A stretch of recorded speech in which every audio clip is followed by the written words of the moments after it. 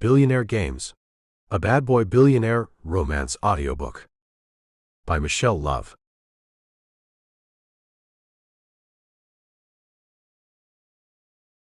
Blurb. What began as a game ended up changing lives. 3 men enter a bar, seeking out pawns for their game. 3 women are chosen, who happen to be sisters and the bar owner's daughters. Ethan, Phoenix, and Griffin think they have it made with the beautiful women they've chosen to play their little game with. Only they have no idea that Kel, Kate, and Jess know what they're up to, and plan on playing games with them. Let the games begin.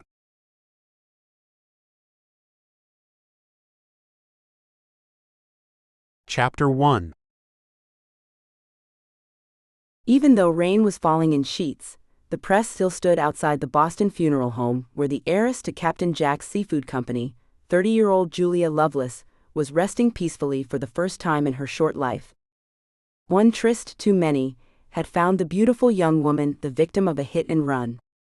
No one was sure who had done the evil deed, but many speculated that the wife of Judge Sanborn, a man Julia had been seen about town with, might have had a hand in it. The private car Griffin Hauser had been picked up from the airport and coasted into the area where a canvas tent had been erected to see the mourners stay dry as they made their way into the large funeral home. Griffin was a 30-year-old billionaire from old money. His family's cattle company in Montana had gone in a new direction that had sent them from merely millionaires and into the billionaires category. Montana Matrix was a prize-winning bull seed operation.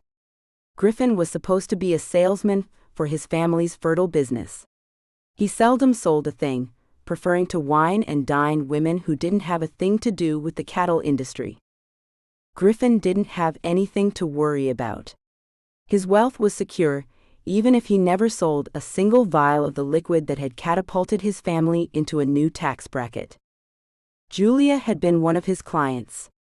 Tall, with legs for days, and hair that changed color with each passing month, Julia was an heiress he liked to have fun with on occasion when visiting the East Coast. Her passing was sad news, but he had known the day would come when her promiscuity would catch up to her. Her early demise was inevitable in his eyes. Griffin made his way into the packed parlor where Julia's body rested center stage, spotlight included. A platinum coffin, a spray of red roses covering the bottom portion, held her in cushioned comfort. Her hair was a shade of blonde that matched well with her surroundings. He could see she was wearing a red dress. Even in death, still the naughty vixen. When a grin flowed over his face, he shook his head to stop thinking such inappropriate thoughts on such a grim occasion. He took a seat next to a tall man with long black hair who was pulled back into a queue. A Native American, Griffin was sure. Though the music was quietly playing a sad song meant to pull the tears out of those who had congregated, Griffin tried to ignore the song and extended his right hand to the man he sat next to. "Hello. Griffin Hauser, Montana Matrix." The man shook his hand. "Phoenix Nelson, Texas Oil. How are you doing today?" "Sad, I suppose, is the right thing to say to that," Griffin said, then chuckled a bit. His actions had people shushing him and giving him terrible looks. Sorry. Inappropriate. When he was met with a grin from the man sitting on the other side of Phoenix, he was not only surprised but glad to see another human in the room who wasn't so distraught.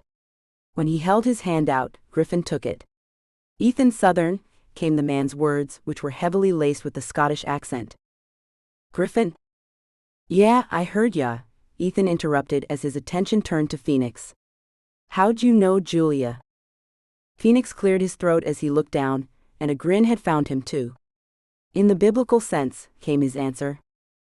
Me too," Ethan said, then looked at Griffin. Griffin nodded and looked down as a man in the front, wearing black, asked them to pray. A long prayer that had nothing to do with Julia was said by the preacher, then the rest of the funeral proceeded. The 3 men fidgeted a bit as the service went on and on. Many people got up and told stories about the woman they had known as quite the she-wolf. The only thing was, none of the stories they told were anything any of those men knew about the woman who lay in the coffin. Tales of how generous she was had the three men smiling with their secret thoughts. Griffin could attest to that. Julia had been generous, all right. He didn't know if she'd been generous with her money, but with her body, oh yes, she had been incredibly generous with that. When the last speaker spoke about how Julia had given to charities all the time, the service ended, and it was time to file past the coffin and the lifeless body. Griffin stood in line, followed by Phoenix, then Ethan. One by one, the people looked down at Julia as they waited for their turn to lay eyes on her one last time. The three stopped and took their turns at the same time. Lifelike, huh? Griffin asked the other two men. Her hair was red when I was with her, Ethan muttered. It was pink when I saw her, Phoenix recalled. And she'd worn purple contacts. She was something else. Griffin ran his hand over her cheek lightly. Bye, Julia. Thanks for the education. You will be missed. That she will, Ethan agreed. Phoenix nodded, and then the sound of a man clearing his throat had them shuffling along. A man in a cheap blue suit was near the door where everyone was exiting. He held out a box of tissues to the three. Each took one. I don't need this for anything more than to remind me of her, Griffin said. I have a napkin from a bar we'd meet at, Phoenix said as they walked outside. They all looked up at the brilliant blue cloudless sky. It stopped raining. Can you imagine that? Ethan said in wonder. She doesn't want anyone to feel blue. She never did, Griffin said. And on that note, how about the three of us go get some lunch? We can talk about her and what she meant to each one of us. Count me in, Phoenix agreed quickly. I don't know another soul here anyway. The company would be much appreciated. Me too, Ethan chimed in. I could use a stiff drink. Griffin led them to his waiting private car, and they all piled inside. How about seafood? When Griffin got two nods, he called out to the driver, Neptune oyster please, driver. The men all were feeling exceptionally comfortable with one another.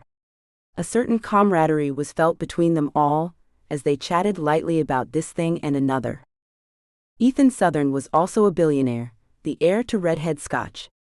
The 32-year-old did little more than party his life away. Phoenix Nelson had stumbled into his fortune. He was the illegitimate son of a candy billionaire who had left him a few hundred acres in a tiny place called Karnes County in Texas. He had struck it rich when oil was found on the property not once but 27 times. It seemed the men were all billionaires, and Julia had been the one to come on to them all. As they got into the restaurant and were seated, the three laughed as they ordered the same drink, a Rob Roy. It was the first step in how Julia introduced herself to each of the men. She'd send one over, and a bit later, she'd have them come to her table where she always sat alone. Griffin mimicked the way Julie had wiggled her finger to get him to come to her. The others laughed as they, too, had been wrangled in by a mere drink, a corny pickup line, and the wiggle of a single finger in their direction. How do you think the woman was able to pick out three men with massive amounts of money? Phoenix asked as he sipped on his cocktail. She was a witch, Ethan said with a hearty laugh. I believe that with all my heart. She could turn a man inside out and make him beg for more. But somehow, she left him without a tear being shed between either party. She had to be a witch. There's no other plausible explanation. The three clinked their glasses together. A toast to the enigmatic female who knew how to reel a man in and set him free, all without ever harming his fragile ego or feelings, Griffin said. Hear, hear, the other two added. A kinship had been found amongst the three men who shared the knowledge a young woman had given them. It was possible to have unimaginable intimacy after knowing each other for only a few hours without having to hand your entire soul over to another human being. It could be done with no one being hurt. With the realization that all three came to at the same time, an idea was born between them. A terribly fantastic idea.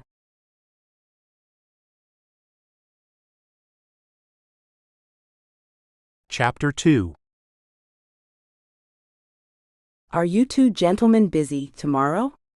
Ethan asked them, then popped a fried mushroom into his mouth after dipping it in ranch sauce. His auburn waves hung to his shoulders, and he danced around them. He nodded and moaned at how good the food tasted. "I'm never busy," Phoenix replied. Then he picked up a shoot of fried asparagus and plunged it into the creamy white depths of the dip. "Me neither," Griffin added. "Why do you ask, Ethan?" "Because I, too, am never busy, and I have an idea. But it would require an overnighter."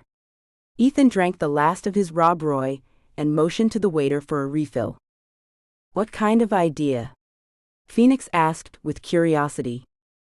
"You know how Julia lured us all in, having her way with us so easily," Ethan said with a grin as he recalled some of those times he and she had had. Griffin nodded as his lips pulled into a sly grin. "I do." "And you do recall hearing about how she gave to various charities?"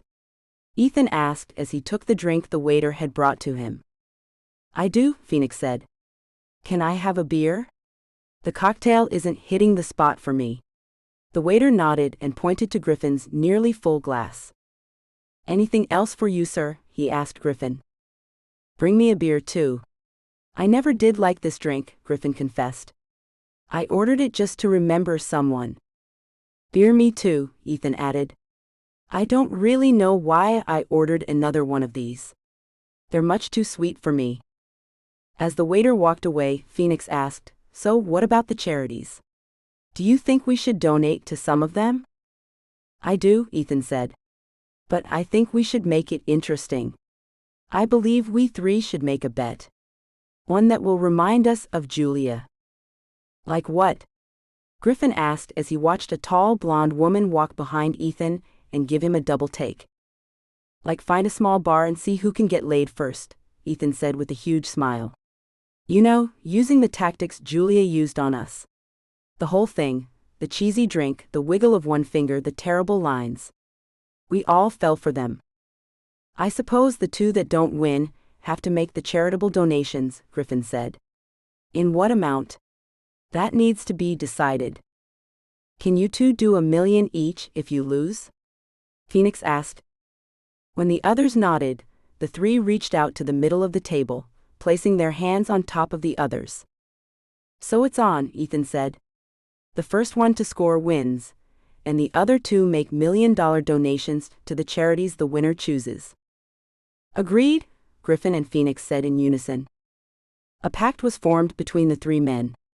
An agreement that would mean some poor women might well become unsuspecting pawns in their little game. Griffin added a bit more detail to their bet. "To make sure things are fair, I think one of us should choose for the other.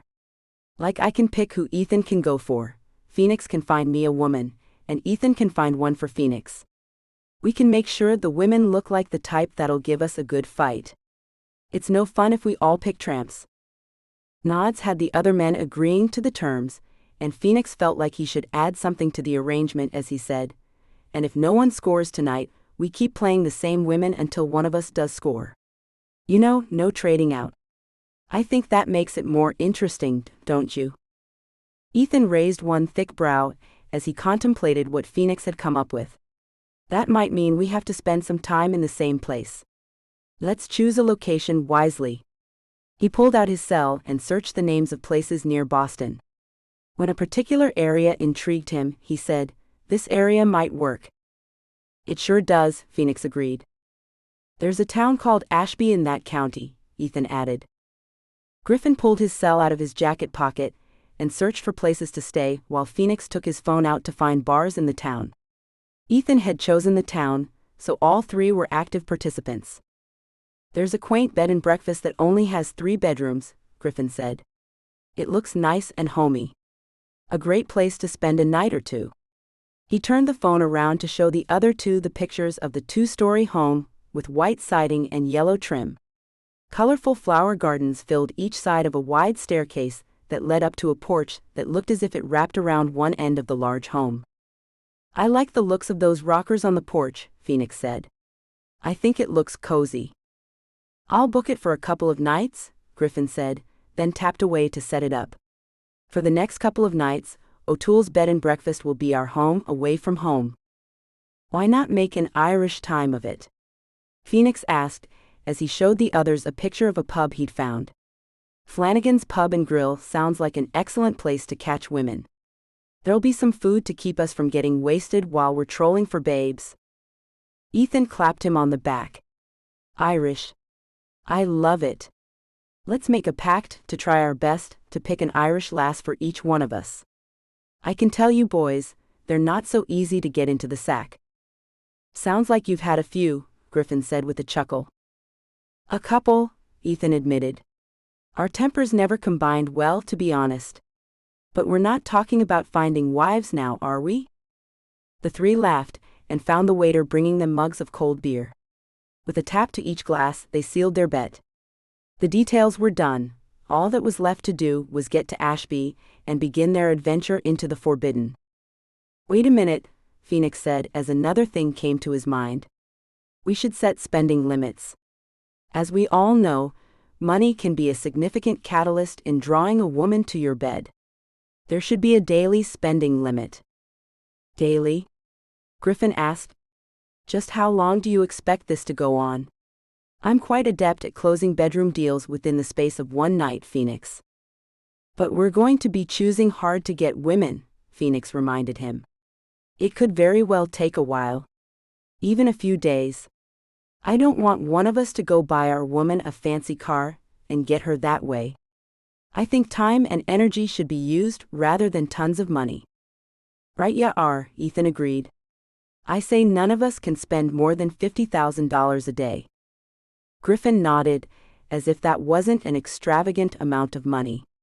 But Phoenix shook his head. You two have always been rich. I haven't. That's an amount that's much too high. A more realistic price is $500. It shows we have money, but we're using our wits to make our woman feel special enough to let her guard down and give us what we want. $500 it is then, Ethan said, and Griffin nodded in agreement. Griffin pulled a pen out of his pocket and grabbed a napkin off the table. Now to get to know what each man likes in a woman. It wouldn't be fair to saddle any one of us with a lady who's not to our taste. Right ya are, Ethan said with a flourish of his hand. I like the dainty type. Blonde, top of her head near my chest area. I like to be the beast of her beauty.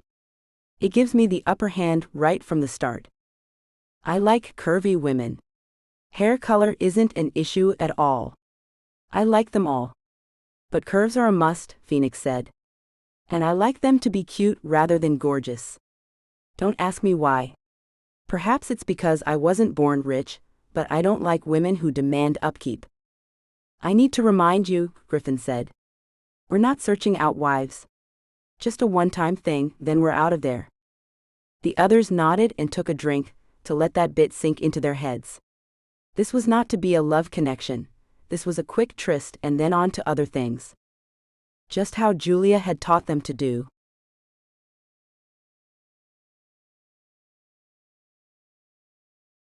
Chapter 3. Salty air filled the car as Griffin rolled down his window. I love this smell. In Montana, the air is crisp and clean.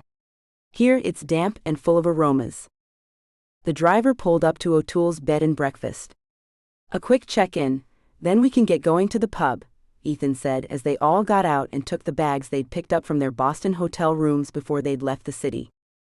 A sweet-looking, short older woman with white hair pulled into a loose bun on top of her head greeted them at the front door as they walked up the steps.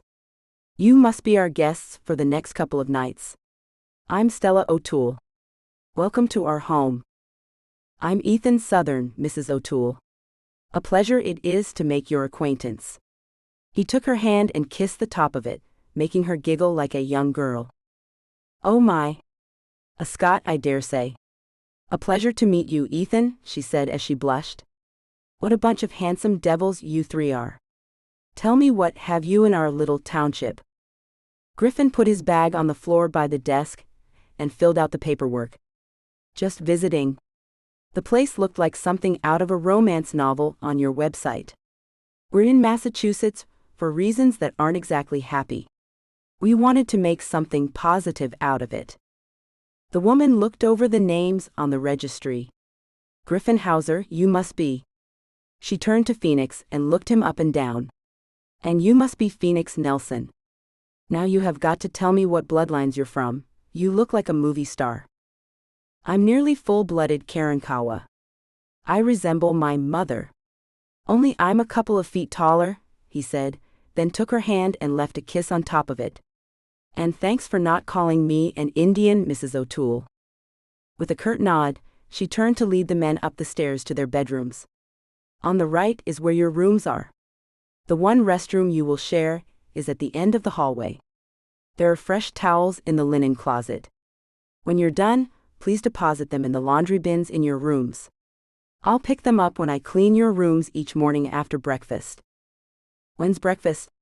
Griffin asked as they stopped at the first bedroom.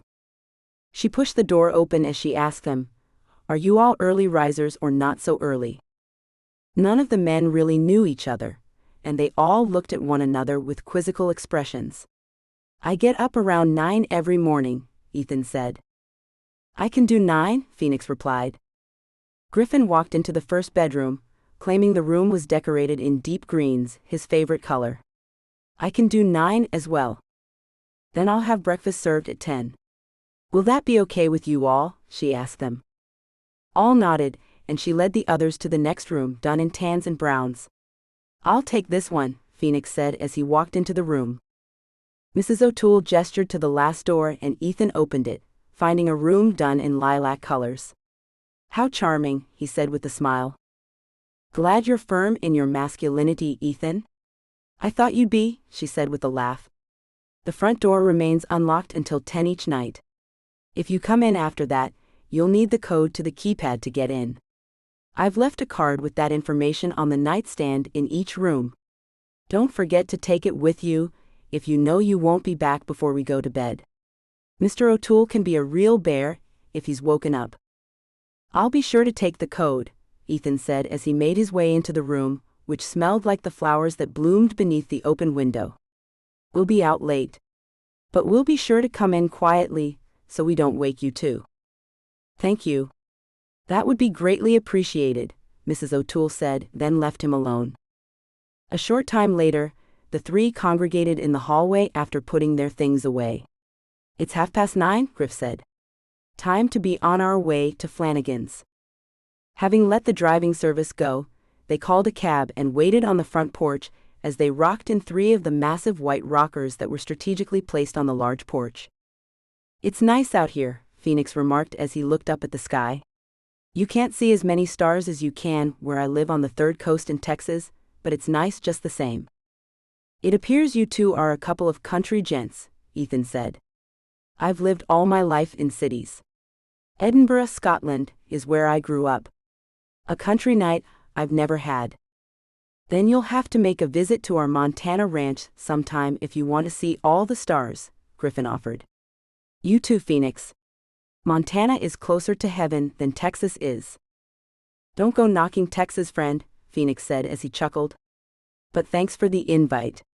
I'd like to come see your ranch. The cab pulled up and the 3 went to it. This is where we start our bet, men, Ethan told the other 2. Flanagan's pub, please, Griffin called out to the driver. Flanagan's it is, the driver said, then pulled away from the curb. Though seasoned in the ways of love, each man felt a bit nervous as he rode to the pub, where he'd try his hand at beating the other 2 men to the bedroom with the woman chosen for him. Though only a Thursday night, they found the pub's parking lot packed. Glad we took a taxi, Phoenix said as they got out of the cab. Ethan walked ahead of the other 2, and opened the heavy wooden door. Authentic, he muttered as he let the other 2 walk in before him. Dim light lit the pub. The smell of fried foods and alcohol filled the air, combined with the many perfumes and colognes the people in the crowded place were wearing. A young woman wearing a t-shirt with the pub's name on the right pocket, blue jeans, tennis shoes, and a black apron came to them. Her smile was bright, and her doe-like brown eyes were sparkly as she greeted them. Hi, welcome to Flanagan's. Are we drinking or eating and drinking this fine evening, gentlemen? Both, Ethan answered for them. Fancy a table or a booth? She asked as she turned around to grab some menus. Table, Griffin called out so he could be heard over the noisy crowd. With a nod, she led them away, seating them at a table for 4. With the menus placed in front of them, she asked, "What can I get you fellas to drink?" "Pints," Ethan said. "For all of us." "Run a tab." "It's on me tonight." "Generous," she said, then left the men to go get their drinks. They scanned the room, searching for the women they'd like for themselves, while also keeping in mind who they were to pick for. There were short, tall, skinny, and chubby women of all kinds and hair colors. A buffet of beauties to choose from. It wouldn't be easy to narrow it down to one each. "Wow, we have some fine choices here tonight." "You picked the right place, Phoenix," Griffin said, then high-fived him. "I sure did." "I can't pick any one of them out as the best," Phoenix agreed. "But you must," Ethan reminded him. "Don't forget our personal preferences, either." Phoenix nodded as the tall mugs full of dark beer arrived. "Guinness, huh?" Griffin asked the waitress, who was a different young woman than the one who had seated them. "That's what you wanted, isn't it?" she asked. "It is, darlin'. And can we have some hot wings to go with them?" Ethan asked her. "Sure." "Really hot or kind of hot?" the waitress asked them as she placed the frothy mugs in front of each one of them. "Kind of," Griffin said. "We don't want dragon breath now, do we?" She nodded. "I'll make sure there's some celery to cleanse your palates, gentlemen." "And blue cheese with them?" Phoenix nodded, then added, "And how about some shots of Fireball too?" "Will do," she told him, then went away to turn in their order. The atmosphere was electric. Energy filled the space around them. "It's like Julia's here," Griffin said. The others nodded in agreement. Their mentor seemed to be leading them, and with her help one would win the bet. Of that they were all positive.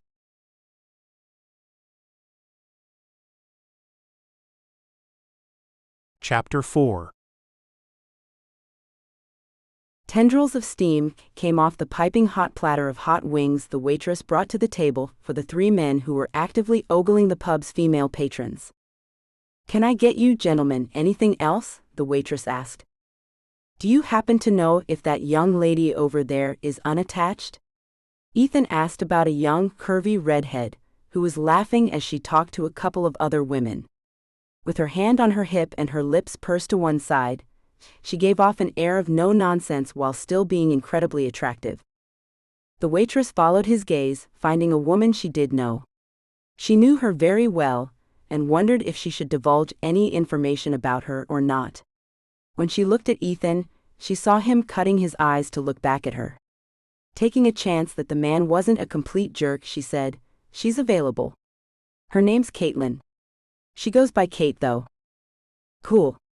Can you send her a Rob Roy from this gent here?" Ethan asked as he gestured to Phoenix. "He's the interested party." The waitress turned her attention to the tall, handsome man with long dark hair that was long and hanging free, in a silky sheet that went to the middle of his back. A smile crept over her face, as she was sure Kate would like the man. "I'll get that to her." "And can I tell her your name, sir?" "Tell her Phoenix Nelson sent her the drink," Phoenix said. A nod had her leaving to fulfill the drink order as Griffin leaned in to whisper, "And I found your woman, Ethan." "Which one is she?" Ethan asked with excitement. "Not yet. You have to wait until the waitress comes back for me to give her the drink order." Griffin chuckled and sat back. Phoenix was still looking for just the right woman for Griffin, and when his eyes roamed past the bar, he found the one he thought would be perfect. She was a young-looking woman, lithe, dark blonde, long hair, tall, the way Griffin had described his type of female. "And I've chosen yours, Griffin." "Great," Griffin remarked, as he looked around to try to find who Phoenix might have chosen. The men watched as their waitress took the drink to the redhead for Phoenix. His eyes were trained on the woman. She was gorgeous, and Phoenix had a good feeling about her. When the woman looked his way and waved at him as she smiled and mouthed, "Thank you," he smiled back and lifted his mug of beer in a toast from across the room. She raised her glass too, and they each took a sip. Then her eyes moved on from his as she went back to talking to her girlfriends. "I like her, Ethan," Phoenix said as he kept his eyes on the woman. You picked a great one for me. The waitress came back to the table, holding a short, fat glass. Kate said to give you this, Phoenix. She placed the glass in front of him. What is it? He asked before taking a sip. It's called a Superman. It's a fruity drink. She waited for him to take a sip, and watched a smile form on his lips. Yum, Phoenix said. Tell her I said thank you, and that if she were any sweeter, I'd have to make jam out of her. It was one of the dreadful lines Julia used to use, a thing the men had made a rule about using to reel in their catch. With a short burst of laughter, the waitress said, Kay, anything else? Phoenix gave her a nod. That woman by the bar. Is she free? Jess, she asked as she trained her eyes to see where his were set. Yeah, she's free. Send her a Rob Roy, and tell her it's from Griffin Hauser, Phoenix told the waitress as he pointed to Griffin. Griffin smiled at the waitress, who looked him over. Tell her that if she was any prettier, they'd have to lock her up. Sure, the waitress said as she rolled her eyes. Griffin added, and that woman over there. The one who's talking to the older woman. Is she unattached? That's Kelly. They call her Kel, the waitress informed him. She's been broken up with a man she almost married for about a year. She's free as a bird, but also not looking for anything or anyone at the moment. You sure you want to go there? Being that the woman was for Ethan, he leaned forward and said, Oh yes. I want to go there. Send her a Rob Roy, and tell her that her knight in shining armor, Ethan Southern, has come to rescue his damsel in distress. Oh my gosh. You guys have got to be kidding, right? The waitress asked as she shook her head. These lines are terrible.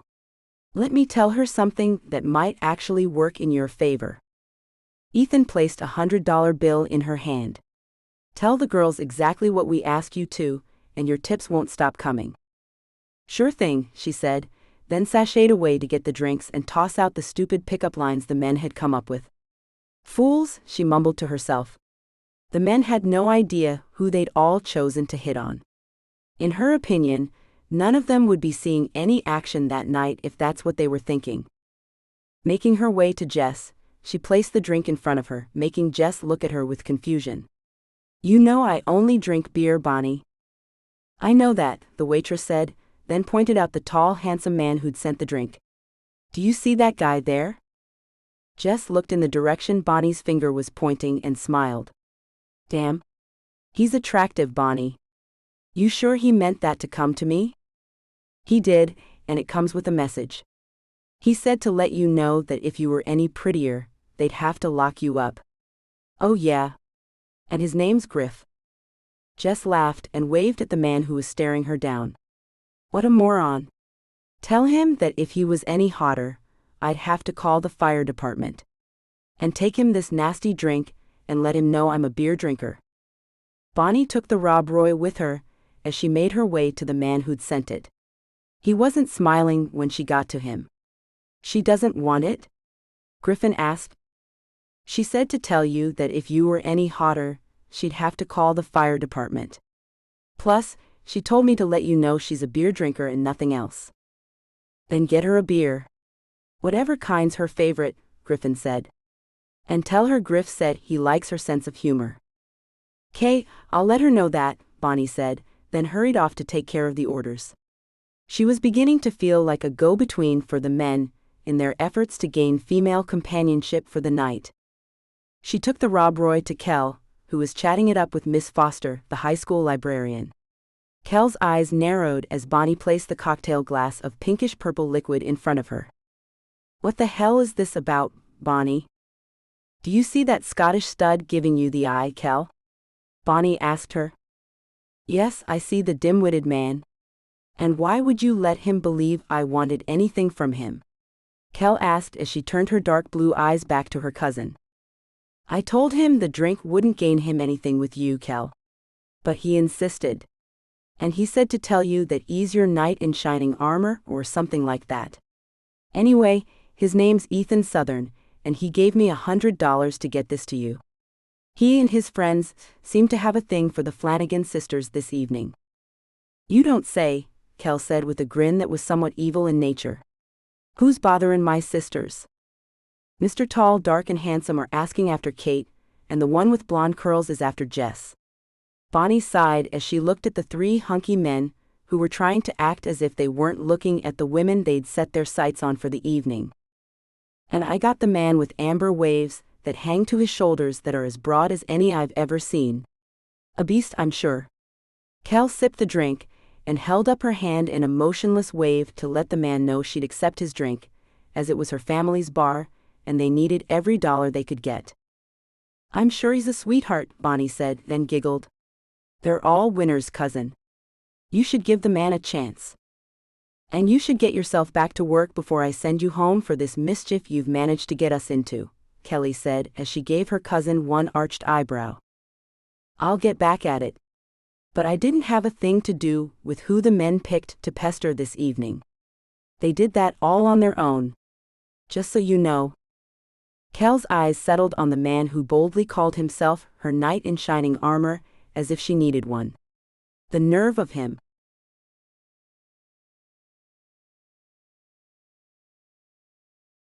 Chapter 5.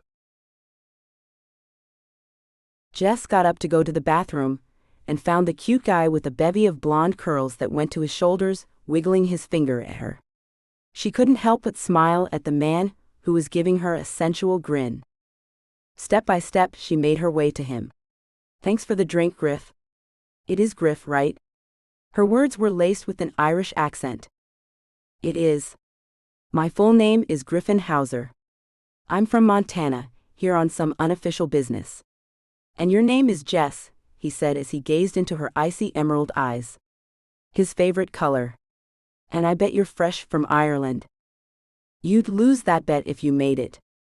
I was born here. My siblings were born in Dublin, though. We summered there each year. Our accents come from our parents. Theirs are truly awful. Her hand moved to rest on her hip as she said, Jessica is my full name. But everyone calls me Jess. So thanks again for the beer. It was nice meeting you. Bye. With that, she turned and walked away, slightly shaking her rounded bottom, making Griffin drool a little. He was met with a napkin that Ethan held to his chin. Watch out, lover boy. She's attractive, was all Griffin could say. Go after her, stud, Phoenix said as he caught Kate's eyes. I'm reeling mine in next. With a wiggle of his finger, he found the adorable redhead getting up and coming his way as Griff vacated his chair, going after Jess. Phoenix patted the empty seat near him. Have a seat, gorgeous.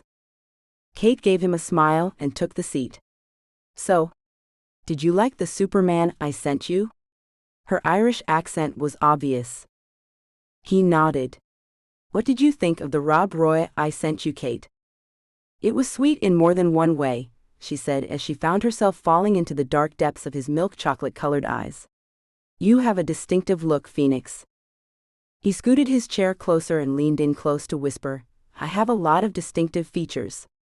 I'd love to show you them all. A giggle erupted from her, and she found herself blushing, a thing it was hard for anyone to get her to do.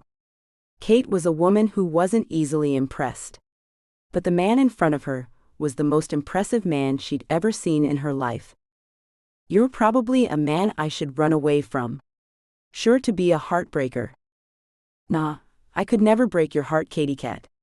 He ran one finger along her collarbone, making chills flow through her. Where are you from? She asked him as she found herself allowing him to touch her, and she never allowed such a thing. Texas. A little city called Corpus Christi. But I have some land in a little place called Karnes County, too. He leaned in even closer, taking in a sniff of her perfume. Is that cloves I'm smelling? It might be.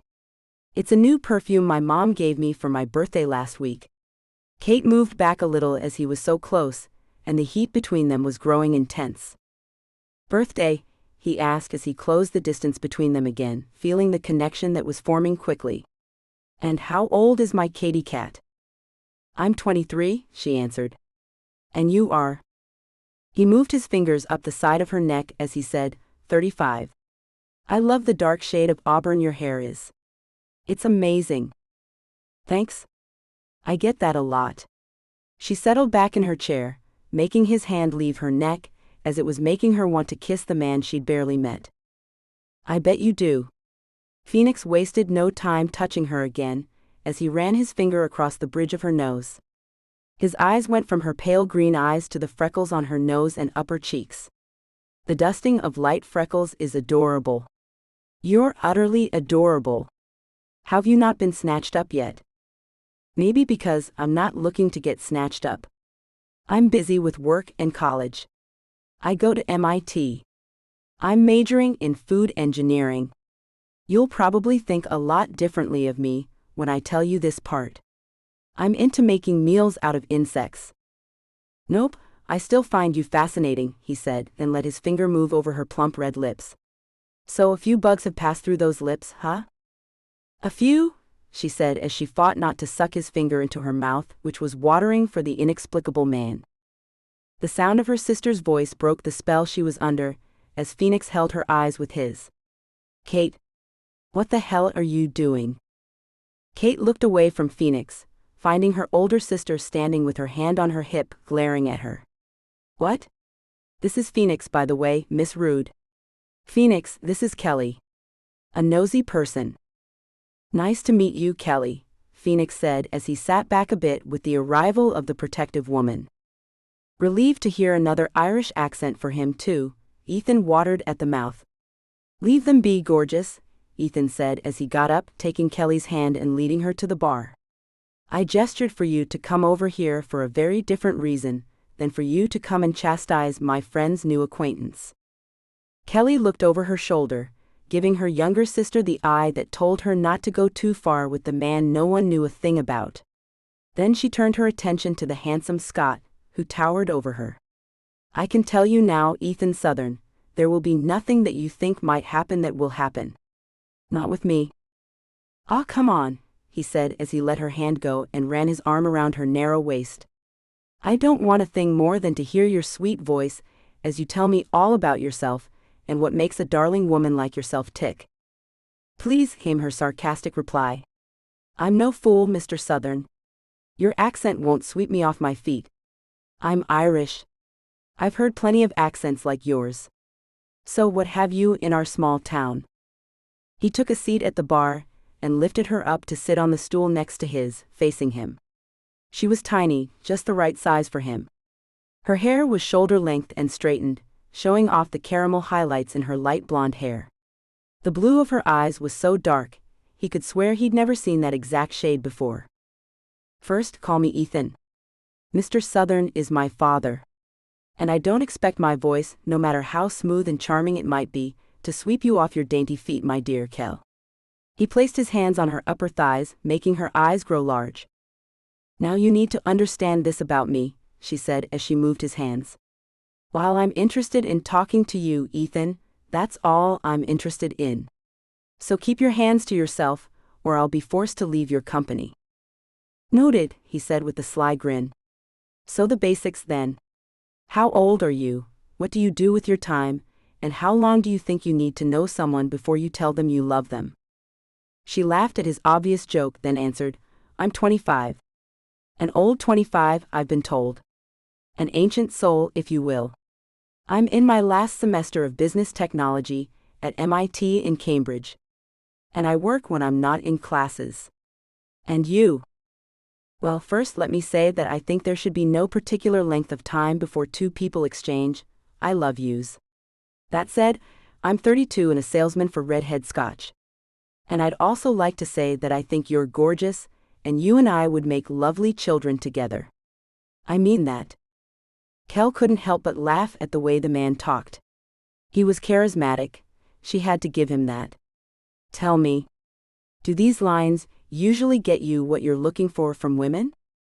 Every single time, my love, he said, then picked up her hand and kissed the top of it. Now tell me, what it is you do for fun. I don't have time for fun, if you must know. This evening is a rarity for me. A night off work and no homework for the weekend have allowed me to come out, but that usually doesn't happen. So you're a hermit, he said with a deep chuckle that made his wide chest jiggle, taking Kel's attention. He was a monster of a man. I wouldn't say a hermit. I am inside one building or another most of the time, though. And home the rest of the time. But it's not self-imposed as much as it's necessary to get me to where I want to be. Griffin, walking behind Jess to what looked like the exit, had Ethan looking over Kel's head. He stopped breathing until he saw the two take a seat at a small table for two instead of heading out. Jess was wondering what the hell the totally cool dude was coming on to her for. She was about as cultured as an alley cat. So you're from Montana and a salesman for a cattle company? Yes. And what do you do? He asked her as he couldn't take his eyes off the emerald pools hers were. I go to college in Amherst at the University of Massachusetts. I'm studying animal biology. She glanced to the side of him as one of her old boyfriends from high school came through the door smiling at her.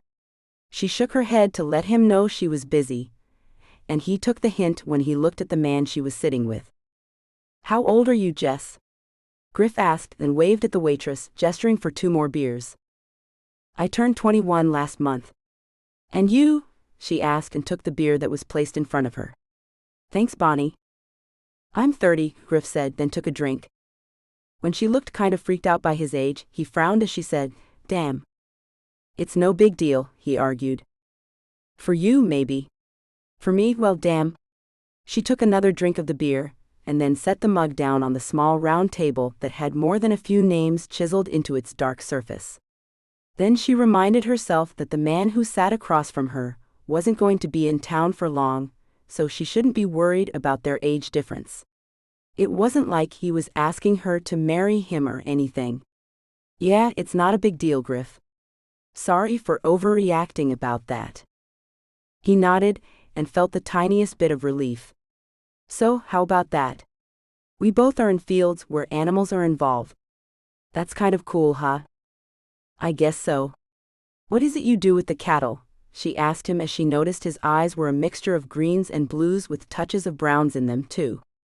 You have really cool eyes, Griff. They're kind of freaking awesome, you know. Thanks, he said, then reached out to stroke her cheek. Your eyes happen to be my favorite color. You're a real knockout, baby. So are you, if we're telling the truth here, she said, then found herself sighing as his touch was kind of melting her heart a bit.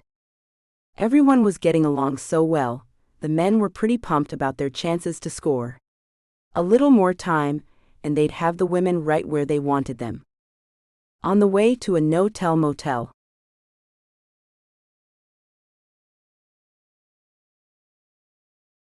Chapter 6.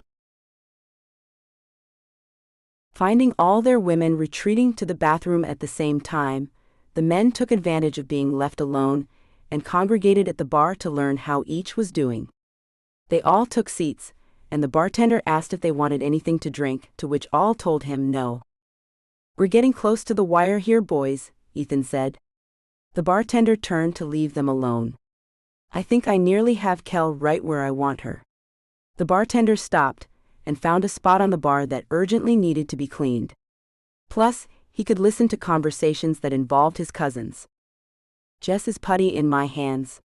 I'm sure to win this bet, my friends, Griffin boasted. Kate's been taking me with her eyes for the last hour, Phoenix said. I got this one in the bag. Hang it up, guys. I'll have her in the cab. The bartender's ears were on fire. Were they talking about some kind of bet they'd made about his cousins? That Kel is a feisty one, but I can see it in her eyes. One more drink, and she'll be coming with me wherever I tell her to, Ethan added. Get ready to pay up, men. I think I know when a woman is into me, and Kel is into me big time. The first one to get the deed done has to post the time on the other's phones with a text, Phoenix said. It's obvious we're all going to get some tail tonight. But it's who gets it first that matters. So the plan is set, and all we have to do is see who gets their girl to give it up first. The bartender hurried away to let his cousins know what the men had planned for them. He was pretty sure not one of them really was going to be going home with any of those men anyway. They were good girls, after all. But he felt compelled to let them know about the bet. Slipping into the ladies' room where he'd seen them go, he covered his eyes and called out, "Kel, Kate, and Jess Flanagan, are you all still in here?" "What the hell are you doing in here, Marty?" Kel shouted at him. "I have news you three need to know," he told her. "Let's go to the back office," Kel said as she grabbed their cousin by the arm, tugging him with her as they all left the ladies' restroom. "You can uncover your eyes now, Marty." He pulled his hand away from his eyes and looked Kel in hers as they went into the small back office where no one was. "Those men you three girls are talking to have a bet." "A terrible bet." "About what?" Jess asked as she leaned on the old desk that was dusty from no use. She crossed her arms over her chest, waiting to hear what her cousin had to say. "About intimacy and you three, and who can get who to give it to him first," he said quickly. All three women's jaws dropped. Kel went red in the face. Kate went pink and Jess went pale as she whispered, "No. Griff seems so sweet." "Mine too," Kate said with an air of disbelief. "Phoenix seemed so genuine. So real. And he didn't say a thing about wanting that from me. They all think they have you all in the bag. It's not a matter of who will get laid, it's a matter of who will get laid first. They're all that confident that you three will be giving them what they all want. And it's all to win a stupid bet." Marty gave them all nods of his head as he shook his finger at them. "You three must have been putting out some signs that you'd be picking up what they were putting down. If you get my drift?" "I was more flirty than usual," Kate said. "But only because Phoenix looks like a demigod from a time long ago when people rode around shirtless on the backs of wild stallions, in the middle of tall grass the color of sand." "Dear Lord," Kel said as she rolled her eyes. "You've been sniffing the glue again, haven't you, Kate?" With a slap to her sister's arm, Kate retorted, "I was 5. Will you ever let me forget that? For the love of all that's holy. Ethan looks like a Viking king. And I was falling for his rubbish because of it," Kel said. "Well, I should have known better. No man with those fantastic looks and that build who tells a woman he could really take charge of her if he so desired, is looking for a girl like me. What a fool I feel like." Jess mumbled, "Griff's the cowboy I never knew I wanted. He's the Marlboro Man mixed with Brad Pitt from that movie, where he cut off a bear's finger and wore it around his neck. So perfectly wonderful, kind, sweet. And full of lies." Kel shouted, "We have to get even with the creeps. I say we all act as if we're set on going to some filthy motels with them all, then pull a fast one on them. Are you with me, girls?" Jess held her hand out, then Kate put hers on top and Kel placed hers on top of theirs. "These men like to play games, sisters. They have no idea who they've chosen to play them with, have they?" "They have not," Kate chimed in. "We're going to make them cry like little girls," Jess added, earning herself frowns from her older sisters. "Cry?" Kel asked. "Why do you always have to take it to that level? We're not going to hurt them. I doubt the heartless asses could even be hurt. We're merely going to play with and leave them suddenly. That's what we're going to do. It'll be fun." "You're a scoundrel when you want to be, Kel," Kate told her. "I'm with you. We have to make out hardcore to get them to believe we're all in. Then bam. We'll disappear. I love it." "Me too," Jess agreed. "At least I'll get to see what it's like to kiss Griff before I have to annihilate him." "But remember," Kel cautioned them all. "Don't get too into it. We can't let any one of them win this awful bet they have going. No matter what. It's our pride at stake." "The dreaded Flanagan pride," Kate said. "Oh, to lose that would be a shame, wouldn't it now?" Kate was the wild card. Both Jess and Kel knew that. "I'll make sure to keep an eye on her," Kel told Jess. "And you try to do that too. If we have to wrestle her out the back door, then we will. None of us will go down." "I'm with you, sis," Jess said, then eyed Kate. "Keep your wits about you, Kate. This will spread through town like wildfire if any of us gives in to these rats. And you're not over the scandal of getting caught with Richard Dupree, kissing in the back of the school bus when you were in middle school." "Shut up," Kate shouted. Is there a thing I do that doesn't get written into the Ashby history books? Come on. I'm not going to give in to Phoenix. Even though I want to. I want to so badly. But I, too, have Flanagan pride coursing through my blood that's as red as any of yours is. Good. Kel said. Then let's get to pretending the same way these Lotharios are. The three followed Marty out of the office and waited to let him get back to the bar, where they saw their men talking and laughing, as if they were so smart and funny, and about to pull one over on them all. Their blood began to boil as they watched the men clink their refilled beer mugs that Marty had filled for them. A toast was made, but they couldn't hear the words they'd said. It was obvious it was about betting them, and how easy it was going to be to get into their pants. Even Kate began to get pissed at the hot guy who wanted to use her, and then dump her off like a bag of trash. She'd teach Phoenix Nelson what it meant to want someone so bad, and then get blown out of the water when it didn't happen.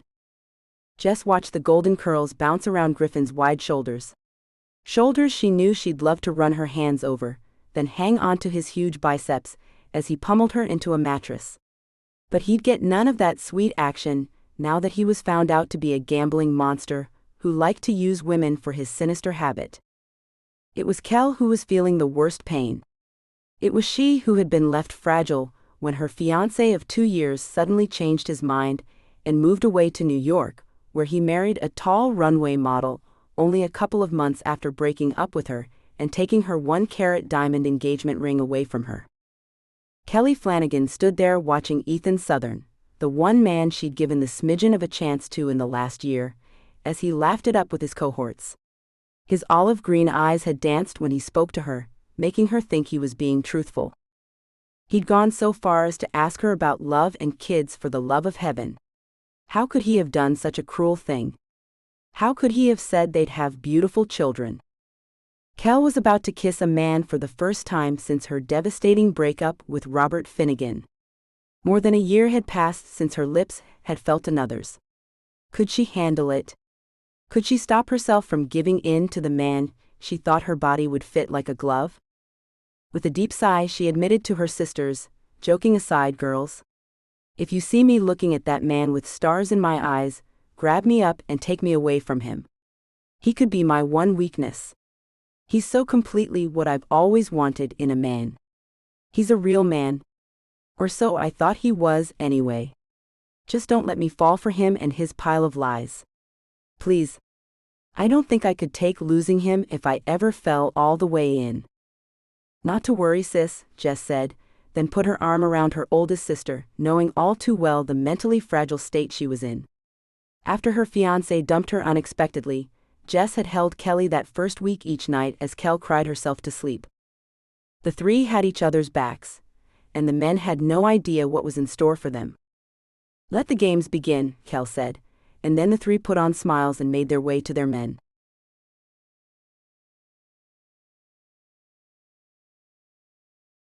Chapter 7. The lights were dimmed, as the women who now knew the men who'd been hitting on them had more going on than any of them had previously thought. Kel led the way as the three went to their men. She slid her arm around Ethan's shoulders, and she came up behind him as he sat at the bar with his two friends. He turned to find her face close to his. "Welcome back, Kel. I've missed ya." "Have you now?" she asked in a husky whisper. "We can't have that. How about you and I retreat to a table in the back?" She nudged his shoulder with her chin. "I'd like to get to know more about you, Ethan Southern." He felt a surge of heat move through him, ending with a solid thump in his jeans. "We can do that, my love." Kel fought the urge to slap the crap out of him, as he used such a sweet term of endearment. With what he wanted, it was a crime to use such niceties with her. She took his hand and led him away from the bar and his no-good friends. Her sisters would take care of those rogues. Kate wrapped her arms around Phoenix as she approached him from behind. He groaned a bit with her soft touch. Her lips pressed against his neck just below his left ear. "Want to go hide in a corner booth and talk?"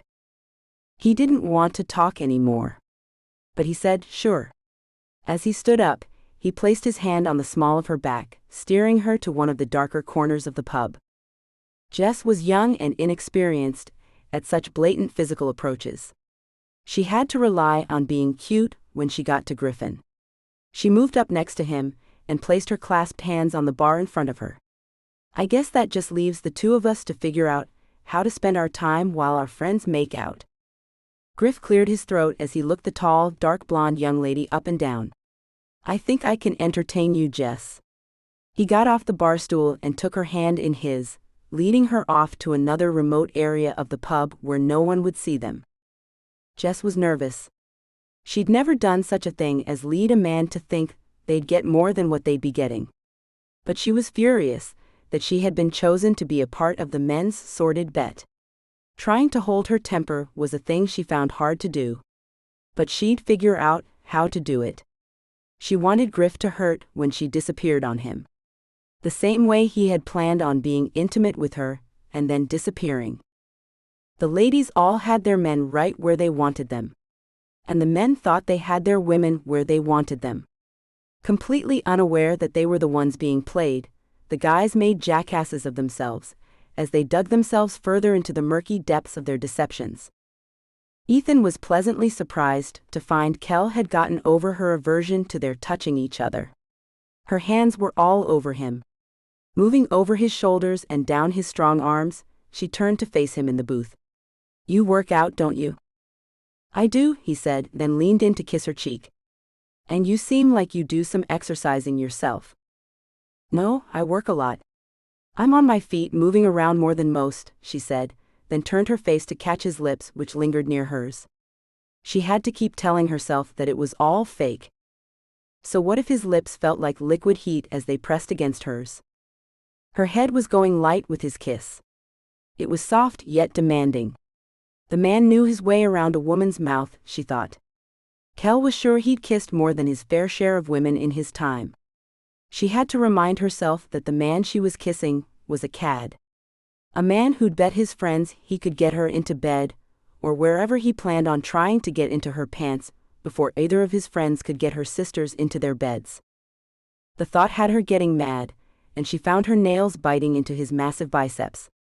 He took it to mean she was getting more passionate, and leaned her back onto the red fake leather-covered booth chair. His body felt so damn right as he pressed his to hers. Ethan had to admit that Kel was a fantastic kisser. He couldn't recall a woman ever feeling so right in his arms. She tasted like spearmint, smelled like wildflowers, and felt like heaven. He pulled his mouth from hers and whispered, Kel, I dare say you kiss like an angel. She narrowed her eyes at him with a harsh glare that had him worried for a moment. Then the glare turned into a sweet smile. And you kiss like Satan, Ethan? Perhaps I could lend you some of my good, and you could show me some of your evil? He growled with lust for the beautiful woman, then he had to kiss her again. She was spectacular. Their breaths mingled as they kissed and ran their hands all over the other, touching only the appropriate areas so far. But Ethan's temptation was getting the best of him. After all, what he wanted was a thing he didn't think she'd easily give up.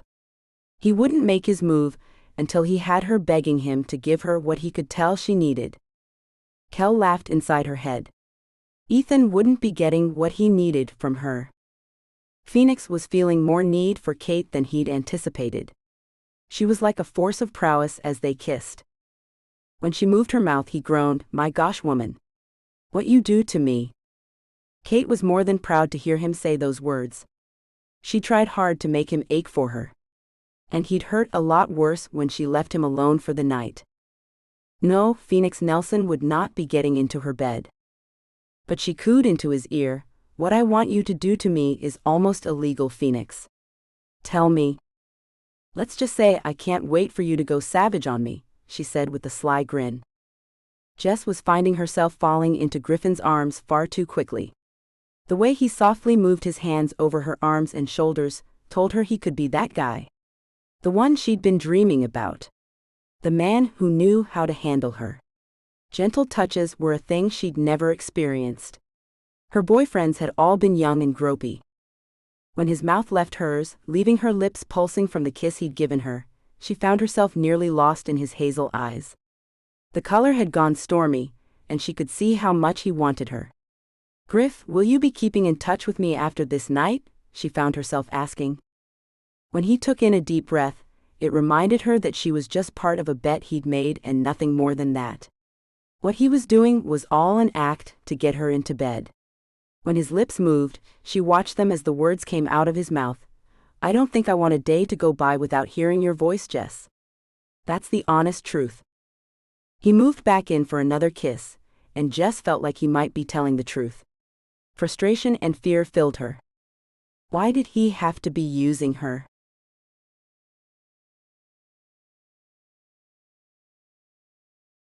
Chapter 8.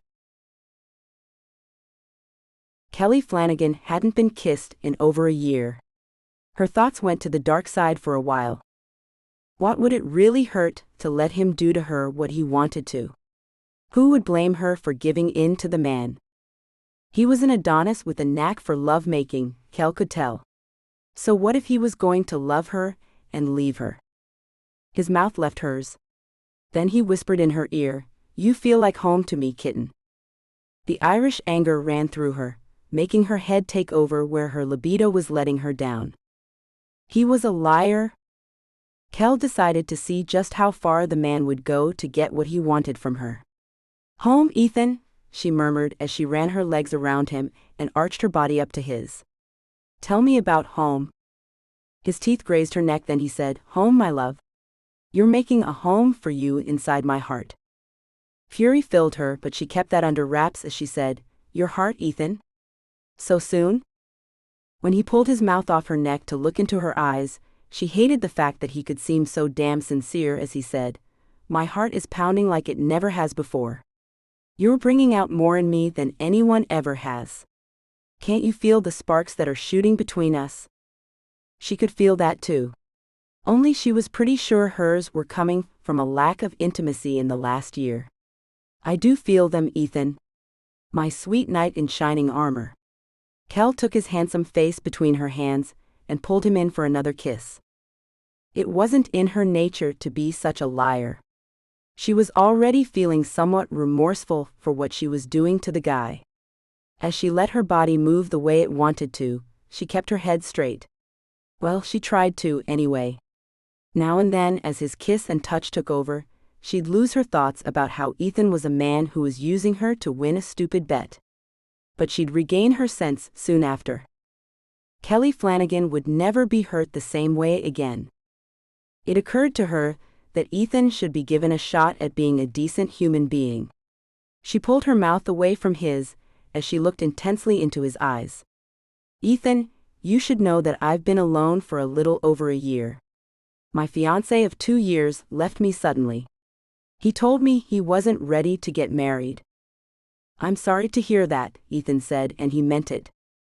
Then he married another woman in just a matter of months. So you see, he was ready to get married, just not to me. And the pain I felt and still feel is a thing I'd rather not have. Do you understand me? Ethan looked at Kel for a long moment, before figuring out what he thought she wanted to hear. "I know your pain, Kel. I do. But you can't stop living and loving because of what he did to you. If you want to know what I think, I believe he was a damn fool. But honestly, I'm glad he left ya.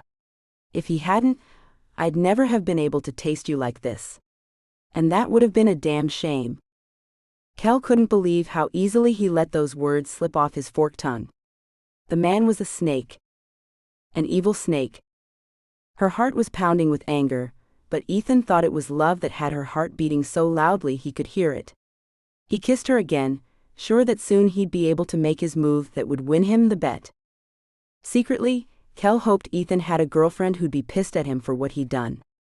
There would be no hiding the fact he'd been with another woman. And she was happy he'd be in for a fight, if Ethan had a real woman in his life. Her curiosity was piqued, so she asked, "Can you be honest with me, Ethan?" She ran her hand over his 5 o'clock shadowed face. "Sure, my love," he said as he took her hand and kissed her palm. "Do you have anyone in your life? You know, a woman?" She searched his eyes for any evidence, that he was telling her the truth. "There's no woman in my life, Kel. I'm a free man. I can do what I want with whomever I want." She knew she could be with him, if only for one time, but it seemed like it'd be worth it. "Do you want me?" she asked him. His eyes sparkled as he answered her. "I do. Do you want me, Kel?" She smiled a devious smile. "I do.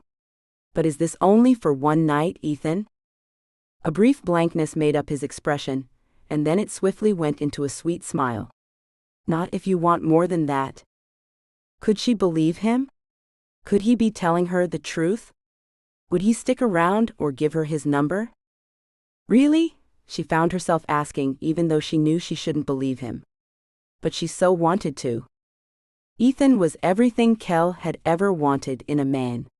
He was all man and knew how to push her buttons. She loved his body, his smile, his eyes.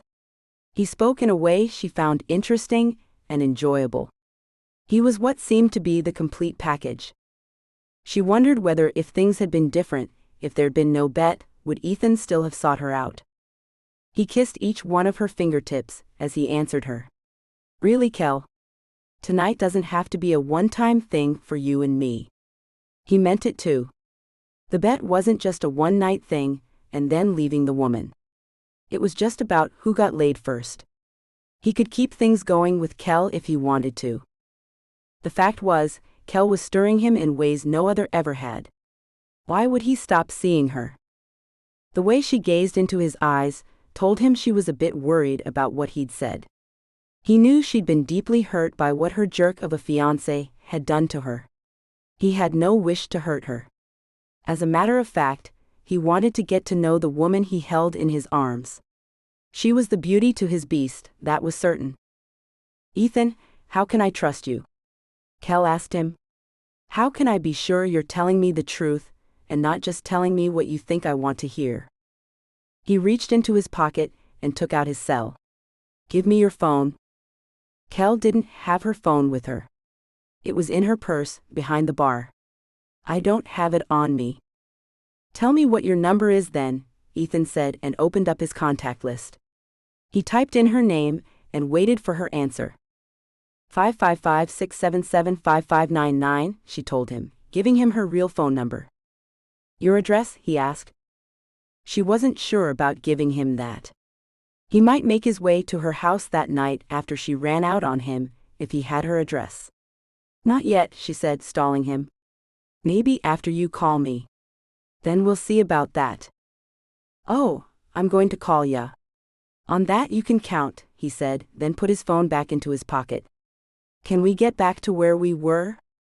She nodded, put her arms around his neck, and let him kiss her again. Things were proving harder to do than she'd thought they'd be. Ethan was either a fantastic liar, or he was being real with her. Kel wasn't sure which, but she knew making out with him was a thing she'd remember forever.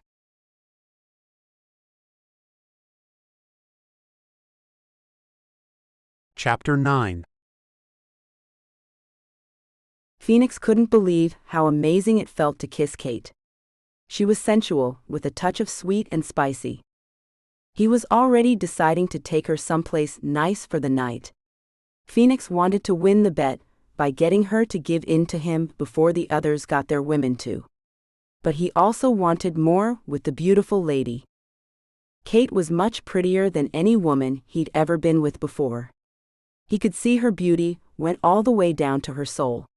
She had a spirit about her that he'd never noticed in any other woman before. It was a bit unnerving to him that he had met her under the odd circumstances. It was also a little crazy that Ethan had picked her out for him. She'd gone overlooked by him when Phoenix was scouting out a woman for Griffin, and he wondered why that was. Maybe because Kate wasn't meant for Griffin. Maybe because Kate was meant for him. "Have you ever been to Texas, Kate?" he asked her as he ran his hand through her hair. "No, I have not." "Are you inviting me?" she asked him as she moved to straddle him in the chair he was sitting on. Was he? He had to ask himself. What was he doing? He'd never asked anyone to come to his real home before. "I am inviting you." Do you like the beach? I live in a beachfront home. He watched her eyes dance as she trailed her fingertip over his lips. A beachfront home, huh? Are you rich, Phoenix? She asked him. He wasn't sure if he should divulge that information. There was a rule about not using money to get your girl into bed. I have some money. So, what do you say to a visit? I say, I'll have to see about that. I'd have to save up the money to get there and get back home. That could take me a few weeks. When did you want me to come? Soon, he said, then pressed his lips to the hollow of her throat. Very soon? We'll see how things go. It was a real shame the man was such a pig. Kate could see a future with the handsome guy. She liked the way she felt being around him. He gave off a great vibe. It seemed out of character for him to have made such a bet. Maybe it was the bad influence of the other two men, she thought. Perhaps if she could get him away from them, then he'd be the real Phoenix that she thought he most likely was. A man who could be trusted. A man she could see herself falling in love with. Not the liar he was being. Then it occurred to her that he was merely lying to her about his invitation to visit him in Texas to get her to trust him and get her into bed. That wasn't beyond imagination. Kate had to admit they seemed to have chemistry, though. Their bodies moved like satin sheets blowing in the breeze on a clothesline, moving with the other, making beautiful waves like one entity. Why did he have to be making a damn bet with his stupid friends, instead of really being interested in her? Phoenix kissed his way up her neck, then whispered, "Do you have a favorite hotel in town we could go to for tonight?" She froze at his question, instantly pissed off. "And what makes you think I'll be going to a hotel with you, Phoenix?" Quickly thinking about how to turn his question around, he said, "I didn't mean for you to come with me. I was just asking about hotels in town where my friends and I could stay. I hope you didn't think I intended to hurry you along to be with me, Kate. I would never want you to think I wanted to use you like that." Her eyes went wide as he blatantly lied right to her face. "Oh, really?" "Really," he said as he pushed her hair behind her ear. "I respect you, Kate." She had to close her eyes and take in a breath, and hold it so she didn't come unglued on his butt. Counting to 10 in her head had her calming down. He was a man who used all the tricks in the book to win the bet. He was just a damn man who was willing to go to the mat for what he wanted. And he wanted her, that was certain. "You know, Phoenix, I respect you too," Kate cooed as she leaned forward and put her lips to his ear. "I see no reason to keep ourselves from enjoying one another. Do you?" She pulled back to watch his reaction to what she'd said. His chuckle wasn't what she had expected. "You're kind of a back-and-forth kind of person, aren't you, Kate? One minute you're getting angry when you thought I meant to take you to a hotel to have my way with you, then the next minute, you're telling me you have no problem with getting to the physical stuff right away. A complex person is what you are." Kate was taken aback by what he'd told her. Had she been that way? She hadn't even noticed. "I'm a Gemini, Phoenix. I've been told I have two personalities before. Maybe that's my problem." She knew her real issue was that she wanted the gorgeous built man, but knew she couldn't have him. It was leaving her feeling like a pretzel. Kate knew she wasn't fragile like her older sister Kel was. She wasn't young and naive like her little sister Jess was either. Kate was in the middle of the two. No stranger to love or one-night stands. It wasn't a huge deal to her. She didn't think of herself as a tramp, even though some of the more prudish girls in their town might have called her one behind her back on more than one occasion. Kate saw herself as a realist. She liked to feel good. Who didn't? Intimacy with the right partner could feel good. So why not enjoy that without having a damn engagement ring on your finger to do it? The way Phoenix was gazing at her made her wonder about him. He didn't look the part of the guy who wanted a one-time thing to win a bet and then get on with his life. He had a look that told her he might just want to hang out a bit too. "Two Kates," Phoenix said. "And each one seems fascinating. Tell me what kinds of things you like to do." Do you like French food or Italian? Do you like cats or dogs? I want to know more about you. Another solid ploy was to get a girl to let her guard down so the guy could swoop in under the radar and make her think he was a good guy who she could trust with her body. Kate was impressed with his expertise, and if her sisters hadn't been involved in the bet, she'd have given him what he needed to win. Why not help him win? It wouldn't hurt her feelings one bit. But there was fragile Kel and young Jess to consider. Both were in positions where a thing like this would cause damage to their egos and self-respect. No, Kate had to play it up the way they'd all agreed to. Maybe if Phoenix could ever forgive her for teasing him, he'd ask her out if they ever crossed paths again. Kate ran her hands through his dark, silky hair as she answered his question. I like dogs. I hate Italian and French. I love Mexican food. How about you? The smile that moved over his lips made her heart ache. It was so gorgeous. I like dogs too, and Mexican is also my favorite. When you come to visit me, I'll take you out to get some authentic Mexican food. This part of the country has no such restaurant. If you think you like what's available here, you'll believe that you're in heaven when you taste real Mexican cuisine. You think? Kate asked, as she yearned to believe the man she was thinking would be the one for her if he hadn't been into making bad bets about women. I know you will. And I have a dog who will love you too. My neighbor's watching him for me. He's a black lab named Toby who loves the water. He'll fetch things for you. We have a blast playing in the surf back home. I can't wait to introduce you to him. Kate was growing angrier and angrier at Phoenix, who was being the guy she wanted, and yet he was lying to her. Why'd she ever have to meet the man she knew would haunt her for the rest of her life?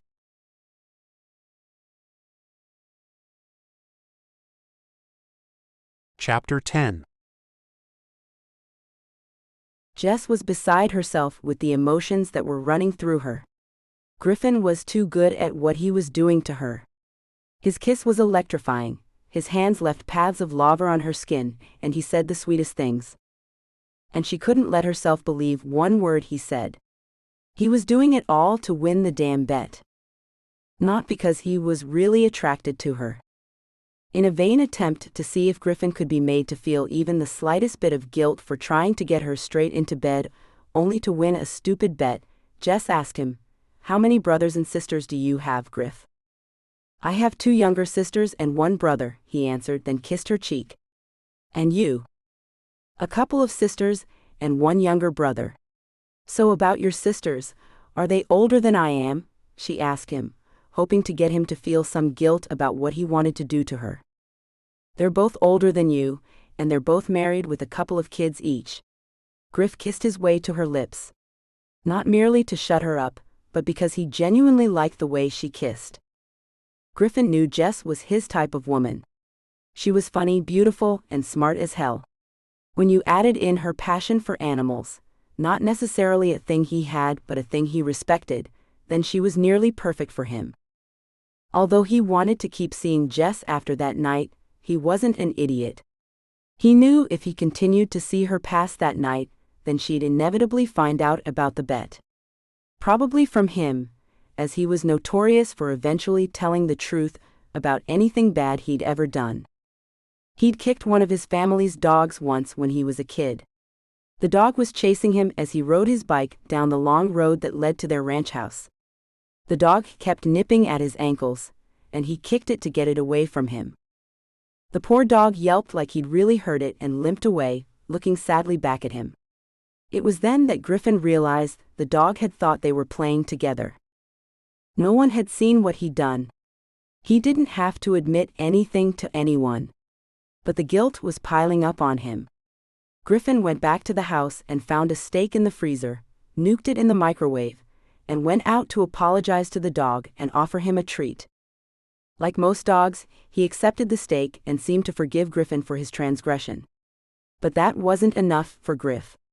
No, he went to his father and told him what he'd done. His father chastised him, and that should have been enough reprimanding. Griffin still felt guilt, so he told his mother what he'd done to the dog, and she further guilted him by giving him a good talk about hurting animals and people. Griffin knew he'd eventually tell Jess about the bet if they kept on seeing each other. So he knew he couldn't see her past that night. But Griff wanted the night to be special for her anyway. At least she might look back and see that he did care about her. "Were you that overprotective big brother?" Jess asked when he eased his kiss. Overprotective, he asked not only her but himself as well. "No, I'm not that guy. You'd have to be a hard ass to be like that. A man who doesn't mind fighting another man over things. I've never been in a fist fight. I don't much care for getting into other people's business." "So if some dude hurt one of your sisters when they were younger, you didn't care about that?" Jess asked, suddenly pissed off. Griff could tell he'd sparked something in her he hadn't intended to, and hurried to correct his errant tongue. "I mean, if someone had ever done something wrong to them, then I'd have gotten involved, sure. That never did happen though. So there was never a need to get all big brother on anyone in their defense." "Oh," she said, looking a little ashamed of jumping to conclusions. "So are you what you'd consider an honorable man, Griff?" Not really, that was what came to his mind, but he said something different. "I do consider myself honorable. I do what I say I'll do. I think that's more than most men do. Don't you agree? My father does what he says he'll do too. I admire that in a person. But what I really am asking you is, do you think you do right by people most of the time?" She watched him for some sign he might have an issue with taking her to his bed, just to win a bet. "Most of the time, yes," he answered her with a genuine smile on his handsome face. The dancing blonde curls that framed his chiseled features, the straight, nearly Roman nose, the perfect teeth, the caramel lips with the lower one slightly plumper than the top one, all came together to give the man a charming look that no female would suspect could be anything but wholesome. But Jess was lucky, because she knew more than he thought she knew. She knew what he was really doing with her. It made her stomach hurt to know he'd keep on going. So she pressed it a bit further as she asked him, "Do you think using another person for intimacy is a nice thing to do?" Why'd you ask me that?" he stammered as her question had him wondering if she'd read his mind or something. Had he inadvertently let her in on the real reason he was wooing her? "I just want to know what you think about such a thing," she said with a little pout on her red kiss-swollen lips. His light beard had rouged her cheeks, making them glow pink. She was young, so full of that youthful glow he so admired in women. What you got with younger women was a thing you didn't get with older ones who'd been around the block a time or two. You have trust. Griffin knew he didn't deserve Jess's trust. She was right to ask him about the things she did. She was right to trust her intuition about him and what he was after. If he'd been a man who was not in the middle of a bet that he couldn't get out of, then he'd have stopped it all right then and there. It was true, he hadn't picked Jess out on his own. But she was perfect for him. Why in the world did she have to be so great and so intuitive? That would make things so much harder. Her question had hung in the air longer than it should have, as he thought about what he should say. It made Jessica worried she'd set him off, and she'd lost the chance to get to him and make him sorry he'd ever thought about using her. She changed her demeanor as she ran her arms around his neck and kissed him instead of waiting for his answer. It didn't really matter anyway. She was sure he was still set on the course of getting her into bed before the others got her sisters into their beds. She didn't need to try to get to him. If he'd had an ounce of respect for her for real, he'd have told her about the dumb bet and told his friends he was out of it. The fact he hadn't done that spoke louder than any word that had come out of his mouth. No matter how nice he seemed, Griffin was set on winning the bet at the cost of her pride. It was odd how her heart felt so heavy over a man she didn't even know. Jess wondered why in the hell that was. She'd never been seriously in love with anyone before. She had no idea what a broken heart felt like. So why was what she knew Griffin Hauser was up to with her making her feel like her heart was breaking? Why would anything a stranger do make her feel so full of emotion? Jess had no clue as to why she felt that way. All she knew for sure was that she hoped like hell his heart ached like hers was when he found she'd gone without a word to him. And she hoped her face would stick in his head for a very long time. She knew she'd be seeing his face in her dreams. He was the best-looking man she'd ever had interested in her. Then she reminded herself that he wasn't really interested in her at all. He saw Jess as nothing more than an object that night. She could have been any woman. It didn't matter who, it just mattered how quickly he could get what he was after. Any female subject would do.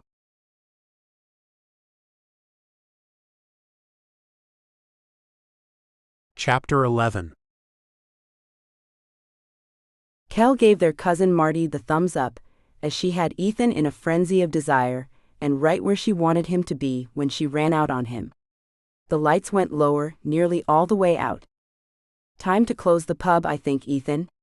Is this where we end the night? Or do you want to get to know each other even better? She asked him. I want you to come with me, Kel. Stay the night with me. I'll take you somewhere nice, he said as he kissed her. Kel was having a hard time not giving in to the man. But she had to. Call a cab and I'll meet you outside, she said. I need to make a quick bathroom stop before we go. Girl stuff, you know. He grabbed her face and left a kiss on her lips. I hope I have the patience to get you to a hotel room, my love. Me too, she said with a giggle. Then she left Ethan and headed to the ladies' room. The lights triggered Kate and Jess to make their getaways too. Kate had Phoenix go outside to hail a cab, and Jess sent Griff to get one too. The sisters made their way to the ladies' room too, and peeked around the corner, seeing the men exchange high fives, further pissing them off. Creeps, Kate whispered. Jess nodded in agreement. She couldn't talk, as a lump had formed in her throat. She'd held out hope until that very moment that Griffin would do the right thing, and let his friends know he was out of the bet they'd made. Instead of the bathroom, the women went out a back door and got into Kel's car, which was parked in the employee parking lot behind the pub. They went out a back way and down the road to their family's home. Not one of them felt like talking. The silence hung heavy in the air. When they got home, Kel realized she'd left her purse at the pub. Her cell was inside of it. Did either of you give your phone numbers to your guys? She asked her sisters as they made their way into the large 2-story brick home they'd grown up in. No, Kate said. Why did you? Kel nodded and Jess shook her head as she said, That was foolish, Kel. They were only using us all. I think you're still gullible. Most likely, Kel said. I'm glad I left my purse at the pub. I'd probably answer Ethan's call and sneak out to meet him. I'm such an idiot. Kate wrapped her arm around her older sister. You're not an idiot. You're just physically frustrated. You need to get some action and soon. They went into the bedroom they'd shared forever, and went to their closets to get out of their clothes and change into their pajamas. Each of them had a small twin-size bed. They crawled under the blankets, and all let out sighs as they lay back in their beds. Why do men have to be so shallow? Jess asked her sisters, as if they could possibly answer her question. They both seemed just as heartbroken as she was. God made some of them that way, Jess, Kel answered. They're not all that way. Only the ones we know. I think meeting a man at a bar and thinking he can be a good guy is the wrong thing to do, Kate said. It's like going to a snake farm to pick the best pet for you. It's foolish. They're all snakes. There's not a good one in the whole bunch. You're right, Jess said. You know, we're fools to have even given those dudes a chance in hell. We should make a pact never to date or even consider messing with any man we ever meet in a bar anywhere in the world. Kate wiggled down in her bed to get comfortable, a thing she hadn't been since she left Phoenix's strong arms. I think you're right, Jess. We'll have to help each other when we see one of us falling for a jackass lines. I've got your backs, Jess said. Me too, Kel added. And I have yours too, Kate said. Let's try to get some sleep now and put this terrible night behind us all. Do you think there's a chance they'll go back to the pub tomorrow night? Kel asked. We all have to work tomorrow night and the next. What should we do if they come in looking for us? Let them know that we know about their bet. Kate said with a laugh. I don't think we should be that damn honest with them, Jess said. I'd like Griff to hurt a bit just like I am. It's amazing how quickly he got under my skin and made my heart ache. No one has ever made my heart hurt like this. So we keep the fact we know their game to ourselves then? If they come in, which I doubt they will, Kate asked her sisters. Kel agreed. I think Jess is right. Let them think we ditched them for no other reason than we were playing them. Let that sink into their frozen hearts. Maybe it'll thaw them out for the next females who come along in their lives. Maybe you two are right, Kate said. But if I may be truthful, I'd like to say that if you two weren't involved, I'd have helped Phoenix win his bet. Thanks for the support, Kate, Kel said. And I knew that already. Yeah, me too, Jess agreed. But thanks for staying with us. It's not cool to play that way with all women. Some are fragile. And some are young and inexperienced, Kel said. Men should know more about the women they play games with before going forward with them. I let Ethan know how I'd been hurt, and he went ahead with his plan to try to win the bet. I let Griffin know about me too, Jess said. And he too went on with the bet. I gave him up until the very end to change his mind. He didn't do it. So I hope he has terrible dreams and finds himself missing me like crazy. The others laughed and agreed in unison, me too. As hard as it was, the young women closed their eyes and tried not to think of the handsome men who must be waiting outside the pub, wondering what was taking their women so damn long to join them in their endeavors.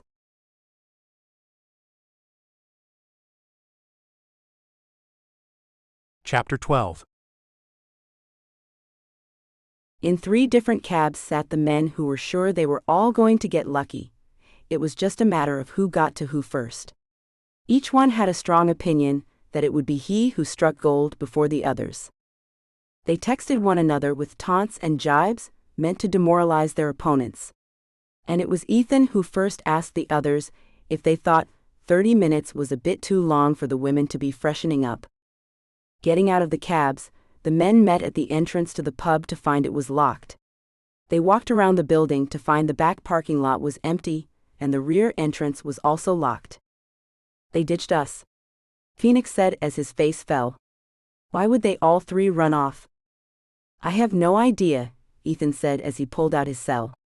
I have Kel's number, and I'm damn well going to ask her where the hell she is and go find her. She told me point blank that she'd go with me to a hotel. Jess told me that too, Griffin said with a weepy tone in his deep voice. I can't understand this at all. Kate was all over me. There was never any doubt that she was as into it as I was, Phoenix moaned as they went back to where the cabs were waiting on them. Ethan swiped the screen of his cell as he frowned. It went to voicemail. Kel's not going to answer me tonight. I just can't understand it at all. I told her we'd still see each other. I knew she'd been hurt before, and that she was still healing. I didn't mean to stop seeing her after our bet was done. Why the hell would she just leave me like this? The men let the other 2 cabs go, and got into one that took them back to the bed and breakfast. No one wanted to talk as they rode back. All were completely perplexed by what the women they thought they were getting to know pretty well had done to them. As they walked up the stairs, Ethan took out the card with the keypad code on it. This just means we have to work that much harder to get them into our beds, guys. We knew this might not happen on the first night. Tomorrow is a new day, and this place is small enough that someone will know each of them. We'll find our girls and let them know we're not about to give up. Griffin gave him a nod, then took the card out of his hand and punched in the number. Let's be quiet. I don't want to wake the old couple up. When they got inside, they saw a gray light coming from what must have been a television in the living room. A man came out of it, wearing an old brown terry cloth robe. Hello, gents. My wife told me you all were going to be coming in late. I'm Mr. O'Toole. Ethan shook the man's hand. Ethan Southern, sir. Happy to meet you. Griffin was next to shake the owner of the bed and breakfast's hand. Griffin Hauser. A pleasure, sir. And I'm Phoenix Nelson, Phoenix said as he took the older man's hand in a firm shake. "Thank you for being such a good host." "Not a problem," Mr. O'Toole said. "I can't imagine why you three look so grim. Didn't you have a nice time while you were out?" "A very nice time," Ethan said. "But our girls left us hanging." "You had dates?" he asked them. "Kind of," Phoenix said. "We met 3 of the most amazing women any of us have ever met. And we all thought they liked us, but they must have been playing us all." "Where'd you go, might I ask?" "Flanagan's," Griffin answered. "My nephews own that place. A couple of brothers, my sister's kids. I know most who go in there." "What were the names of the women?" "I'll probably be able to tell you if you dodged a bullet with them and got lucky they left you out in the cold." "Mine was named Kel," Ethan said as he frowned. "She was a gorgeous little thing. I thought she was the beauty of my beast." "That's not like her," the man said. "Not one bit. And the girl you fancied, Griffin?" "Her name's Jess. She's tall and blonde." "Yep, and she's my great-niece too." "So's Kel," Mr. O'Toole said. "How about your girl, Phoenix?" "Kate," he said, and was a bit surprised when he found the man nodding. "That's the other two's sister. She's the middle girl. They have a younger brother named Scott. He's still in high school. Those girls are all pretty good girls. All hard workers go to college. I can't see them ditching you 3. They must have had their reasons." "Sisters, huh?" Ethan said. "They never mentioned that fact to us. That's odd, don't you think?" "A bit," Mr. O'Toole agreed. "They work the weekends at the pub. You could go back tomorrow night to see if you could find out what happened. Maybe there's a logical explanation after all." "Maybe," Griffin said. "Good night, sir. We'll see you at breakfast at 10. "Night, boys. See you then." The men headed up the stairs, each wondering why the girls hadn't bothered to let them in on the fact that they were sisters and that they all worked at the pub. The numbers weren't adding up in any of their heads. And that was a thing they all decided had to be dealt with. It was one thing to leave them without a word. It was a whole new ballgame to cover up the facts they had. That night the men all had trouble sleeping, as they couldn't stop thinking about what had happened to them. Had they all been played by the sisters?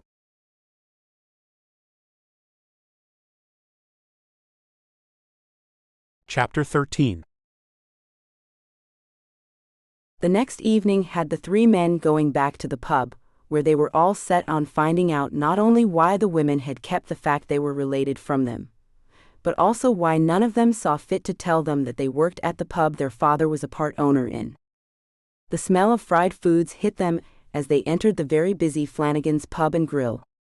Ethan was first to set his eyes on Kel, who was taking an order at a table full of young men. She was laughing and joking with them, being nice, chipper, and what he considered to be a bit too flirty. He made no attempt to slow his roll as he came up behind her. "Fancy seeing you here." She spun around and looked at him with a gaping mouth. "You as well. I thought you'd be long gone by now. And I'm working, so leave me be." Ethan Southern. "Is he bothering you?" one of the foolish men asked, as he stood up from his place at the round table of 6 young men. "Mind your business, boy." Ethan growled at him. "This young woman and I have a history. Don't we, love?" She looked over her shoulder at the young man who'd come to her defense. "It's okay, Charlie. I'll turn in your order and bring your drinks right out. You let me know if you need me to get rid of any riffraff, Kel," Charlie said as he took his seat. "Will do," she said as she walked away with Ethan on her heels. "You owe me." That was all he got out before she spun around. Her face was red with anger. "Do not tell me what I owe you. Take a seat or take a hike, Ethan." Her eyes flashed red, and Ethan thought he'd better give her a moment to calm herself. "I'm going nowhere, my love. I'll be right here until you find time to talk to me. And we will talk, you and I." With a huff, she walked away, leaving him staring after her. Phoenix spotted his curvy red head as she was behind the bar cleaning glasses. "Kate," he called out to her. She ducked her head when she saw him, and hightailed it to the back where he couldn't go. Or so she thought. When he went right back into the kitchen, she was shocked. "You can't be back here." He grabbed her by the wrist as he spoke between clenched teeth. "You and I are going to talk. You can pick where that'll be." "I don't have to talk to you, Phoenix. Just let me go." Her eyes darted back and forth, and she looked a little afraid. He thought it might be because she and her sisters had some kind of a deal going. "I want to know why you lied to me." "I never lied to you," she said as she struggled to make him let her go. His hand was making waves of heat move through her, as she dreamt about being with the man all night long. Him holding her the way he was had been a part of that riotous dream. "You three are sisters, Kate." "How'd you find that out?" she asked him with a shocked expression. "We have our ways. So let's talk about why you three skipped out on us all." She jerked her arm and he let her go. "Just leave us all alone, Phoenix. None of us want to see any of you three ever again. Not ever." Then she ran away from him, disappearing into the blackness of a hallway at the very back of the kitchen. Jess saw Griffin before he found her. She left her station at the cash register, darting past one of her cousin's co-workers. "Take over the register, Patsy." Patsy did as she was told. Jess ducked into the hallway that led to the restrooms, not noticing that Griffin had spotted her and was heading her way. When he walked into the lady's room right behind her, closing the door and grabbing her, she tried to scream, but his mouth on hers muffled it. When she felt his lips on hers, and his tongue moved into her mouth as he wrapped his arms around her and turned her around so her back was up against the door, she melted into him and wrapped her legs around him. His kiss was hard. Jess hated that she loved it so much. She was powerless to stop him. But when he went too far and moved one hand to unbutton her jeans, she pulled her mouth from his, remembering the damn bet. "No. No, Griff." "Why'd you all do it?" he asked her as he rested his forehead on hers. "Why didn't you tell any of us that you three are sisters and that you all work here?" "It's not important. What is important is that we're not going to be seeing any of you. Now let me go," Jess said as she didn't even bother to struggle to get away from him. "What's your game, Jess?" he asked her, making her furious. The sisters had all agreed not to let the men know if they did come back for them, that they knew about their bet. So Jess was left on her own to make something up. "I don't think you'll stick around, and I don't want to be another notch on your belt." "You should give me a chance, don't you think?" he asked her. Griffin could tell it was her sisters who were stopping her from doing what she wanted with him. "Yes," came her soft response. "Is that a yes, you'll give me a chance?" he whispered in her ear, then gave her earlobe a nip. "No," she moaned. "It was a yes, that feels so good. But I can't be doing this. Not with you, anyway." "Not with me?" he asked, then looked her in the eyes. "But you can do this with someone else? Not while I'm around, you can't. You see, I think you and I could be a bit more than just friends." "I know that," she said as her eyes narrowed and she thought about what his plans for her really were. "But I don't want anything from you, Griff. Except for you to leave me alone. I'm not a toy." "Who said you were?" he asked. "Your sisters? Did they tell you that I'd treat you like an object? Did they say you should stay away from me because I just use you and then dump you? Because that's not what my plan for you is at all, baby. Not at all." But Jess knew what his plan was. It didn't matter if he kept seeing her. She'd always know he was in it to win the damn bet. He wasn't worried about hurting her to win it either. "Let me go, Griff." "If I let you go, will you try to calm down and think rationally? Don't let your sisters ruin this for us." She shook her head, trying so hard not to blurt out what she knew they were after. Somehow she managed to hold her tongue. "Let me go." A knock at the door had them ending their little reunion, as Griffin had no desire to get thrown out of the pub. "I'll let you go for now, but I'm not going anywhere. None of us are. You three will have to talk to us. Tonight."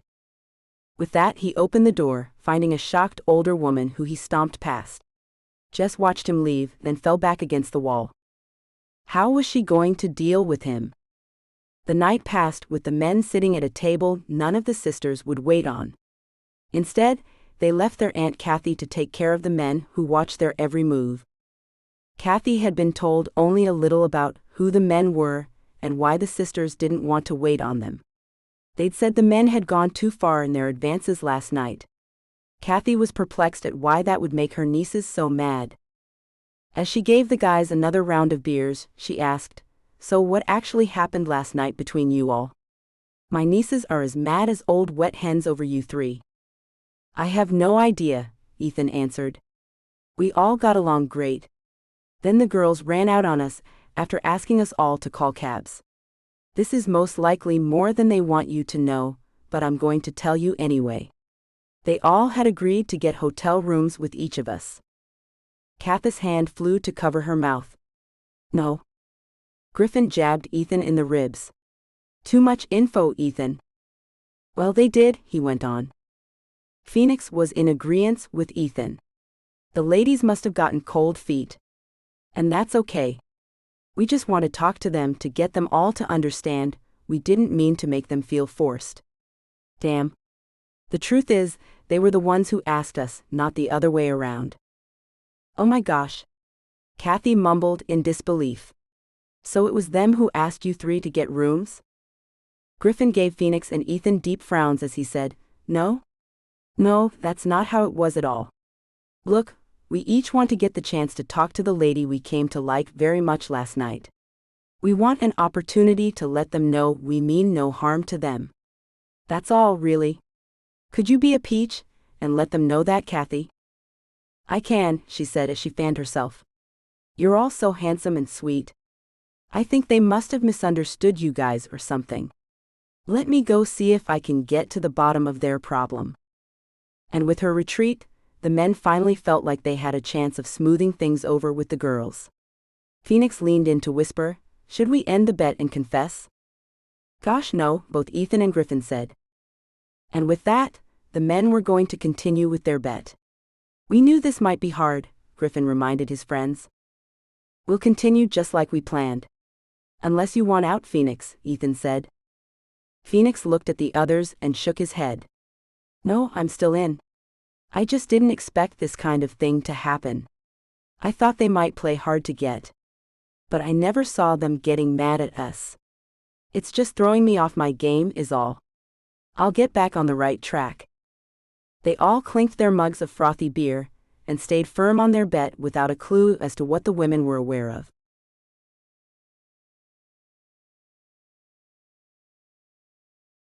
Chapter 14.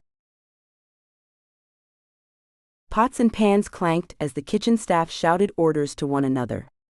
Jess, Kate, and Kel stood to one side in a huddle, discussing the audacity of the men who had dared to show their faces at their pub again. "In the ladies' room?" Kel asked Jess after she'd told them where Griff had cornered her. "Well, that's too much. I'll tell the man he's overstepped his bounds." "No," Jess argued. "I'm not a little kid anymore, Kel. I can take care of myself. I did manage to get out of there with my panties still on, you know." Kate laughed as she cut her eyes to look at their Aunt Kathy, who was coming into the kitchen looking for something. When she saw her three nieces, she came straight to them. "We need to talk, girls." Their rotund aunt's cheeks were red, which meant she'd been embarrassed. The girls' ire was up already. If any of the men had anything to do with what was wrong with their aunt, then the men had it coming to them in spades. "Did anyone speak to you in an improper manner, Aunt Kathy?" Kate asked her. When she nodded, Kel grew furious. "Tell me who, and I'll deal with him." "Well, my darling nieces, my demeanor is off as I've heard some." "Well, some news that, quite frankly, I don't understand," Kathy said as she fanned herself. At 51, Kathy wasn't exactly inexperienced in the ways of love, but she'd been married to the girl's uncle for 25 years. She wasn't used to hearing intimate things about any of her family.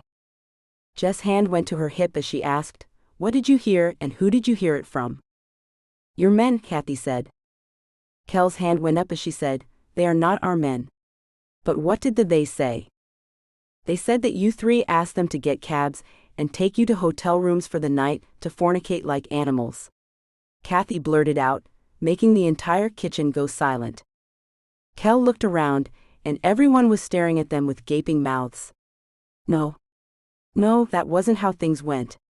And you all get back to work. We have hungry customers out there. Mind your business. Jess's cheeks were scarlet as she asked her aunt, "Did they actually say those exact words, Aunt Kathy?" No, they didn't mention the part about fornicating like animals. That's my personal spin on it. But they did say you all were coming on to them, Kathy explained. We did, Kate confessed. We had our reasons, though. Well, reasons or not, Kathy told them as she shook her finger at them all. You should never toy with people. You all were raised better than that. Now, I want you all to give those men at least 10 minutes of your time. I want you all to explain why you did what you did to them. No, Kel said stubbornly. You will, or I'll tell your grandmother what you've done, and we all know how long that sermon will be, Kathy threatened. Damn, Kate muttered under her breath.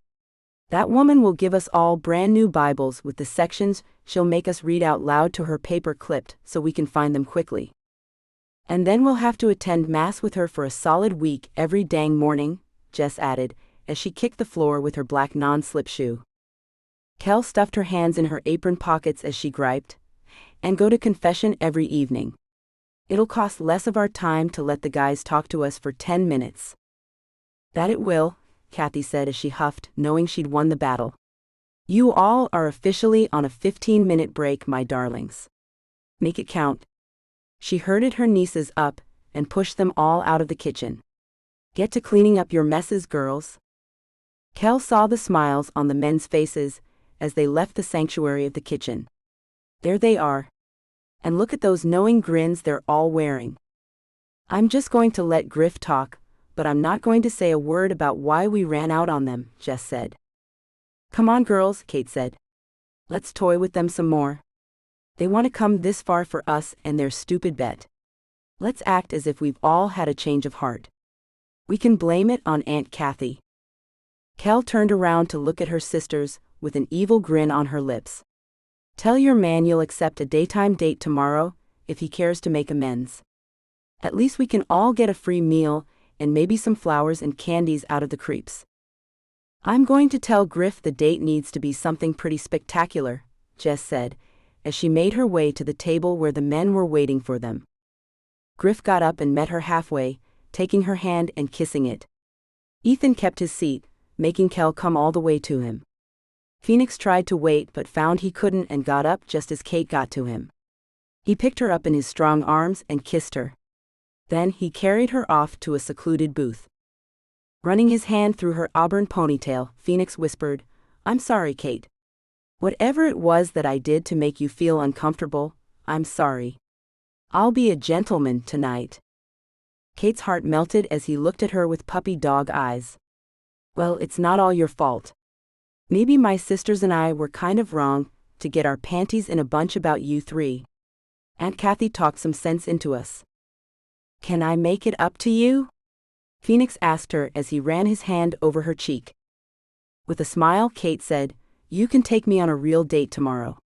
But only in the daytime. I can't trust you at night. Not yet.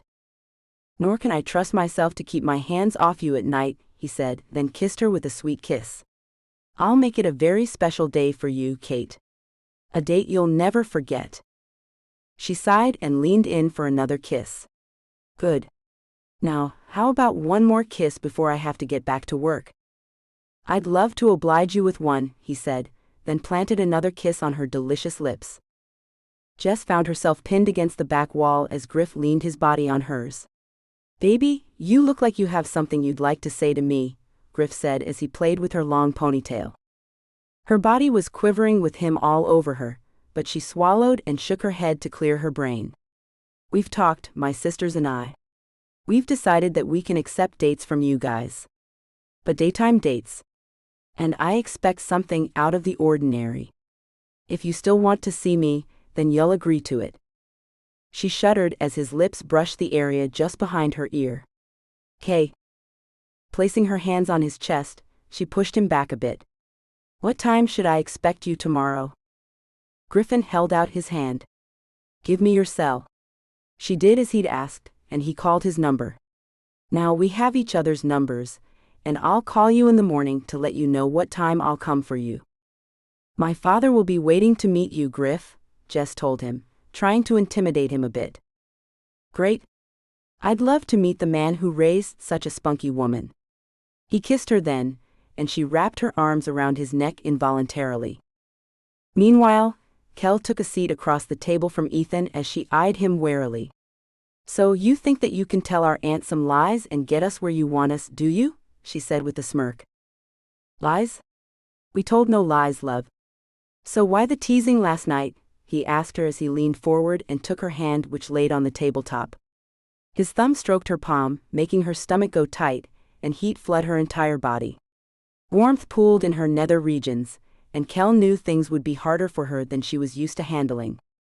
"Why the rush to go to a hotel?" Kel volleyed back.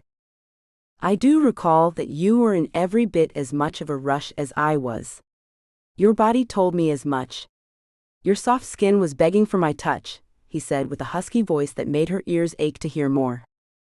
"Did it ever occur to you that I might have been testing your character, Ethan? I told you about my heartbreak and gave you the opportunity to do the right thing, and you didn't do it," Kel said. "So I'm willing to give you one more shot." "You are?" he asked as he moved his hand up her arm in a slow and deliberate motion. "And what kind of a shot are we talking about here?" "You can take me on a legitimate date. One in the light of day. One where you can show me you're a gentleman and not some fly-by-night rogue who wishes to give me a toss in the hay and then fly away like a thief in the night, taking my heart to a new low." His eyes lit up as his lips curled into a smile. "I'm in your heart?" Kel wasn't happy with how her words had betrayed her. "You could be. If you play your cards right." "Then I'll play them right, my love. Your heart is right where I long to be. You've kind of broken into mine as well." Pulling her hand to make her stand up, he pulled her to him and then down on his lap. His mouth took hers, and found it wanting as she kissed him back and wrapped her arms around him. She'd be putty in his hands, after he showed her a bit of gentlemanly behavior. Kel would be easy to get into bed, Ethan was sure of that.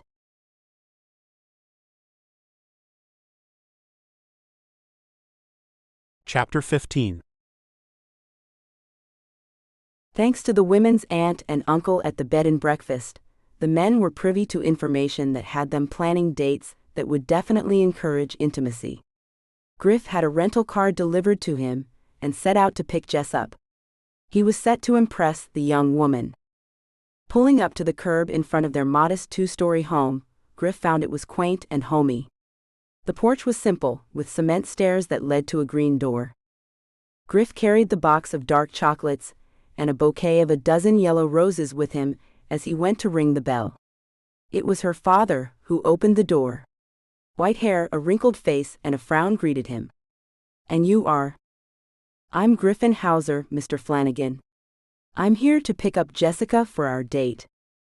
The door was pushed open as Jess' father took a step back. "You may as well come inside. She's not ready yet." Mr. Flanagan was an abrupt man, none too happy looking. "They told me about you men. I can't say I agree that any of them should be going on a date with you. We know nothing about any of you, except you're not from around here." He took a seat in an old beat-up plaid chair and set his light blue eyes on Griffin. "So why bother with my daughters?" Griffin wasn't used to being talked to in such a way. Being from a prominent family, he was always treated with a certain amount of respect. Most fathers would have been over the moon if they had wanted to date their daughters. But he had to remember that no one in the small town knew a thing about who he really was. He took an unoffered seat on the old sofa, sinking into the deep recesses of the cushion that had seen better days. "Mr. Flanagan, my friends and I were in Boston for a funeral. We wanted to put a spin on the sadness and make a trip through New England to check out the beautiful scenes there are so many of in this part of the country," Griffin said as he smiled. "When I saw your daughter in the pub, well, I knew she was an exceptional person and that I'd like to get to know her. Who died? Mr. Flanagan asked, making Griff freeze. He wasn't sure if he should reveal that information, as it might not sit well with the man. But he had no choice. He couldn't lie to him. It was likely he'd be asking his friends the same question. Julia Lovelace was a client of mine. She died in a hit-and-run accident. Very tragic. I was sent by my company to pay our respects to her family.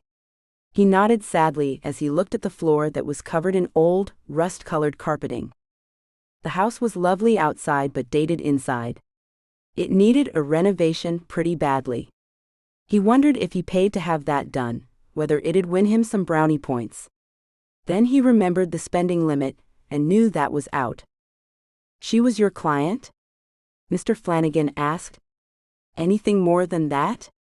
Your romantic partner, perhaps? Griff choked as the man hit the nail on the head. Hey Griff, you ready? Jess asked as she came down the stairs that creaked under her light weight. He jumped up, extending the box of candy and the flowers. I am. Wow, you look beautiful. He hurried to meet her as she stepped off the last step. I got you these. Dressed in jeans and a t-shirt and a pair of tennis shoes, she hadn't tried to impress Griff. Her long dark blonde hair was pulled back into a ponytail, and she wore a bit of mascara and nothing else. Jess took the box of chocolates as she leaned in to smell the roses. My fav color, Griff. How'd you know? She looked Griff over and found him wearing something similar. A pair of faded blue jeans, a nice pullover and a pair of Nike. Oh, are they? He asked as he smiled shyly at her. This is my favorite color of roses, too. How interesting. Don't you think? She nodded as she looked at the box of candy. And dark chocolate is my fav too. Another thing we have in common, he said as he extended his arm for her to take. She tucked her hand into the crook of his arm as she went to place the candy on a small table. Put the vase of flowers in the center of this table. I think they'll look pretty here, Griff. She set the box of candy next to them and kissed his cheek as her father made a huffing sound. Thank you. I love them. You're very welcome, Jess. Are you ready to go? Griff asked. Take him to meet your mother, her father directed. She's in the kitchen. Come on, Griff, Jess said as she led him out of the living room down a dark hallway. Griffin had to admit to himself that he was feeling a swarm of butterflies. Is she as nice as your father is? He asked with a little chuckle. You knockin' my dad, Griff? Jess stopped and asked him as she looked him in the eye. Hell no, he said with a high voice. I love him. Good, Jess said, then continued down the hall. She pushed open a galley-style door to a room where there was an older woman with grayish hair kneading a large ball of dough. Mom, this is Griff. Wiping her hands on her white apron, the woman smiled as she approached them, extending her hand. You can call me Mrs. Flanagan, Griff. Yes, ma'am, he said as he shook her hand. It's a pleasure to meet you. You think? She asked with a wink. Let me see if you'll still think that after I tell you what I have to say. She pinched his cheek. This girl is my baby girl. If she gets hurt, then I get pissed. And I don't handle anger very well. I tend to take it out on the flesh of who's pissed me off. Do you understand what I'm saying, boy? Griffin nodded and thought to himself that she was much scarier than Jess' dad. I do, Mrs. Flanagan. I'm just going to be taking Jessica out for the afternoon. No hurting involved. I want to know where it is you're talking my daughter, boy, she said, then went back to beating the hell out of the dough ball. Lunch and a movie, he said as he looked at Jess with wide eyes. Is that okay with you, Jess? It'll do. Do I get to pick where we eat and what we see? Jess asked. And the movie better not be one of those nasty, dirty, smutty ones, boy, her mother warned him as she gave him a wink. Her mother's body language was just the opposite of the words that came out of her mouth. It was amazing and frightening at the same time. Well, the movie is a love story, but I don't believe there's anything smutty about it. It's rated PG, I think, Griffin said, then turned his attention to Jess. As for you choosing where we eat and what we see, I've already made those decisions. Controlling? Dominating? Mrs. Flanagan asked with a smile. No ma'am, not at all, Griff said as he shook his head. It's just that she asked me to make a date that wasn't ordinary. That's why I picked the places. That's all. Nothing more than that. I swear it. No whips and chains for you, huh boy? Her mother asked, sending him into a heat of embarrassment that Jess didn't seem to have. No. I'm not into that. He wiped his suddenly sweating brow. We can go now, Jess said. If you still want to. Yes, I want to. Happy to meet you, Mrs. Flanagan. I'll have her back here before 6 this evening. Fine, the woman told him, then added, dinner's at 8 if you'd care to join us. I'm making haggis. Griffin leaned in to whisper to Jess, isn't that guts boiled in the stomach of a sheep or something like that? It is, she said with a smile. I'd love you to join us. Griff. The urge to retch was nearly overwhelming. He swallowed back the bile that had risen in his throat. Sure, I'd love to join you all for dinner. Thank you so much for inviting me, Mrs. Flanagan. See you then, Griffin, she said with a grin that told him she was trying to get him to go away. But he wasn't going anywhere. He'd managed to get some of the terrible food down, he hoped. Jess led him out a back door, and they walked around the side of the house. When she saw the Lambo parked next to the curb, she stopped. I wonder whose that is. Griffin pulled the key fob out of the pocket of his jeans and pressed the button to unlock it. That would be my rental. Would you care to drive, Jess? You're kidding me. Jess bolted away from him, as she couldn't believe her eyes. It was her favorite color, canary yellow. She ran her hand over the smooth lines of the car. I can't drive this. I'm too afraid, Griff. There's nothing to be afraid of. Come on, jump behind the wheel, baby. You can take some of the lesser traveled roads, so you can get used to how it handles before we set off to eat at the Bangkok Hill Thai restaurant. Jess's mouth dropped open. How in the hell did you find out I love Thai food? I can't ever get anyone to go with me. You love it too, he asked with wide eyes. Me too. She pushed his chest as she shouted, Shut up. I can't, he said with a chuckle. I do love it. Now climb in and let's get out of here. You're really going to let me drive this badass car, Griff? She asked as she put her hand on the door handle. I am. I'm trusting you with my life, Jess, he said as he got into the passenger side.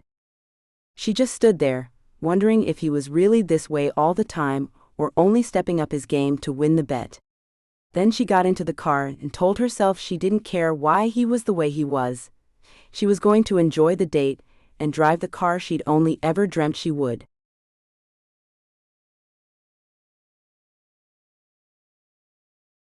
Chapter 16.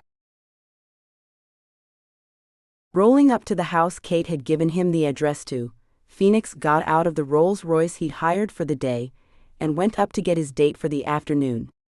Buttoning up his black Armani jacket, he smoothed out his matching slacks and rubbed the tops of his shiny leather shoes on their backs to make sure they were clean. He pressed the doorbell but didn't hear it ringing inside the house, so he knocked on the green door. Coming, a woman shouted. A gray-haired lady wearing a light blue dress with a white apron covering it opened the door. Well, you're not the Scot, so you must be Phoenix, here for Caitlin. She let him in as she looked him up and down. I'm her mother. Phoenix saw the yellow roses and box of candy on a small table in the living room. He mentally kicked himself for not thinking about bringing those things to Kate. He reached out to shake her mom's hand and found she'd already retreated to take a seat. She wore a friendly smile on her wrinkled face and was a bit older than he thought she'd be. Should I go up and get her myself? He asked as he stood at the foot of the stairs, feeling the need to grab Kate up and get the hell out of there. The woman wore a sweet smile as she said with the most pleasing tone to her voice, You go up those stairs, boy, and you'll be met with a baseball bat to the head. Oh, he said as he stood where he was. Then how will Kate know I'm here, Mrs. Flanagan? These walls are paper thin, she said. I can assure you that she's aware of your arrival, fancy pants." His brows arched with her words. He ran his hand over his expensive suit jacket. "I don't usually dress so formally. I have kind of a special day planned for us, and I wanted to look my best for your daughter, Mrs. Flanagan." "Did ya now?" she asked as the squeaking sound of a door came from behind him down a darkened hallway. Phoenix watched a man wearing a white t-shirt and black, loose-fitting slacks walk toward him as he wiped his hands on his pant legs. "And you are?" the man asked gruffly. "I'm Phoenix Nelson, sir." Phoenix held out his hand. "You must be Caitlin's father. It's a pleasure to meet you." Her father shook his hand, then shouted up the staircase, "Kate, get your ass down here. Your fella's here." "Coming," she shouted back. Her father made his way to take a seat in an old recliner. "Are you gonna tell Kate's mother and me why you really want to take our daughter out? Unlike the man who picked up our Jessica." Phoenix shuffled back and forth, wishing like hell Kate would hurry up so they could leave. "I like your daughter. She's great. That's why I asked her out." "But you didn't ask her out," her mother said with a smile. "The girls told you fellas to take them out." "Oh yeah." Phoenix wasn't aware of how much the women had told their parents. "Apparently, everything. Well, I mean, I was going to ask her out anyway. Even before she told me to. And I do like her. I like her a lot." "And how much did you like Julia Lovelace?" Mr. Flanagan asked him, making him nearly drop to the floor with surprise. "Huh?" Phoenix asked as he was in shock. "The Lovelace girl?" Mr. Flanagan asked. "What was she to you?" How do you know about her?" he asked as he shook his head to clear it. "The other boy," Mrs. Flanagan answered. "So, how did you know the woman you went to the funeral for?" "She and I were friends," he finally said as he looked up the stairs, praying Kate would be at the top of them. She wasn't, and he looked back to find her parents looking him over. "Friends with benefits?" her father asked. He had no idea what to say. "Not really." "What exactly kind of an answer is that?" Kate's mom asked him, as she picked up a couple of sharp knitting needles and some yarn from a basket next to where she was sitting. Thankfully, Kate appeared at the top of the stairs, wearing a deep green dress and black heels. A row of pearls hit her right at her collarbone. "Oh gosh, Kate." Phoenix could think of nothing else as he looked at her. Her auburn hair was pulled back with a headband made out of glittery beads. The rest of her hair spilled in loose waves over her shoulders as she walked down to him. He took her hand, placing a kiss on top of it. "You're gorgeous." "I love your suit, Phoenix," she said, then pulled the lapel a bit and whistled. "Armani. Nice." The sweet moment was interrupted by her father. "And where will our daughter be?" "Oh," Phoenix said as he looked at the man who was frowning at him. "It's a park. I've got a picnic planned." Her mother laughed as she shook her head. "Dress like a couple of movie stars to eat on the ground. Have fun with that." "Mom," Kate warned her mother. "Can you please be a bit nicer to this man?" "I can," her mother said. "As a matter of fact, I'd like to invite your young man to dinner tonight. It'll be served at 8. Kate looked at Phoenix as she asked, "Would you like to come?" He took her hand and gave it a squeeze. "Nothing would make me happier. I'd love to join your family for dinner this evening." "Great. I'll set another place for you, boy," Mrs. Flanagan said as she smiled like the cat who ate the canary. "See you this evening then," Phoenix said as he led Kate out the front door. Her eyes fell upon the elegant car with the driver who was waiting at the back door for them. "You hired a car?" she asked. "I did," Phoenix said as they walked down the cement path. "Do you like it?" "Afternoon, madam," the driver greeted her. He was dressed in a chauffeur's uniform and tipped his hat at her as he opened the door. "Good afternoon," she said with a grin. "This is like a dream." She slid into the back seat of the car. The rich color of the leather had her running her hand over it. "So soft. It smells so nice in here." Phoenix moved in next to her as the driver closed the door behind him. He leaned in and kissed her neck, taking in a deep breath. You smell better, Katy Cat. With a giggle, Kate looked down at her hands as she had them folded in her lap. She hoped she could keep her wits about her, with the man who was pushing all the right buttons.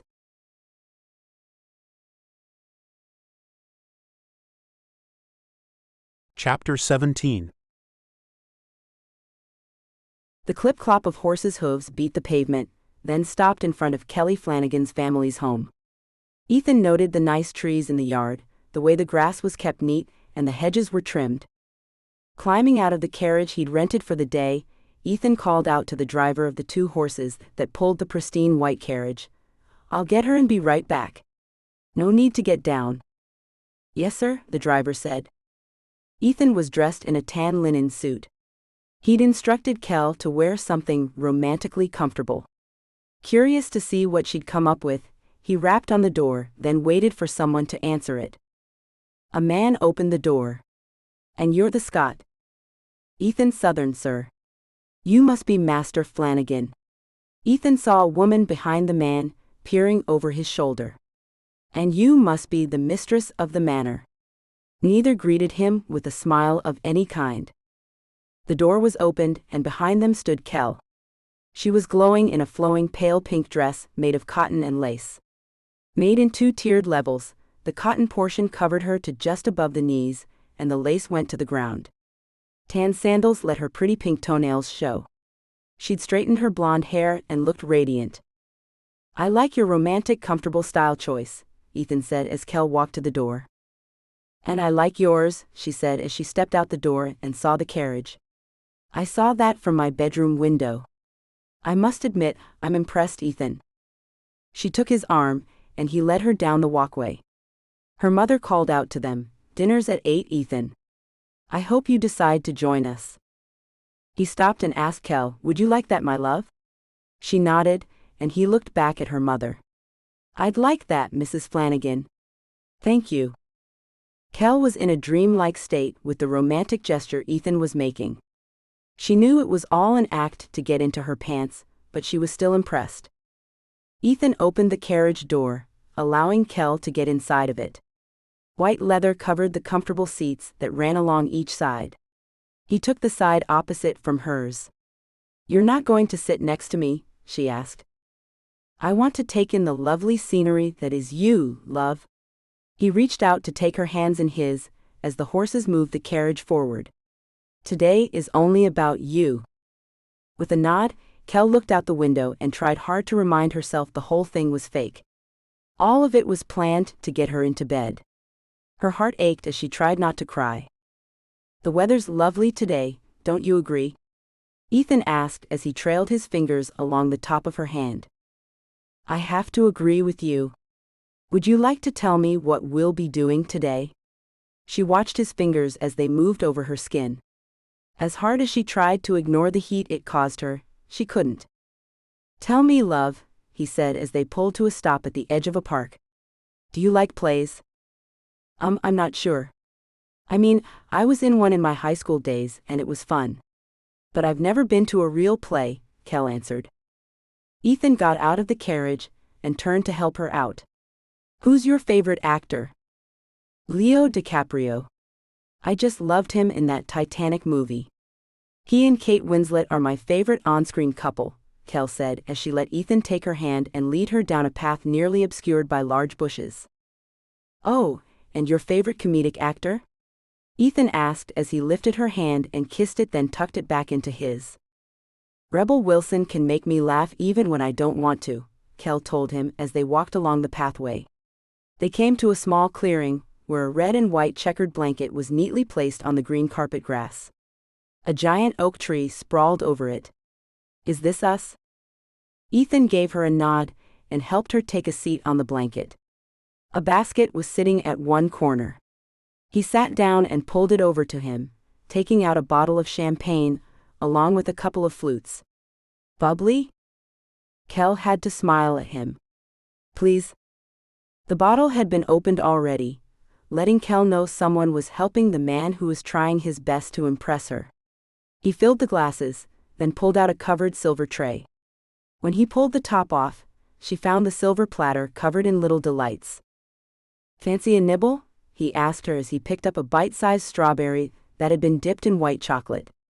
There were crackers with caviar on them, some truffles and red grapes. Kel let Ethan place the fruit in her mouth and had to admit to herself that he was quite adept at the romance thing. When someone cleared his throat, she looked up to find a man standing at the edge of their blanket. A man she recognized, but he couldn't be who she was thinking. A couple of women came out from behind a large bush, and Kel nearly choked on the strawberry. No. Hi, Kel. Allow me to introduce myself, the man said. Leo DiCaprio, she said in a whisper. Kel's eyes moved to the woman who stood to the right of him. And you're Kate Winslet. The woman on his other side bowed. And you're a rebel. Wilson, at your service, madam, the woman finished Kel's sentence. I hired these three to perform a play for you, my love, Ethan said as he took her in his arms, then leaned back against the large tree's trunk. Ethan. Kel gasped. We'll be performing an F. Scott Fitzgerald play for you today, Kel, Leo said. Porcelain and pink. All Kel could do was nod. Her throat was swollen shut. Her brain had gone numb. She gripped Ethan's arms as he pulled her back to lean against him. Thank you all for this, guys, Ethan said. I think she's ready to watch you all work your magic. All three bowed, then stepped away to ready the area for the play. Kel turned her head as Ethan leaned up and kissed her cheek. How, was all she could get out. Never mind that, love. Just enjoy the play. He held her tight as he rested his chin on her shoulder. Although she knew Ethan was doing it all just for a roll in the hay, Kel had to admit that the man was beyond anything she'd ever imagined. Thank you, Ethan. This is just a taste of what you and I can have, he whispered. Just a bit of icing on a monstrous cake. Kel was inclined to believe him. He was blowing her away.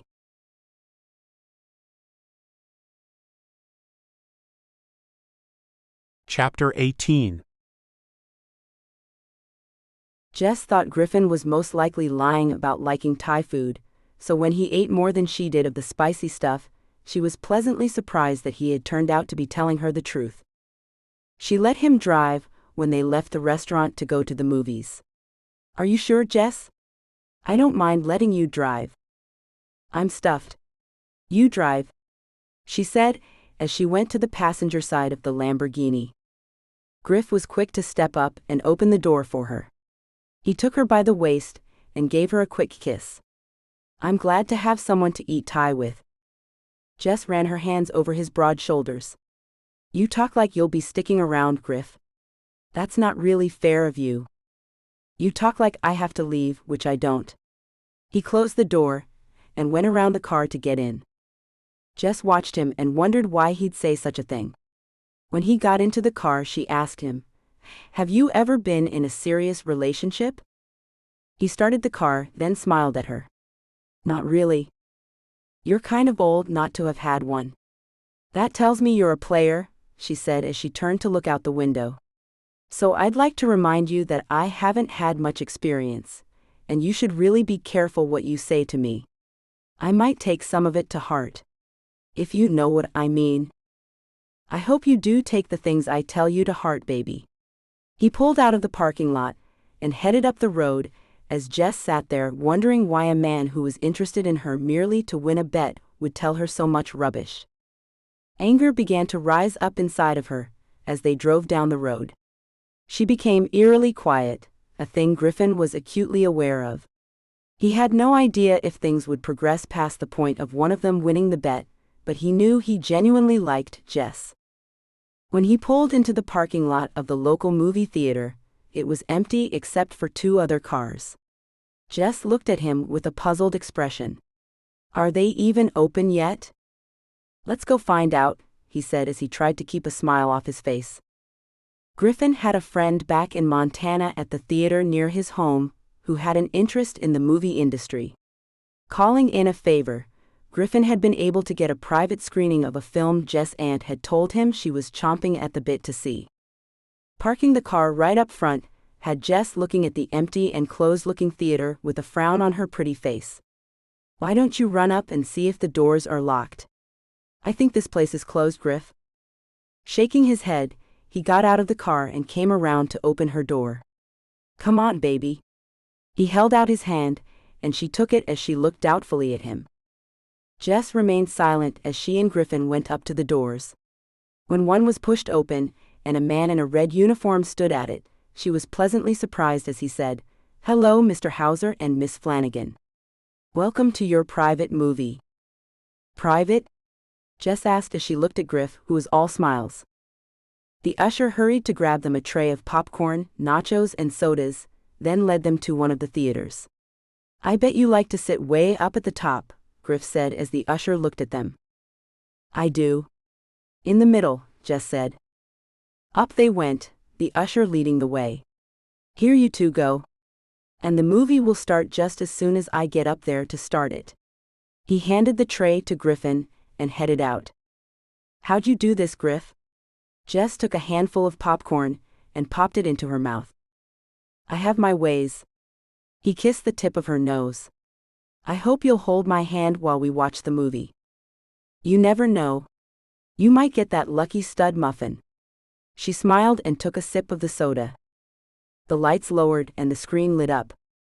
When Jess sat back as Griffin put his arm around her, she gasped as the name of the movie came up on the big screen. "Have you seen this one already?" Griffin asked her as he held back a laugh. "Griff? How?" She was stupefied, as she knew that the movie hadn't been released yet. "I have my ways, baby. Stick with me, and you'll have lots of remarkable times." He kissed her cheek, and was more than surprised when she took his face in her hands and planted a big kiss smack dab on his mouth.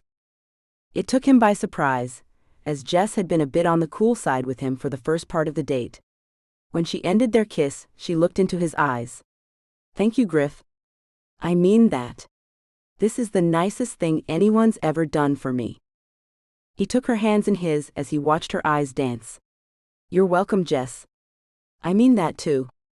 I have to admit, you're even more beautiful when you're happy." Then he pushed up the armrest divider that separated them and wrapped her in his arms. With a kiss on the top of her head, he knew he was going into uncharted territory with the young woman. He just couldn't seem to stop himself, though.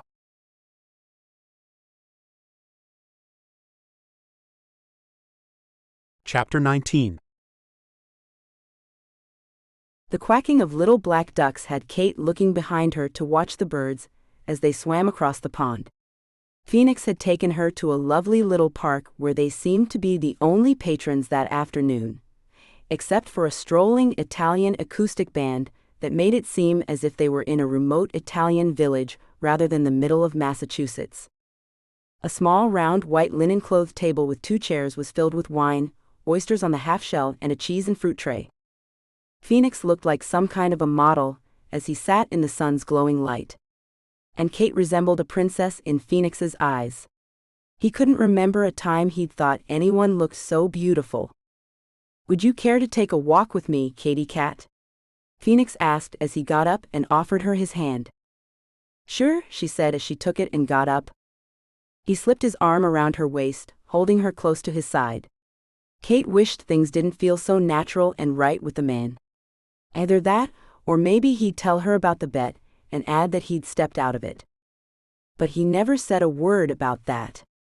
Instead, he said, "Since I'm coming over for dinner tonight, maybe we should make some plans for tonight too." Kate tensed with the offer. "Why?" He stopped their procession down a small pathway through a grove of lovely trees. "Why?" he asked her as he took her by the shoulders. Then he kissed her with an easy kiss. Kate knew the kiss was meant to throw her off guard. Phoenix was trying to coddle her into thinking he had no ulterior motives. Thankfully, she knew better. When he pulled his lips from hers, leaving hers pulsing and wanting more, she said, "Phoenix, tell me what you want in life." He had no idea what to tell her. He had all he could ever ask for and then some. He was rich. Didn't have to work another day in his life. What more was there? But he knew she was looking to get to know him better, so he made some stuff up. "I want it all, Kate. I want the big dream. You know?" "No, tell me," she said as she took his hand and started walking again. For instance, my big dream is to have a great career, develop some great tasting and nutritional foods, out of insects mind you, and get people to not only buy them but like them too. And I want to have a family of my own one day, to share my life with. Like a hubby and some kids? Phoenix asked as he hoped she'd be adding that she wanted that in the distant future. Yes, like that. Maybe in the next year or so, she said, freaking him out. Phoenix coughed and looked away. You're young, Kate. No need to go rushing into anything. Oh, I'd never rush into something that important, she said. Do you believe in love at first sight? No, he said abruptly. Her words were making him think she was getting a bit too serious with him, and he wanted to slow things down. I think love grows on a person. I don't know, Kate said. I think I'll know I've found the man for me when I see him. Have you seen him yet? Phoenix asked as he crossed his fingers and hoped she wasn't about to tell him she was in love with him or something like that. No, I haven't, she said, and she looked at him with a smile. He should have felt relief. Instead, he felt let down. You sure about that, Katy Cat? She nodded and pulled at him to go over to a swing set. Would you push me on a swing, Phoenix? I will, he said, but forced the issue about her not finding love at first sight with him. You know, I saw a spark in your eyes when you first looked at me, Kate. I saw one in yours too, she said as she sat on the swing, and he went around behind her, pulling it back a bit, then letting it go. As she swung, she had to smile and think to herself that Phoenix seemed to be trying to get her to admit she'd found love at first sight with him, a thought that was hilarious in her mind. Phoenix had no idea why it was getting to him so badly, as he blurted out, Well, I think you liked me when you first saw me. I didn't know you at that time. So I didn't like you just by looking at you. Did I think you were attractive? The answer to that is hell yes. But I didn't like you until we talked, and you kissed me. Then I liked you very much. But I have no idea about anything other than that. You're a bit closed off. A bit secretive about who you really are. That's off-putting. He stopped the swing and went around to get in front of her. Then he pushed her away from him and said, I could tell you more about myself tonight after dinner. If you'd go with me somewhere afterward. A hotel maybe? She asked with a grin as the swing came up to him and he pushed it back. He smiled, and the next time the swing came up, he grabbed it and kissed her, then let it go, and she swung away from him. It made her giggle, and he found the sound intoxicating. Maybe a hotel. If you want to do that. I don't. I think you would like to, but I won't push you on that. So, how about drinks after dinner? Since you told me that your mother's making haggis, I think I might need a drink or two. Knocking my mother's cooking before you've even tried it, Phoenix?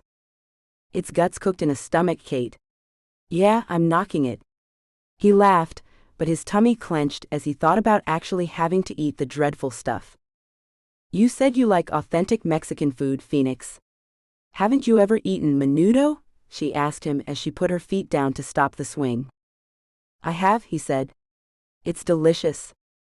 And that's guts too, she said, then got off the swing, taking his hand again, and walked to the edge of the pond. But that's different, he argued.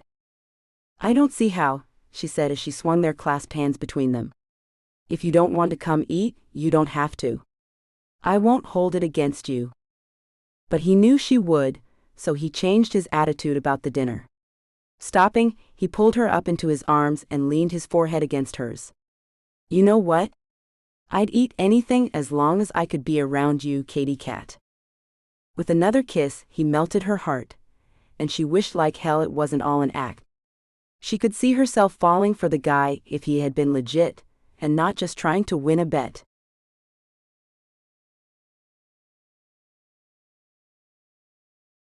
Chapter 20. The array of vehicles that were parked in front of the Flanagans' home was dizzying. It had the neighbors gossiping about why on earth there would be a Lamborghini, a chauffeur-driven Rolls-Royce, and a horse-drawn carriage all at the same time, parked by the curb of the modest home. Kel and Ethan had taken their dates to the backyard, as they waited for dinner to be served. Sipping on some Chardonnay, the two were talking about how pretty Ireland was in the summer, and how Kel should take the time to visit Scotland that coming summer. When the back door opened with a loud squeak, the two saw 4 more people coming to join them. "Hey you two," Jess called out.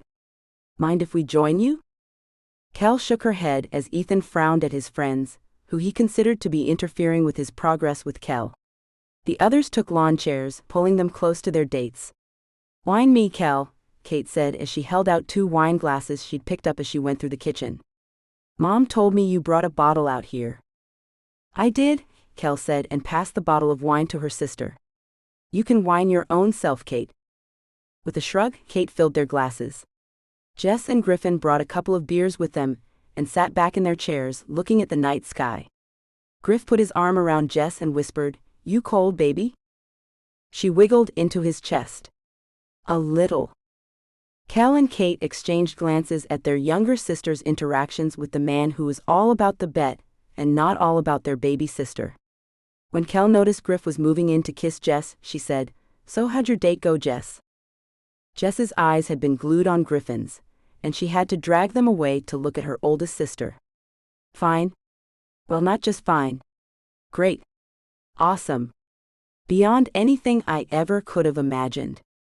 Kel looked at Ethan with a smile. "Not better than ours went, I guarantee." Ethan took her hand and held it against his cheek as he said, "Ours was pretty spectacular, wasn't it, love?" Kel nodded, then looked at Kate. "And yours? How was it, Kate?" "Kind of dreamy. Kind of out of this world," she said, then leaned over and kissed Phoenix on the cheek. "We're going out for drinks after dinner tonight." Ethan's frown was noticed by Kate and Jess as he looked at Phoenix. "Is that so? Kel, would you like to go out for drinks too, my love?" "No thank you," Kel answered, making Ethan's frown grow. "What? Why not?" he asked her. "An early morning is why." She cupped his face in her hands. "Why? Are you going to miss me, Ethan?" "Yes," he said, then leaned in close. "Maybe you and I could go to bed early. In our own hotel room." She patted his leg as she shook her head. "I don't think so, Ethan." Then she took the big sisterly approach with her errant middle sister. "Kate, you too have classes early in the morning. Perhaps you should think about canceling the drinks tonight. Dinner will be over around 9 or so, and that's plenty late enough. You've spent the entire day together as it is." Kate wanted to spend more time with Phoenix, but she saw how Jess was with Griffin, and it made her feel that big sister responsibility that coursed through her too. "I think you're right. Sorry, Phoenix, maybe another time." Phoenix was crushed in more ways than one. Sure, he'd thought he was about to win the bet, but he'd also really wanted to spend more time with Kate. "Ah, Katie cat, come on. Just one drink, please?" With a sigh, Kate said, "No, sorry." Jess got up and led Griffin into the house without saying a word to anyone. Kel and Kate were more than a bit worried about her, and followed quickly. "Dinner's most likely ready. Come on," Kel said as she got up and pulled Ethan to go with her. Ethan and Phoenix exchanged worried glances as they went inside the house. It was their 3rd night there, and it looked as if none of them would be scoring that night either. They found Jess and Griffin in the kitchen getting themselves 2 more beers and going to the dining room. Kel and Kate grew more worried about Jess and grabbed another bottle of wine, taking it to the dining room. There they found their parents and younger brother, Alex, sitting at the table. "Finally," their father said. "We've been waiting on you all." "You could have called us," Kel said. "We were all in the backyard." "You were told when dinner would be served," their father said. "Are ya thinking me and your mother are your servants? Just because these men spoiled your asses today, doesn't mean we'll be continuing to do that tonight. And I do hope all of you girls remember that you have school early in the morning, and we expect you to get to your classes. We don't spend almost all the money we make on your education so you can skip classes. You pay for them to go to college, Mr. Flanagan?" Griffin asked, as he eyed the nasty blob of gray that was sitting on top of a mountain of mashed potatoes. "I do," their father said. I'm in debt up to my eyeballs with all 3 of the girls in college. Alex is going next year, and that debt will only mount. Griffin looked at Jess as she watched her plate, and her cheeks were a shade of pink that told him she was embarrassed. He nudged her with his knee under the table as he smiled and said, "What a noble father you have there, Jess. You must be proud to call him your dad." Jess was feeling anything but proud at that moment. Why did her father have to air their financial burdens to everyone? Of course I'm proud of him.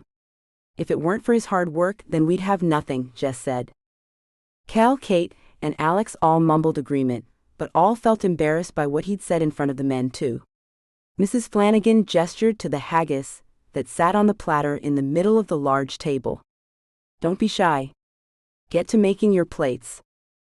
Phoenix stared at the unappetizing ball of yuck that sat on an orange platter, which did absolutely nothing to make it appear any tastier.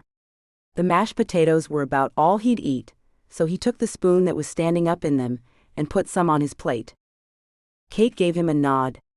"Can you put some on mine too?"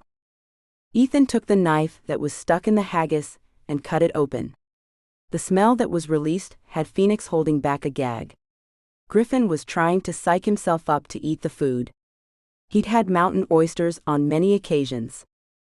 Ethan cut a wedge out and nudged Kel as he said, "Can you grab your father's plate so I can serve this to him, love?" Kel smiled as she reached over to get her father's plate. Her dad was sitting back without a smile on his face. Once Ethan had filled the plate with the haggis and mashed potatoes, Kel placed it in front of her father, who said, "Thank you." He then took his wife's plate and handed it to Kel. "Now for your mom's." Kel wasn't surprised that Ethan had such good manners. If he hadn't been a damn liar, she'd have been proud to call him hers. But he was a liar. A gambling liar who only wanted her for one thing.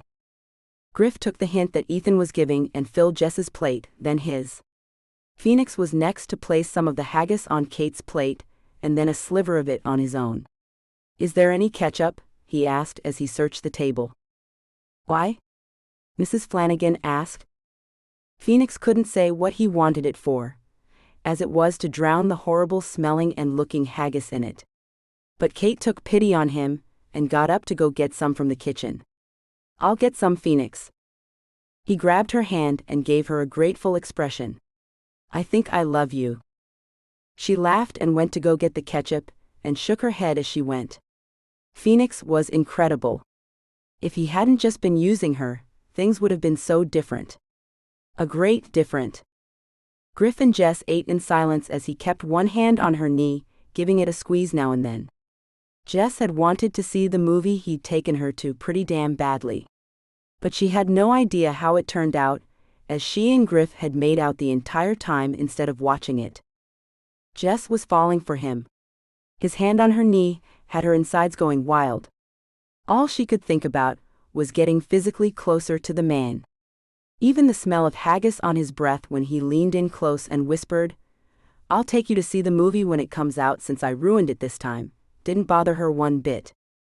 She sighed as she looked at him. Sinking into his hazel eyes, she was feeling like a drowning victim as she whispered, "You didn't ruin a thing, Griff." It was beginning not to matter to her at all that he had a bet with his friends about who would get laid first.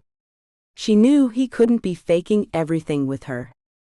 There was just no way he could. He looked at her with more feelings than anyone had ever had. Jess knew she was young and inexperienced. But she wasn't without any experience at all. She could tell when someone was being genuine. And Griffin Hauser was being genuine and sincere. When Kate came back with the ketchup, her mother gave her the stink eye.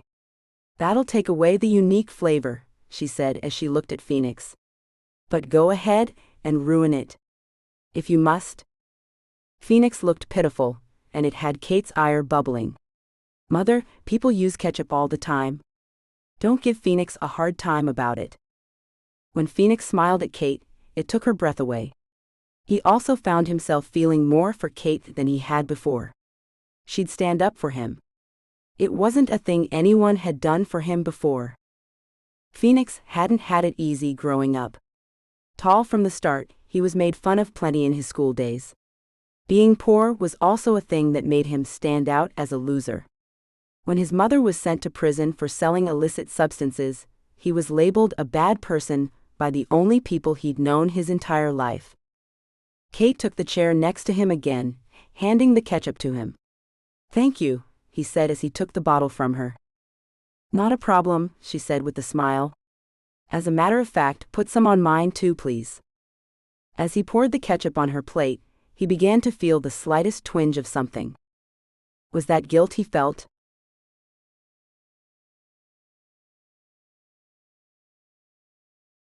Chapter 21. The smell of over-ripened fruit hit Kel's nostrils as she entered the old grocery store on the edge of town. For most things, she'd go to the new supermarkets, but for steaks, she always went to the tried-and-true old Buck's pantry. Her family trusted the butcher, who'd been there forever and a day.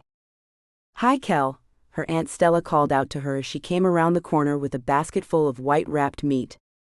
"Whoa," Kel said as she looked at the basket.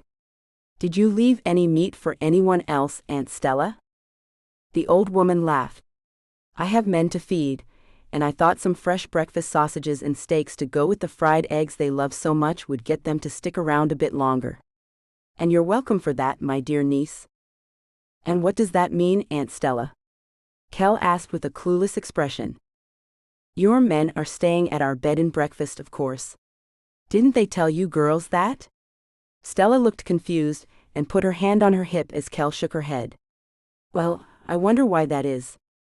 "Did the guys ask you things about us?" Kel asked her aunt. "Because they all took us on exceptional dates yesterday, and we all thought they were a bit on the psychic side." "Oh yes," Stella said with a grin. "They asked your uncle and me about things you girls like. So they made good impressions then?" "Great ones actually," Kel said.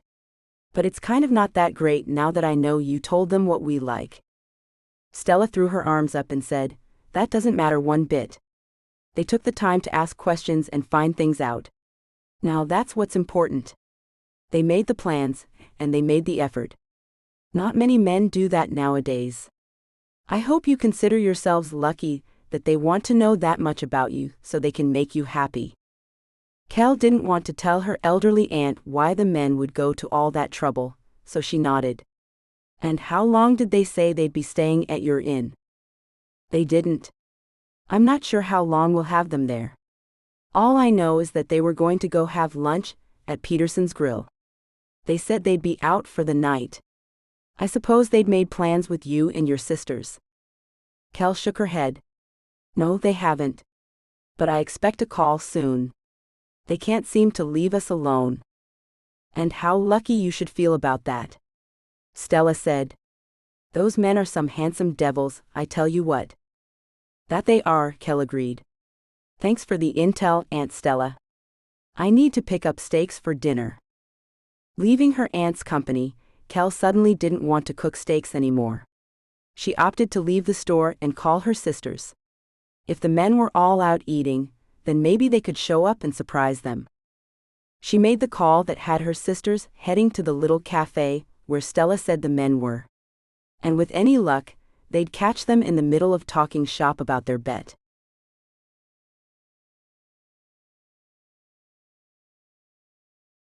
Chapter 22. Nestled in a corner booth, Kel spotted the three men who'd made a bet on her and her sisters. The waitress who greeted them was an old friend of hers. "Peggy, my sisters and I are going to do a bit of eavesdropping on those men in that booth over there. Do you mind leaving us to that?" With a wink, Peggy nodded. "Sure thing, Kel. You just wave at me if you need anything." Kel, Kate, and Jess slipped around the edge of the dining room, staying out of the men's sight. They took the booth just behind them and settled in to listen to what the scoundrels were up to. Ethan was boasting about something, and when Kel heard the name Julia Lovelace, she froze as he said that Julia Lovelace could really show a man a good time. "Tell me, Ethan," Phoenix said. "Did you ever get her special kiss?" When all three men laughed, all three sisters' faces went red with anger. Kel and her sisters exchanged looks as they gritted their teeth to keep quiet. Griffin added, I never had anyone give me a rim job before. And I haven't since her either. Jess mouthed gross. Phoenix chuckled. Can you imagine asking one of our girls for something like that? When they all laughed a hearty laugh, the girls were livid. Kel made the sign of slitting her throat as a reference as to what she was going to do to Ethan. Ethan said, Kel is much too classy to do something like that. No, I think I would never even ask her to do such a thing. She's a good girl. A very good girl. Jess is too, Griffin said. How about Kate? Oh, she's good too, Phoenix said. But to tell the truth, I think if it weren't for her sisters being involved, she'd have given in to me. Kate smiled and nodded, prompting Kel to punch her in the arm and mouth, Tramp? Kate shrugged as Phoenix went on, Want to know the truth? Sure, Ethan said. Julia was attractive, but I think Kate will make me forget I ever knew Julia, Phoenix said, making Kate's heart speed up. You think so? Griffin asked. I mean, Julia knew how to be intimate, that's for sure. Jess is young. Inexperienced. I'm not sure she'd make me forget all that Julia could do. You could teach her, Griff, Ethan joked. Not that we'll be around long enough for you to teach her too much. Yeah, we have to get this bet over with, Griff said, making Jess frown. You need to get back to work, Griff? Phoenix asked. When all three of the men laughed again, the women were puzzled. But they knew then that they were only going to be notches on the guys' bedposts and nothing more than that. They'd all been lied to. I'm not going to lie, Ethan said. I'll miss Kel. But I'll have at least one night of pure pleasure to remember her by. The hell he will. Kel mouthed to her sisters, who nodded in agreement. I'll miss Jess too, Griffin said. Phoenix echoed him, Yeah, I'm gonna miss Kate. The women sat and waited for the guys to say anything else, but all that came was silence, followed by the sound of heavy mugs being sat down. We could keep in touch with them, I suppose, Griff said. The explaining would be too hard, Ethan said. Can you imagine if one of us accidentally told our girl about the bet, and she told the others? Well, it'd end up with the others being dumped. Left with broken hearts. And none of us need that mess in our lives. I think Ethan's right, Phoenix agreed. Kate would make me pay dearly. I can almost feel it now. The men laughed again, and then Ethan said, Those ladies are marrying material. I know, Griffin agreed. I'm sure they're already talking amongst themselves about how to get us all into holy matrimony with them, Phoenix said. I wonder if Kel is coaching them on it, Ethan said. It's not beyond her to do such a thing. You know, telling them to hold out until they get a ring on it. Oh hell. Phoenix gasped. What if that's true? What if they plan on holding out until that happens? Do women really wait until the wedding night? Some do, Griffin said. But I don't think that's what's happening here. I mean, our girls don't seem to be that religious or that manipulating. How much longer are we going to give them? Phoenix asked. We have nothing but time, Ethan reminded him. But we should put a limit on it, shouldn't we? Hey, what if we made them jealous with other chicks? Griff asked. Jess smacked her fist in her hand as she thought about Griff's hands on another woman. Kate looked at her and put her finger to her lips. That might work, Phoenix agreed. Or it might backfire and they might shut us out for good, Ethan said. I do believe that if Kel saw me with another woman, she'd cut me out without a second thought. More silence followed, and then there was the sound of glasses being sat back down, letting the girls know the men were stumped by what to do to win their bet and get the girls into their beds. So Kel decided it was time to make themselves known, but not entirely. She leaned up and whispered, Just go along with me, sisters. I think I have an idea. With their nods of agreement, Kel got up, and the others followed her. She went to the waitress and got her to seat them at the same table, but this time she wanted the men to notice them. But they'd act like they didn't see them. It was time to make a little deal of their own.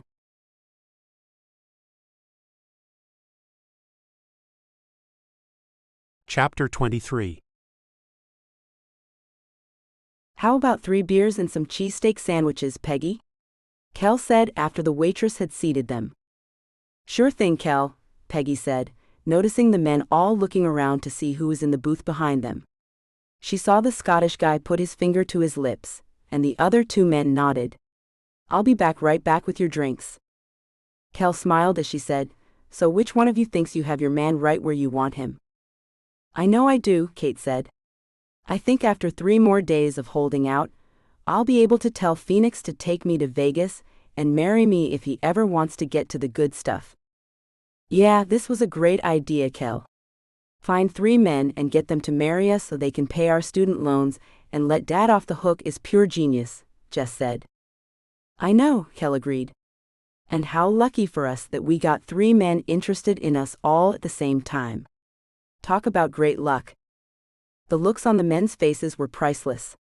They couldn't believe what they were hearing. I think we'll all be married before this month is up, Kate said. Have you seen the way they look at us? Kate nudged Jess. And Griff is smitten with you, baby sis. That little make-out session in the movie theater helped with that, Jess said as she laughed.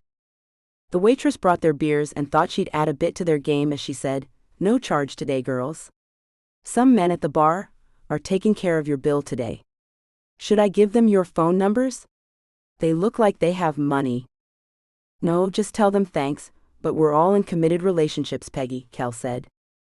I really think these guys have money. You sure? Peggy asked, and saw the men in the booth behind them looking at the bar to find out what guys were paying their tab. There were around 12 men at the bar, and not one of them hadn't noticed the 3 women when they'd come in. A thing Phoenix was seeing as most of the men were looking at their women. We found some men, Peggy, Kate said. Yeah, some attractive men, Jess said. And they have to have money and plenty of it. Yeah, Kel added.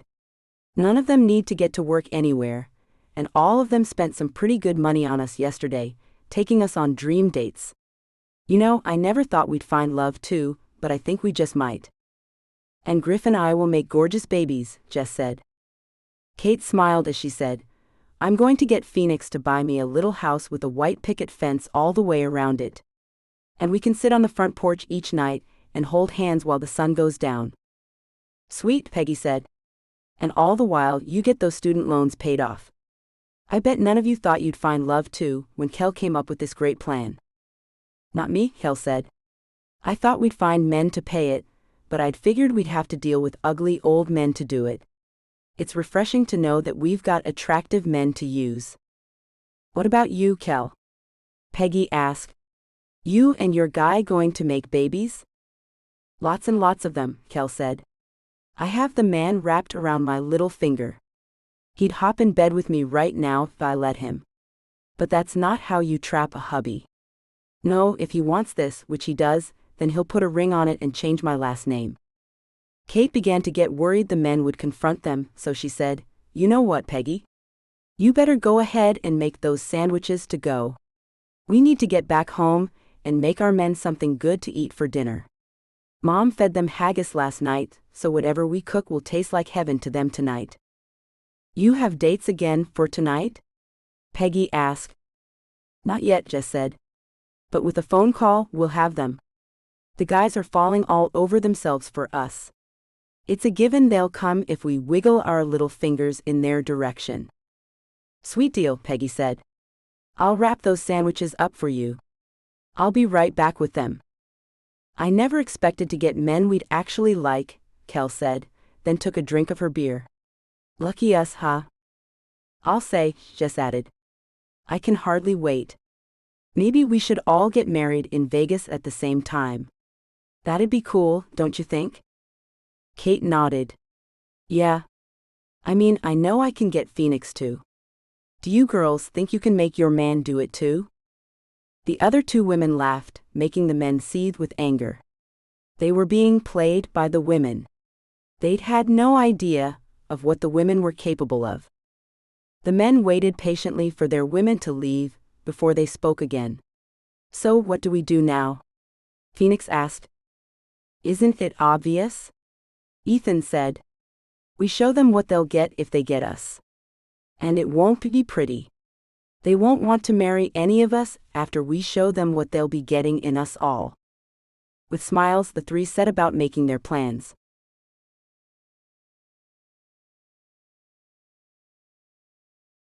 Chapter 24. When Griff's cell rang a few minutes later, he picked it up and held it out so the others could see it was Jess who was calling him. "Hi, baby." "Hi, Griff. We wanted to make you guys something for dinner tonight. Spaghetti. Want to come over around 5?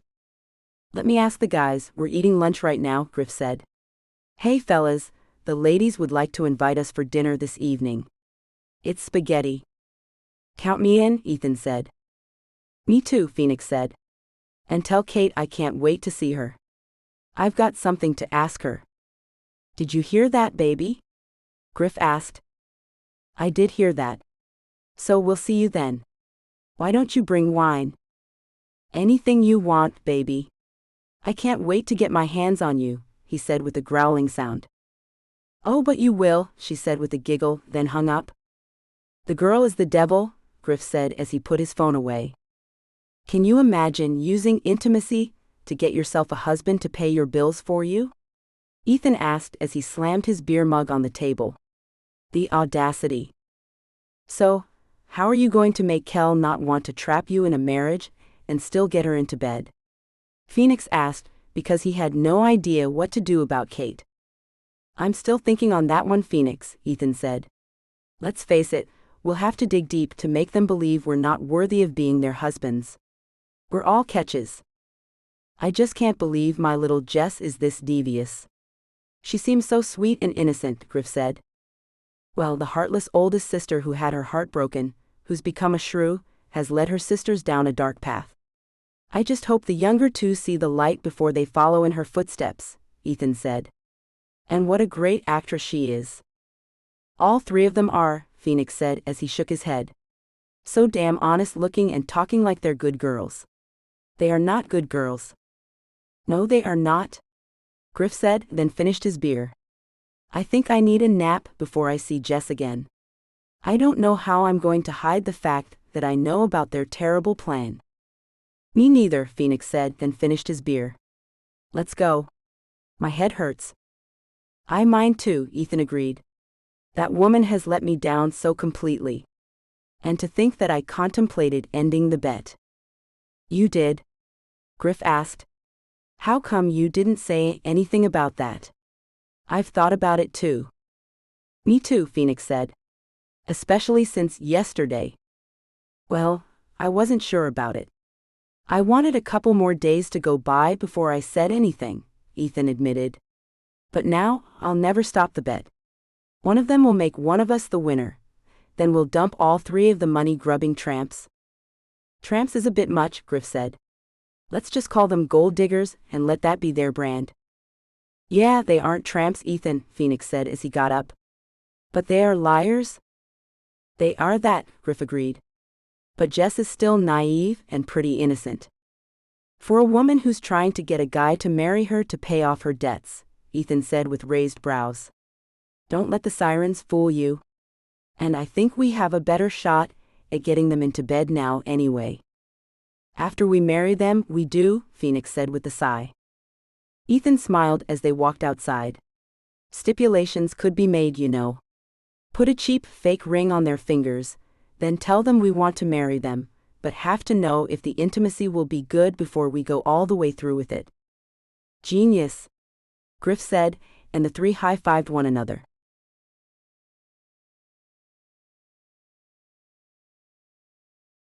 Chapter 25.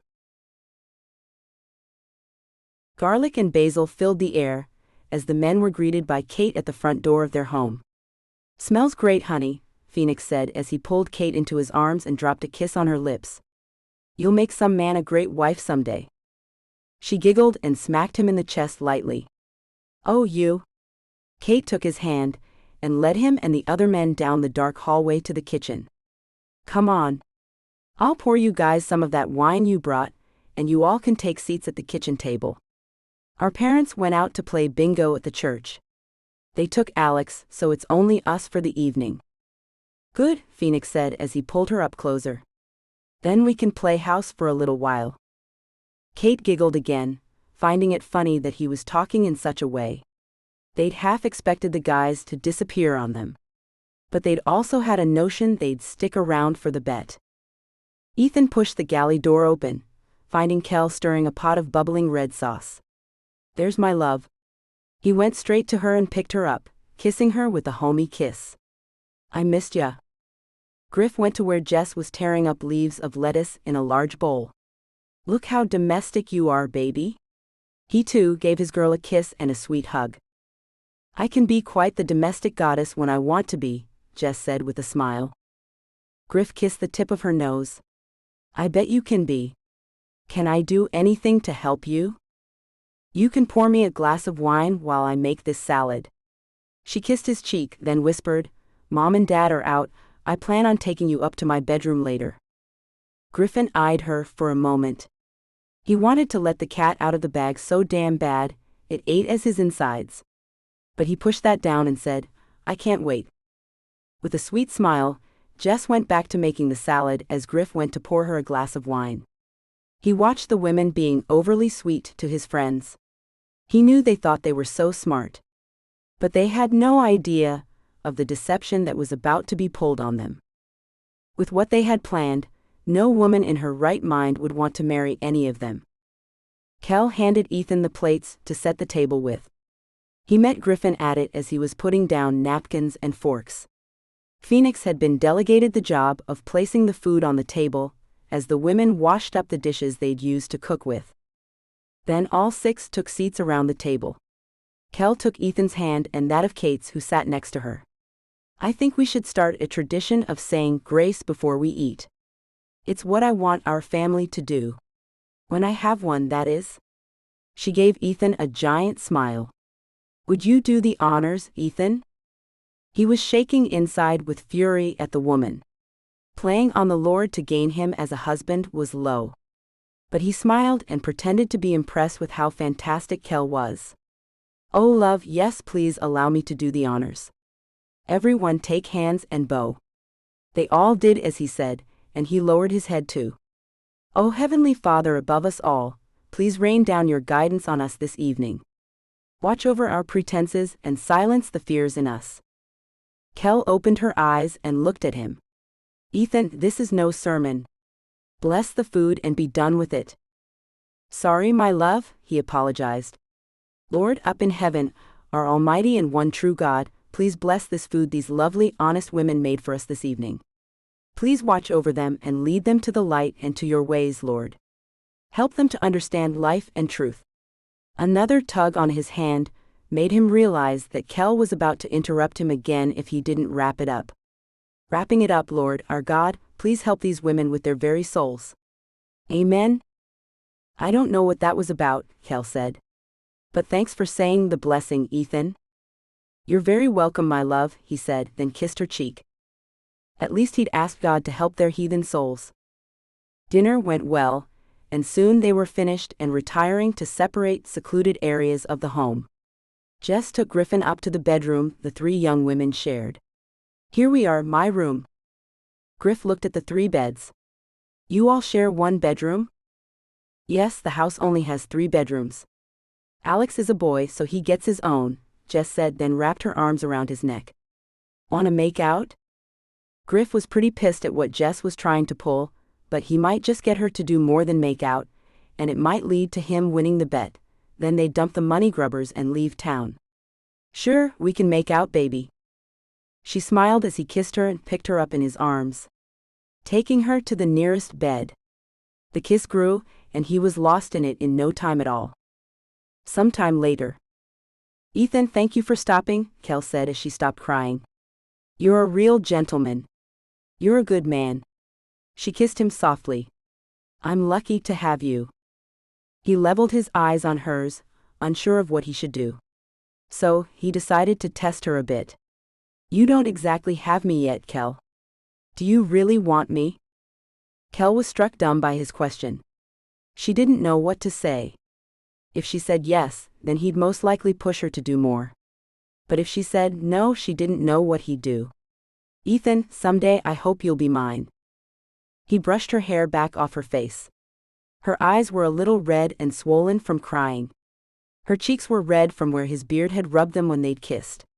Ethan decided it was time to start his plan. You should know more about my family and me, if you really want that, Kel. How about this weekend I take you to meet my grandmother? She has a home in Connecticut. Would you like that? Kel was more than a bit shocked that he'd go that far to win the bet. But she was curious, so she agreed. Yes, I'd love that. His touch on her cheek, as he looked into her eyes, made her shiver. I've never taken a woman to meet her before. You're the first. I am? Kel asked with surprise. And what does that mean, Ethan? It means I see more in you than I've seen in any other woman. And I want you to be aware of what you get when you get me. It's not all rainbows and lollipops. He kissed her again. Kel had no idea what could be wrong with Ethan or his family. Not that it mattered. This was all a game to him anyway. She was sure he was lying about never taking any woman to meet his grandmother before. Anything to get her to let her guard down and let him into her pants. When he eased the kiss, she said, I think I can handle anything that comes with you, Ethan. His smile told her she could, and she had to remind herself again that the whole thing was a ploy. It wasn't real. As much as it felt real, it just wasn't. The worst part was that she was telling him the truth about him being the first to make her climax. And she hated the fact that the one man she'd found who did that for her was never going to be a permanent fixture in her life. Ethan and his friends were all frauds. All men with a mission to win a bet. And damn the hearts they might break along the way.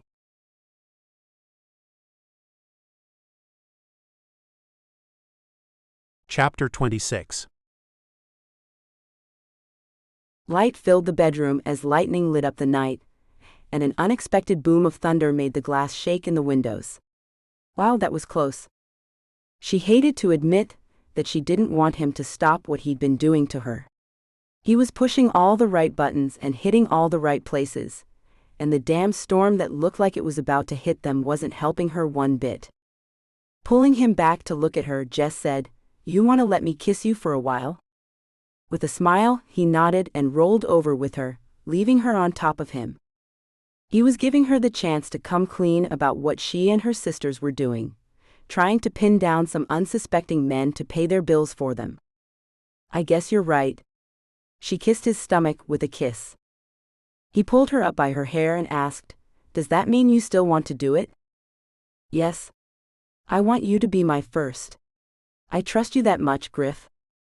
He didn't know what the hell to say because he felt like something was wrong. He shouldn't let her do a thing like that if he wasn't being real with her. She was kind of innocent, and in the end it might hurt her self-esteem. Damn. Don't be so damn enthused, Griffin. You're mad now? He asked as he lifted his head back up. By the pink color of her cheeks, he could see she was mad. And when she got off the bed, he knew the little make-out session was over. Then it hit him that he still needed her. He still needed her to win the bet, and he needed to make her think he was looking at her as marriage material. Changing his actions, he sat up and pulled her into his arms as he laid back with her. Don't, she said with a muffled voice as he held her close to his chest. I'm sorry, baby, he cooed. It's just that I had something I wanted to ask you to do with me this weekend, and I'm kind of afraid to let you know more about me and those I come from. Huh? Jess asked as she pulled her head off his chest and looked at him. I want to take you home to Montana this weekend to meet my family. And I'm afraid of what you'll think of them and the things we all do, he said, looking sheepish. You want to introduce me to your family? She asked, feeling kind of shocked he'd bring his family into his sinful bet. I do, he said, then ran his hands through her hair. But I've never taken anyone home before. I'm nervous about it. And about how you'll like them.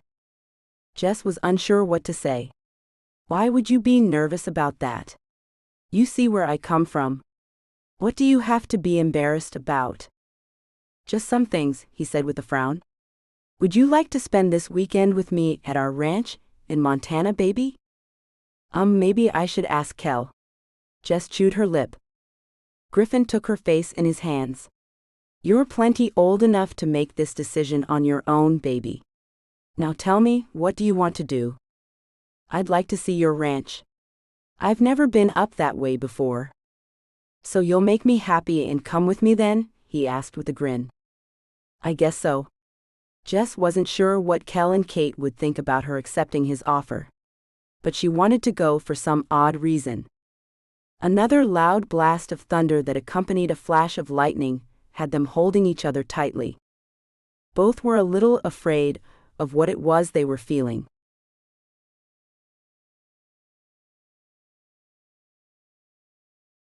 Chapter 27. Phoenix looked down at Kate and couldn't believe the young woman was resorting to such tactics to get a husband to pay off her debts. She just simply didn't seem the type. Her eyes were sparkling as she looked at him like she adored him. But did she really like him as much as she claimed to? Or was she just pretending? He pushed back her hair and whispered, "You're beautiful." Kate ran her hands through his hair. "Thank you. So are you." He kissed her because he couldn't stop himself. It made him sick that he was falling so much into her trap. He'd nearly called off the bet to make things right with her. Then her secret was found out, and it made him sick.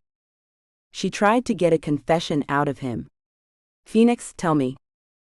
Both of their minds were nothing but blurs. Phoenix thought she wanted to hear something other than what she really wanted, so he said, "I love you, Kate." It just came out without him expecting it to. He wasn't even sure he meant it. But he went with it anyway. Why not coddle her into thinking she was going to get what she wanted? He to marry her. "Phoenix, don't lie to me." "Kate, come home with me this weekend. I want to prove to you I want more with you." The kiss was sensual, making Kate want to give herself to the man. The waiting was killing her.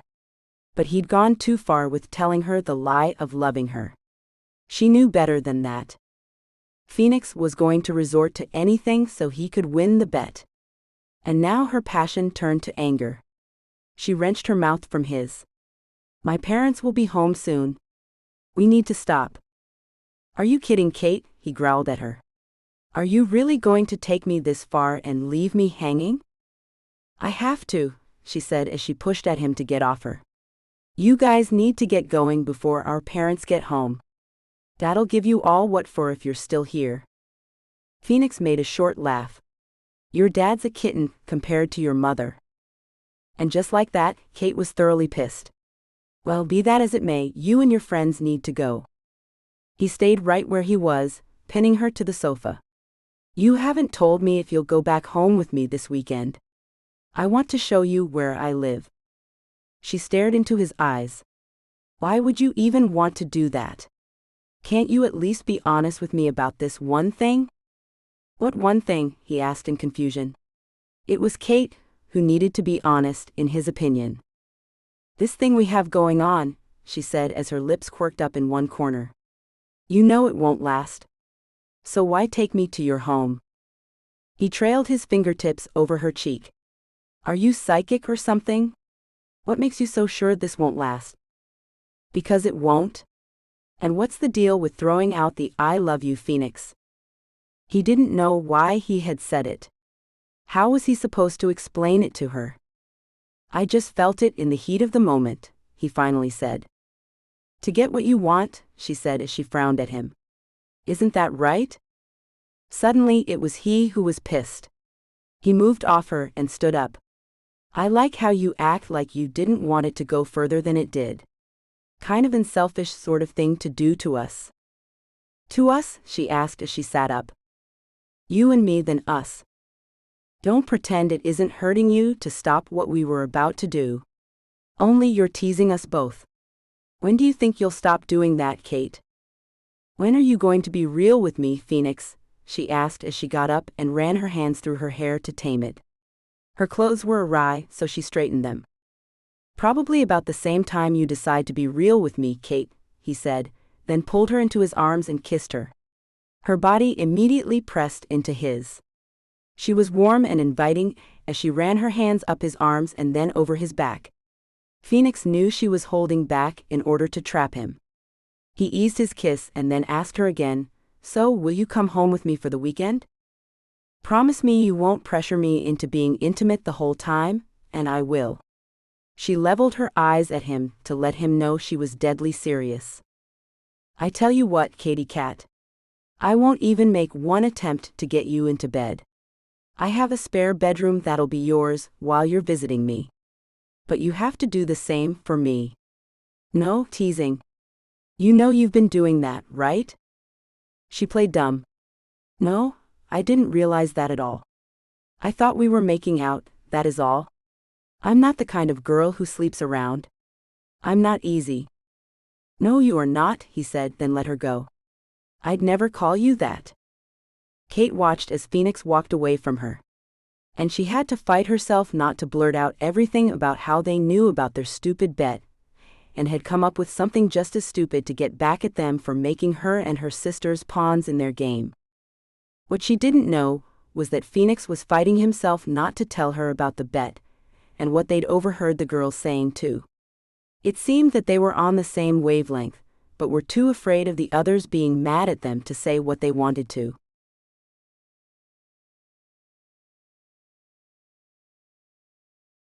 Chapter 28.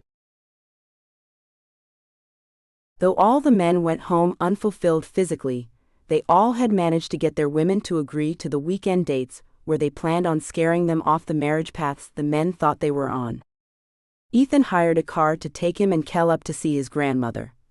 A woman who wasn't really his grandmother, but an actress he'd hired to play the part. He'd hired an entire comedy troupe to fool Kel.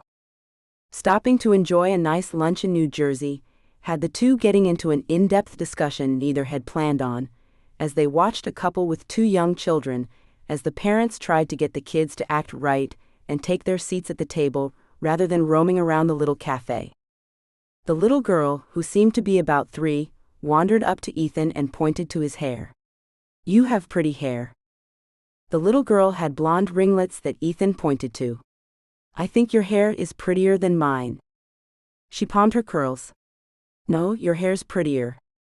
"Jo Beth, come sit down and eat," her father called out to her. Then he looked at Ethan. "Sorry, sir." "For what?" Ethan said with a chuckle. "I just received a great compliment from your little girl. She's made my day." He gave the kid a wink before her mother swooped in and picked her up. Kel watched the little exchange as she ate her turkey on rye bread, then took a sip of her root beer. "So you like kids, huh?" "Sure, who doesn't?" Ethan said, then leaned forward to twirl a lock of Kel's hair around one finger. "And you and I would make some really cute ones, love." He leaned back in his chair, stretching out his long legs. "How many should we have?" She laughed at him, as she knew exactly what he was up to. "Oh, 5 or so. And I'd start trying for them as soon as I was married. I can't wait to settle down and start up the large family I dream about having. I just need to meet Mr. Right, and then I'll get right to that." He raised his thick brows as he grinned at her. "Is that right?" She nodded and finished her sandwich. Ethan had finished before her, so she was ready to get going. "Yes. I'm done. We can get back on the road if you're ready to. I really can't wait to meet your grandmother." Ethan got up and held out his hand for her to take. "And she can't wait to meet you. My cousin Tommy's there too. He's a little bit special. I hope you won't hold that against him." Kel gave him a frown as he escorted her out of the little cafe. "Ethan, I'd never hold anything like that against anyone. Do you think I'm some kind of monster?" "No," he said as he opened the car door and let her get in first. He slid in beside her, putting his arm around her and kissing the side of her head. "It's just that I've had more than a few comments on my family. Not all have been kind." Kel looked at him and wondered if he was being honest. If that was true, she felt terrible for the man. "Oh, Ethan, that makes me sad. If you have someone with a disability in your family, no one should judge you on that. But some do, love." He kissed her with a light kiss as he cupped her chin. "I think you'll be wonderful to have around my family. Such a caring and sweet woman. Honest to the core." She knew why he had thrown in the last part about the honesty. It was pretty clear he wanted her to come clean about the husband wrangling that the sisters had made up. But she wanted him to come clean about the bet. So they were at an impasse that neither would budge on. Meanwhile, Kate and Jess were at the airport with their men. Each couple was waiting on private jets to be readied, and Kate and Jess were beginning to get an idea about just how much money the men really had. "I know you said you were a salesman for your family's business, Griff, but just how much do you make doing that?" she asked him as he brought her a cup of coffee and a bagel. "Here, baby. You should eat something." He handed her the bagel and the coffee, then took a seat next to her. "I don't like to talk about money." "I can see that. But I don't like to be clueless about how much the man I'm seeing makes a year." She took a bite of the bagel and waited for his answer. "My money isn't calculated on a yearly basis. It's just always available to me." It hit him that she was sizing up how much he was worth so she could try to get him to marry her and pay her damn bills. But he'd be teaching her that being married to him would be far from the picnic she thought it'd be. So what if the things he was about to show and tell her were completely false? Jess would never know about that. At that point, none of the men cared who won the bet. Things had changed. They saw it as their manly duty to teach the women a lesson about using men for their money. If during that time any of them did score, that was purely a bonus. "How is it you have access to money all the time without working, Griff? Are you some kind of a millionaire?" Jess asked him. He decided to let her in on his financial state and wanted to gauge her reaction to that news. "Millionaire?" He chuckled as he shook his head. "Billionaire is the word most people use. My family is extremely well off." "Shut up," Jess said, then stopped as he kissed her. When he pulled his lips away from hers, he asked, "You won't hold that against me, will you?" No," she said, then bit into her bagel again. She wasn't sure if she should even believe him. Men thought women fell all over themselves if they thought they had money. He was most likely just saying it to win the bet. Good. A lot of wealthy people have issues with building relationships due to the fact that they have a hard time knowing if the person loves them for who they are or for their money. "That's just shallow," Jess said, earning a frown from Griffin, who thought about how she and her sisters were looking to trick men into marrying them so their bills could be paid off. "Yeah, it's as shallow as it gets, Jess." For a moment, Jess had forgotten what she and her sisters had done, and went on to say, "I could never do that. Just know this, Griff, if I tell you that I love you, then it's true. I'm not a money grubber or a liar." Griffin was shocked at how sincerely she could say the lie. That's good to know. But it wasn't good to know at all. The woman was a master of deception. Kate and Phoenix were getting on the jet he'd chartered. As he helped her to sit in the window seat, he buckled her in and then kissed her. She placed her hands on his cheeks and asked, "This is going to be fun, isn't it?" He smiled and sat down next to her. "Oh yeah. I'm about to show you how I live." They held hands as the jet took off. Kate felt a twinge of guilt for going off with him on false pretenses, but her sisters had begged her not to tell their secret, even though she wanted to in the worst possible way. "Phoenix, I've never been to Texas. Is it really as big as everyone says? I mean, I've seen the size of the state on a map, but come on, it's not really that big, is it?" "It feels even bigger when you drive it," he said with a smile.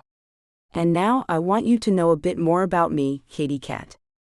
She began to have hope that he was about to be honest.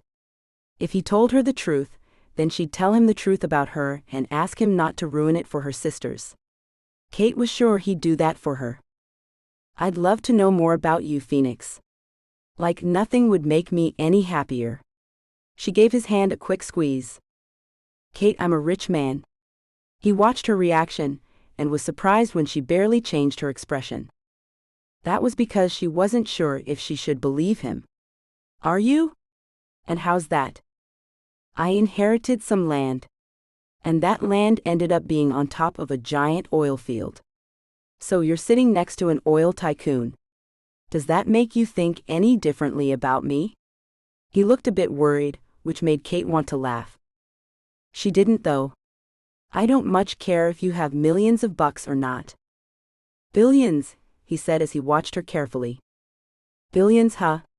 She tapped her chin. So what? Do you really think that? I mean, can I trust you not to use me for my money? He asked her with the hopes he'd see greed in her eyes.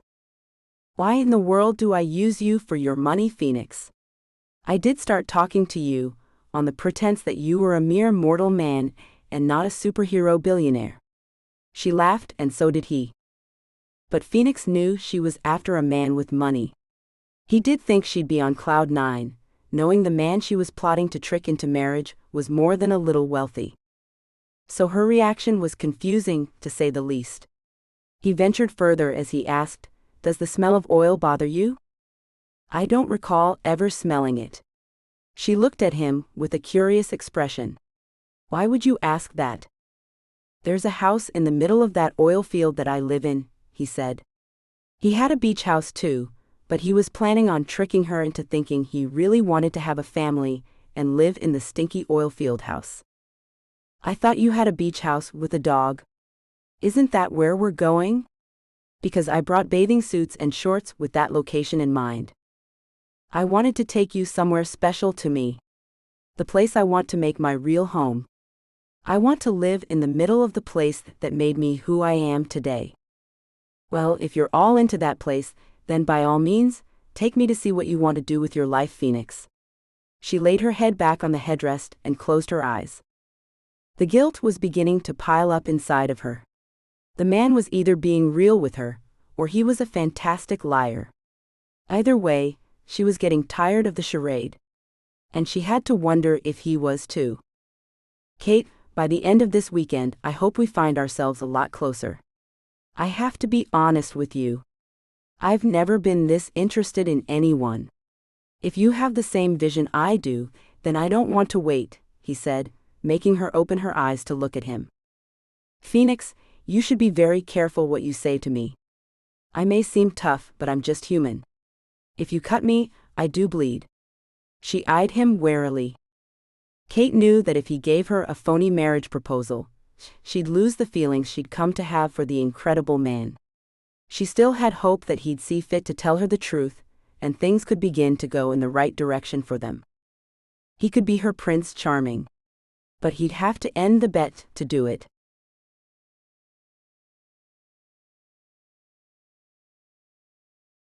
Chapter 29. Arriving at Ethan's grandmother's house had Kel feeling a bit nervous about getting that close to the man who was trying desperately to dupe her into a roll in the hay. She knew introducing her to his grandmother and some other family members was going too far, but she wasn't ready to call him out on the bet just yet, curious to see how far the man would go. The estate he took her to was enormous. As they drove up a winding drive, a few deer with their fawns frolicked alongside them for part of the way. "How cute they are, Ethan. Are they pets?" He had no idea. He'd rented the place for the weekend and had actors waiting for their arrival. But he could improvise, so he said, "My grandmother has a way with wild animals. While those deer are not pets, they're her friends." "A Dr. Dolittle?" Kel asked with a grin on her face. She was certain Ethan was kidding with her. "I guess you could call her that," he said, then wrapped his arm around her and kissed her cheek. "I can't wait for you to meet my granny, Kel. I think you two will hit it off. She's a real spitfire." "And why is she in America?" Kel asked. "Since you're from Scotland?" "Oh, she's American. You see, she's my step-grandmother. My blood grandmother died at only 47. Grandfather married a few years later." "Oh? Is he here too?" Kel asked as she looked at the fancy entrance of the home. A red rose-covered arch formed the entrance that was filled with more red rose bushes. While it all looked inviting, Kel knew it was full of prickly thorns, and one shouldn't stray from the narrow pathway that led to the green-painted wooden door. He's dead too. 6 years ago. That's why Granny moved here. Ethan got out of the car and held out his hand for Kel to take. Don't mention him, Kel. It makes her sad. The door swung open just as Kel got out of the car, and an old woman shouted, "There he is. My big boy." Kel marveled at how old the woman looked. She was ancient. The old lady strode right up to Ethan with an odd hobbled gait and kissed Ethan smack on the lips. His eyes went wide, as did Kel's, as the old woman even tried to slip him the tongue, a situation which he expertly handled, pulling her to one side as he introduced Kel. "Granny, this is my girl Kel." Without so much as a glance, as the old woman's eyes were glued to Ethan, she said, "Great. Hi, Kel. Come on inside, Ethan. Your cousins are visiting me this weekend. I bet you've missed Herbert and Crenshaw." Kel laughed, as their names sounded like the title of a law firm. And she earned Ethan's granny's attention for that. A scowl moved over her wrinkly face, prompting Ethan to take her hand and lead her away from Kel. "I have missed the boys from my youth very much." "Crenshaw's a girl sweetheart," Granny corrected him. Ethan was stuck as to what to say. But when the other two met them at the door, he found it easy to fix his little mistake. They both looked like men. Odd men. One wore a helmet in electric blue, like a bicycle racer would. He had on a tight little unitard, in the same color. The other wore blue jean overalls, and had a stick of some kind he was chewing on. The ragged cut of his hair, the shapeless clothing, and the fact that they both had manly features made it impossible to figure out which one was the female out of the two. Looking at Kel over his shoulder, he whispered, "See why I called them both boys now?" She nodded and tried not to laugh at the weird-looking duo. "Sup, Ethan?" the unitard-wearing man called out as they walked into the house. "Not much?" Ethan looked at the old woman, who was clinging to him for some help getting which guy that one was. "Oh, Herbert, do you have to use such language?" she asked the helmet-wearing man playing the part of Ethan's cousin. "Sorry, Granny," Herbert said, then set his eyes on Kel. "Howdy, pretty lady." Kel smiled. "Hi, Herbert." She extended her hand to the other, and she then realized it was the woman named Crenshaw. "Hello, Crenshaw. How are you?" Holding on to the straps that held up her overalls, she didn't bother to shake Kel's hand.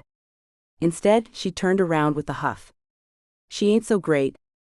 Ethan looked at Kel with a frown. "Don't listen to her. You're fantastic, love." Granny patted Ethan on his arm. "Never mind her. She's had a crush on Mr. Tall and Handsome here since they were kids." "Not your blood cousins, huh, Ethan?" Kel asked, as they had no accents at all. "Oh, yes, they are. My uncle moved here before they were born. He married a woman from the hills of Tennessee," Ethan lied. Kel was a little taken aback but shrugged it off as she leaned in to whisper, "I suppose their mother's bloodline was a bit muddled with incest." "Well, to be truthful, that runs on both sides." Ethan stifled a grin as he followed the cousins to a large room with more red roses, filling vases around the room. The expression that covered Kel's face nearly made Ethan laugh, but he managed to hold it in. He told the little acting troupe to lay it on thick, and they were off to a remarkable start. When Herbert shouted at the top of his lungs, "Damn, fire and save the matches," Kel froze as she watched the man's arms fly into the air as if he was praising God or something. Ethan leaned in close to whisper, "He has Tourette's syndrome. Please don't be offended by anything he does or says. He can't help it. Things just burst out of him." "Oh," she whispered back as she watched Herbert walk in a circle 3 times, then sit on the sofa. "And the circling behavior? What's that called?" Ethan had no idea, so he made something up. "Poor guy thinks he's a puppy sometimes." "That's awful. How'd that happen? Did he have an accident and damage his brain? Is that why he wears a helmet?" she asked. "No, he wears a helmet because he thinks it looks cool, Kel. You should compliment him on it," he told her as he held back the urge to laugh. "And the Tourette's is genetic. We have 12 people in the family who have it." "So anyone could get it then?" she asked him as her head swam. Yes. One in my family never knows if any of their children will end up with it. The luck of the draw, I suppose. He took a seat, as the woman playing his grandmother took hers, after a lengthy time of trying to ease her crooked body into the chair. Kel couldn't help but notice the hump that was already beginning to form on Crenshaw's back. Is the hump thing something a lot of your family has too? Mostly only the women, Ethan said as he sat back and pulled her close to him. Well, I think if it's caught early enough, doctors can do something about that. Kel looked around the room at the many roses, and wondered why in the world one would have so many of the same flowers around the inside and outside of the house. I don't know. Crenshaw wore a brace for most of her younger years. It didn't seem to help her any, Ethan said as he watched frown lines form in the middle of Kel's forehead. He was happy with her reaction to the mess of a family he'd created. When his fake granny let a whirlwind of gas blow her up off her chair a bit, Kel gasped as the old woman said, "Soap?" The others echoed her, leaving Kel stupefied. Granny decided to explain, "I have terrible insides, honey. If I apologized every time gas escaped me, then I'd never stop. So we came up with one word. Soap." "Soap," Kel said. How clever. Yeah, that's the word I was looking for, clever. She's a sweetheart, isn't she, love? Ethan cooed in her ear. Kel didn't think the old woman was sweet at all, but she nodded. Sure is. Ethan pushed it a bit further as he asked, "Think you could get used to this?" Kel stared at him without blinking, and wondered why he'd ask such a thing. Was he really going to go so far as to give her what he thought she wanted, a marriage proposal?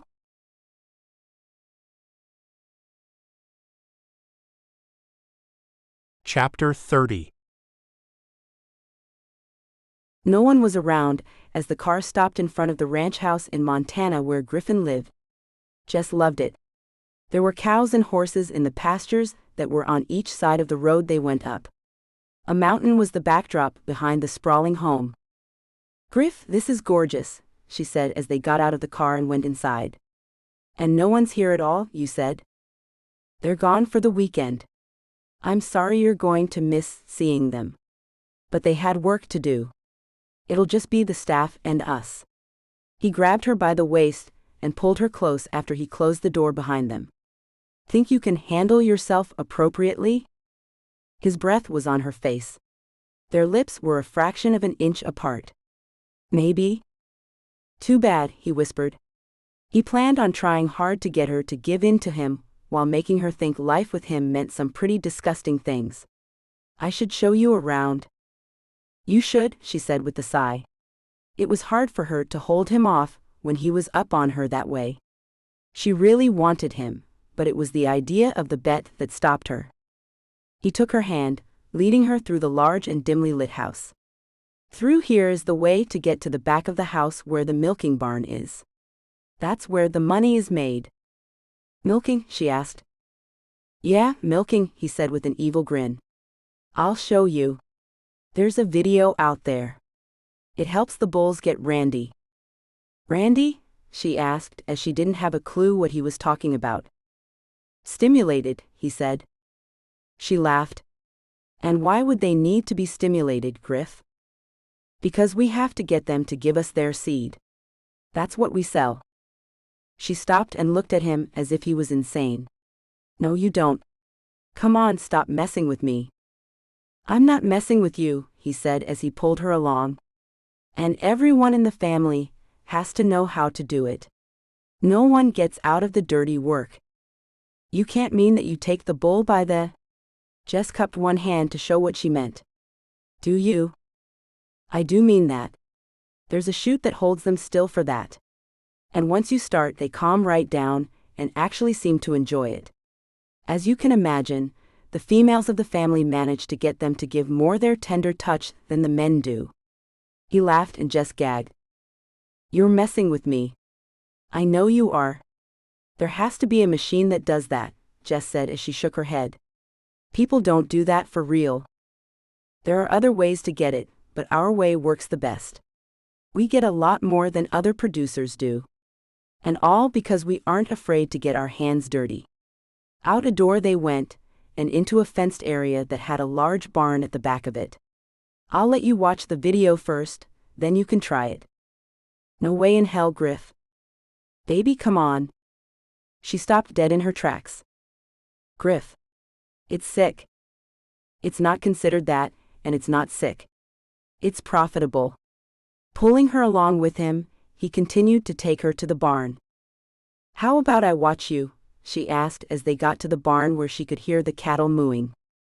He eyed her as he opened the large door, letting a burst of livestock odor pour out.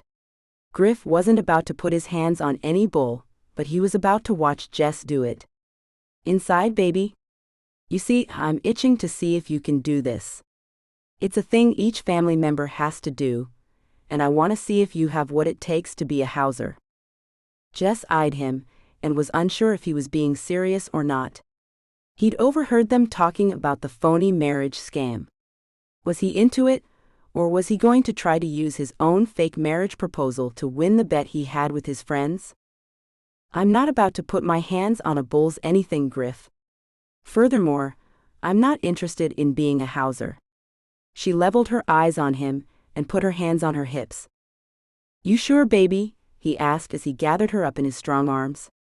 He'd heard her and her sisters loud and clear. He knew she wanted to get married. Griff had to admit that things with Jess were going great. If he could have gone back in time, the one thing he'd have done was make sure he hadn't overheard the girls' conversation about roping them into marriage to pay their bills. And with that thought, he lost the feelings he'd had. He stopped kissing her, which was so sweet and tempting. Griff reminded himself that the woman who was holding him was a money-grubbing liar. So, you ready to get handsy with one of the bulls? I'll let you pick him out. Griff, no, Jess whined. She was wondering what the hell had happened. They'd just been making. Yes, Jess, he said as he stepped back, moving her legs off him. Griff, what's wrong? She asked as she knew something had to have gone through his head that had him stopping. Then she knew he'd been thinking about the marriage thing, and it'd shut him down. All she wanted to do was end the charade. Tell him she knew about the bet, and how they'd gotten back at them for it. But Griff seemed set on trying to make her whack off a bull, as he dragged her along with him to the first pen. Come on. You have to do this. If you want me, then you'll have to do this. Stopping short, Jess made a drastic decision. She was going to tell him the truth. Tired of keeping so much bottled up was taking its toll on her. We need to talk. Griff turned around and eyed her warily. Somewhere deep inside he knew she was about to confess, and he knew he should too. About what, Jess? A door on the side of the barn flew open, and in came a tall man with a gun aimed right at them. What the hell are you two doing in here? Who the hell are you? Griffin asked as he quickly moved Jess behind him. Never mind that, the stranger shouted. Get on the ground and put your hands behind your heads. Griffin had no idea who the man was, or what the hell he thought he was doing. Jess looked at him with wide eyes as she said, You don't live here, do you?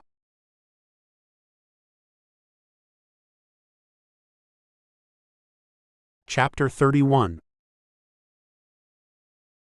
Bouncing in the pickup truck Phoenix had rented at the airport, Kate looked out the window at the desolate area he was taking her to.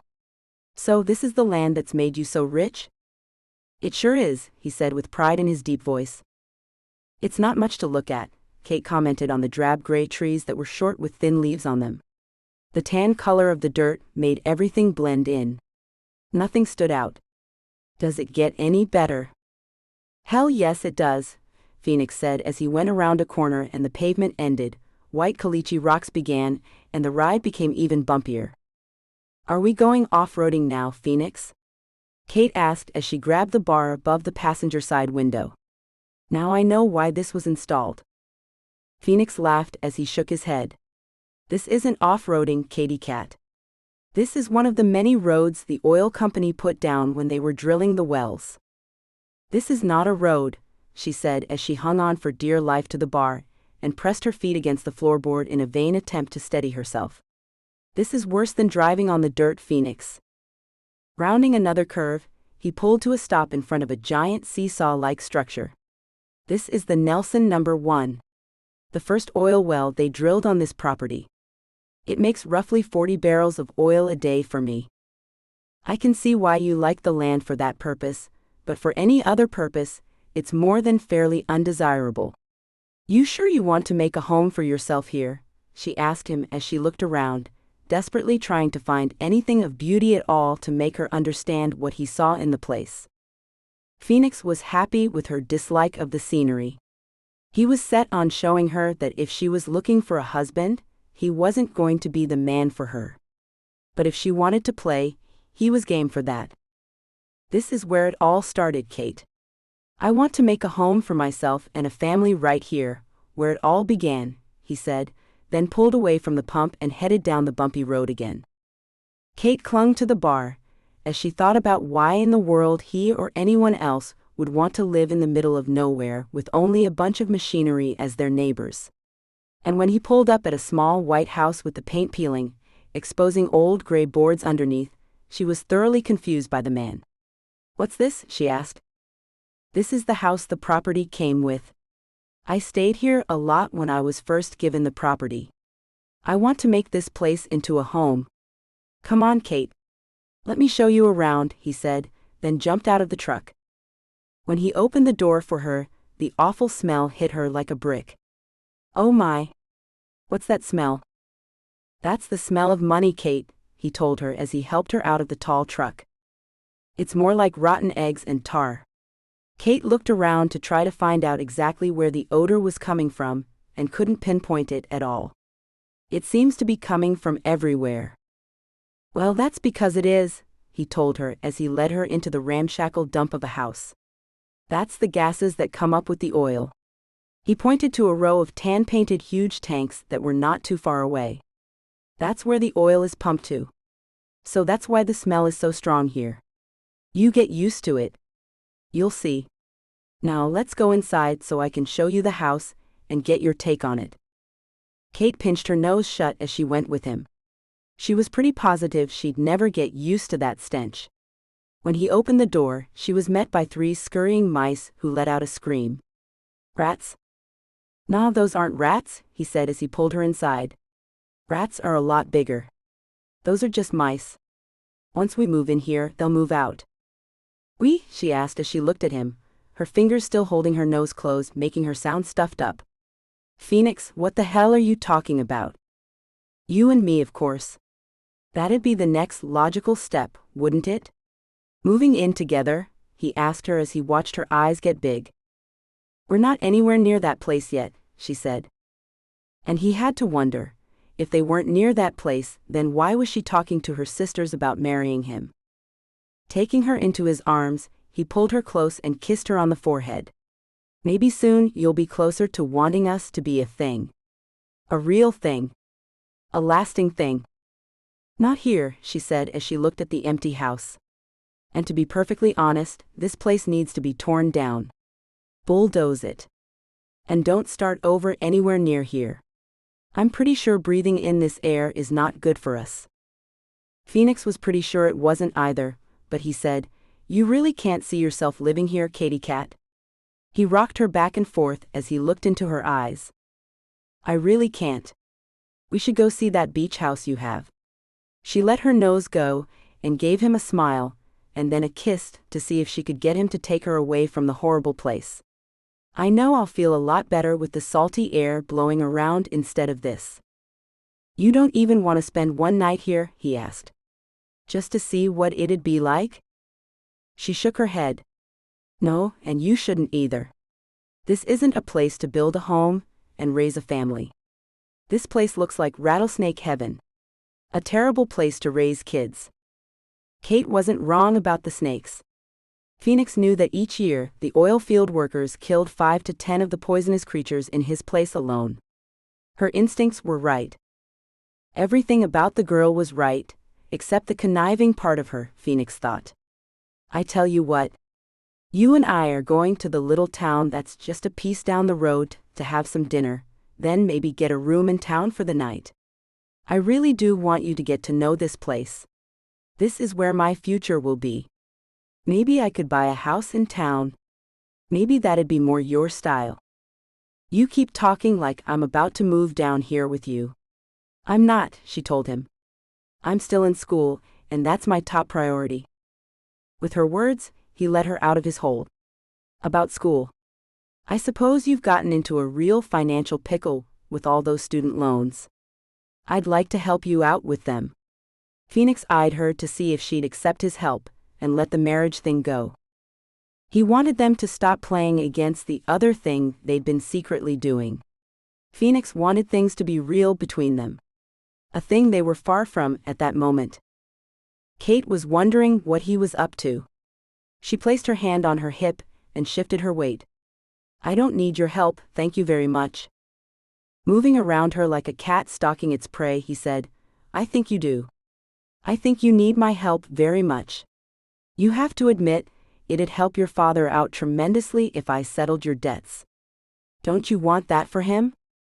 She gulped as Phoenix circled her, then stopped in front of her, taking her by the chin, making her look into his eyes. Kate was on the verge of telling him the truth. The only thing keeping her from blurting it all out was the fact that he was hanging on to his secret too. My father wouldn't want me accepting that kind of money from a man. But a husband he surely would, Phoenix said, then smiled. What are you getting at, Phoenix? She asked him, as she knew he didn't want to marry her. And she didn't want to marry him. It was all too soon, and there were lies in their way.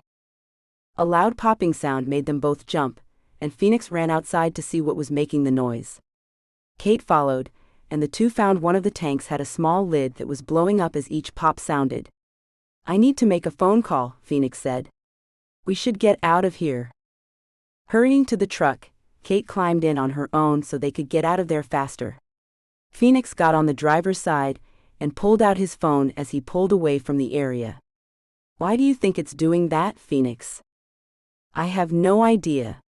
He gave her a look that told her more than he'd been telling her. You've never stayed out here, have you? She asked him with a frown.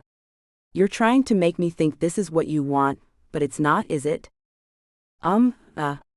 He had no idea what to tell her. He drove away from the smell and the noise that he knew damn good and well he never wanted to live around. And suddenly, he felt he had to open up and be honest with the young woman. Let me make this call to the oil company, and then you and I will have a long talk. Kate nodded and leaned her head against the headrest. It seemed they were finally going to get to the truth. Or so she hoped.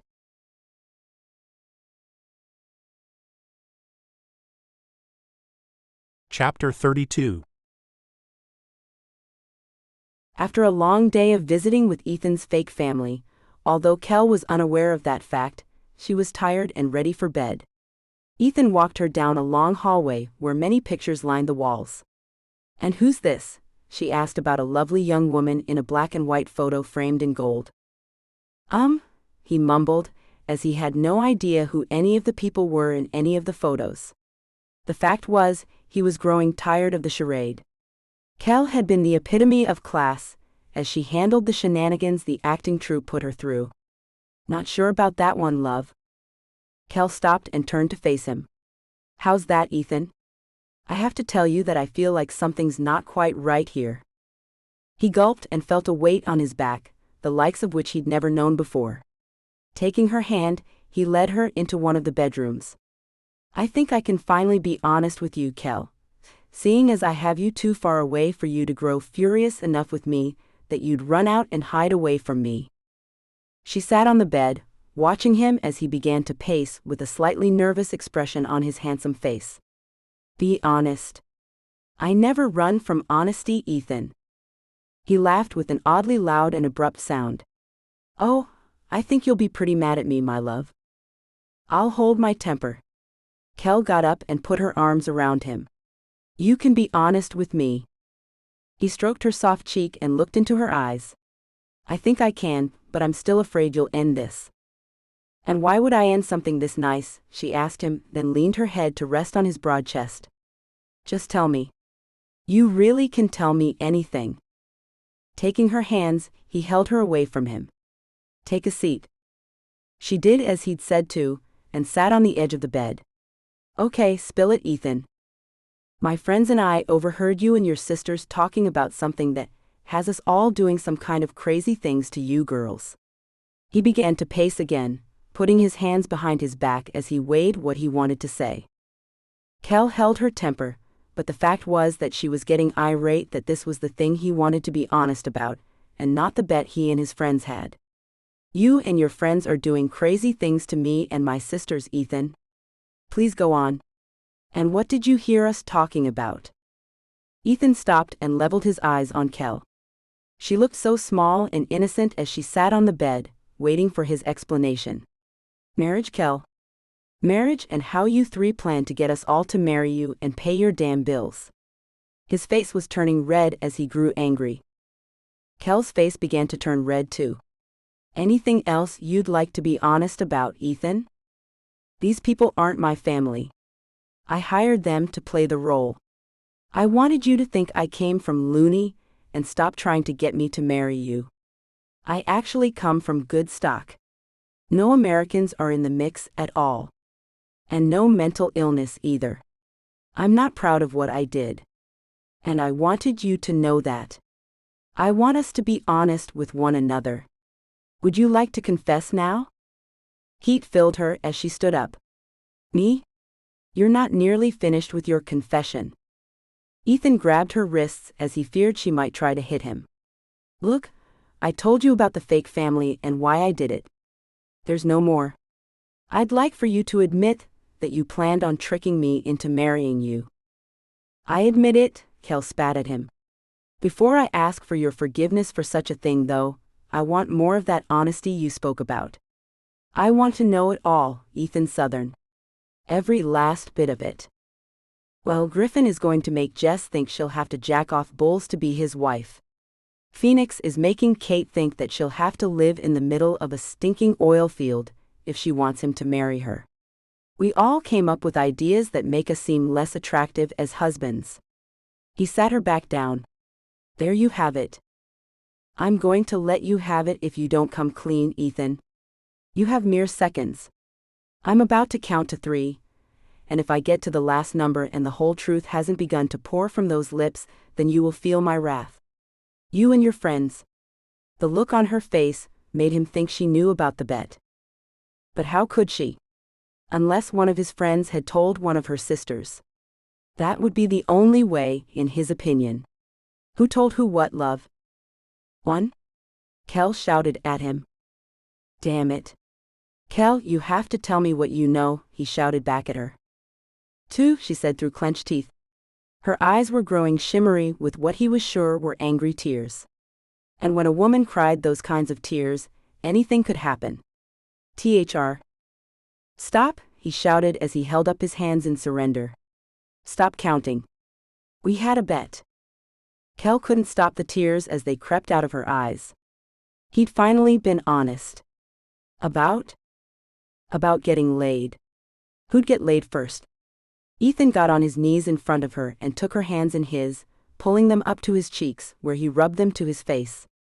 We picked the women for each other. You were chosen for me. Kel, I swear it to ya, I've never met a woman more perfect for me. She let out a sigh of relief.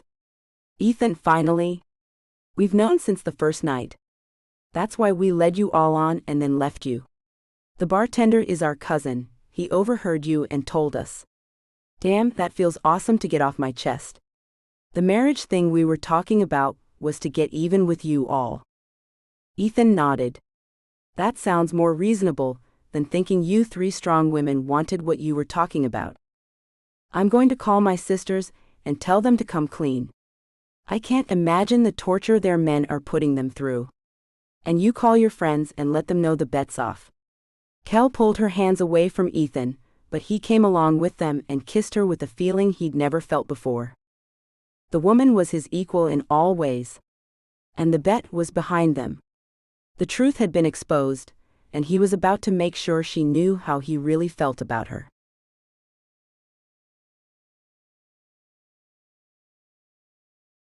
Chapter 3.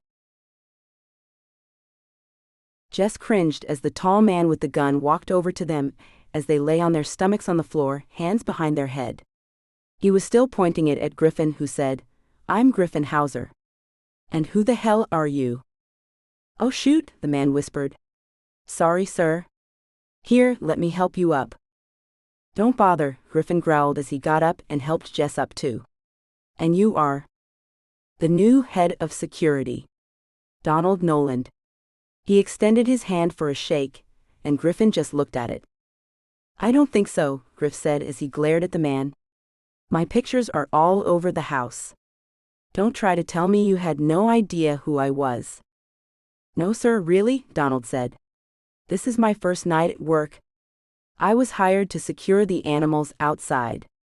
The inside is still the security guy you've had for years. Mr. Stout is the one who hired me to take care of the outside. I haven't even met your family yet." Griffin's cell phone rang, and he took it out of his pocket. "It's Ethan." When Jess' cell rang too, she pulled it out of her pocket and saw it was Kel. "I hope nothing's happened." Griff gave Donald a nod. "Go on about your business. We're going inside anyway." He led Jess out of the barn and back toward the house as he answered his phone. "Griffin here, Ethan. The jig is up. Time to tell Jess about the bet," Ethan told him. Jess was listening to Kel as she told her. "I got it out of Ethan about the bet. It's off. Tell Griff about the fake marriage scam." "Wow," Jess said as she followed Griff into the house. "You're remarkable." "I know. See you on Monday when we come back. We're going to stay the weekend in this mansion he rented and send his fake family home.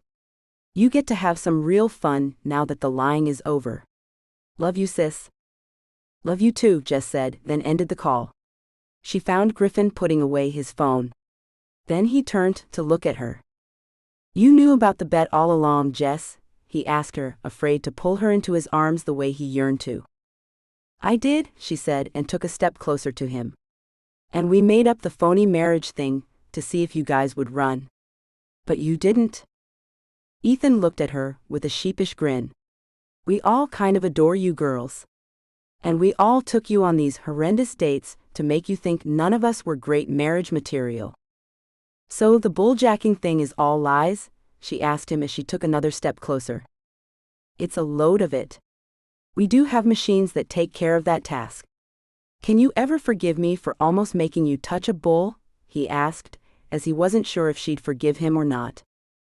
Jess closed the gap between them, wrapping her arms around his neck and gazing at him in a new light. An honest light.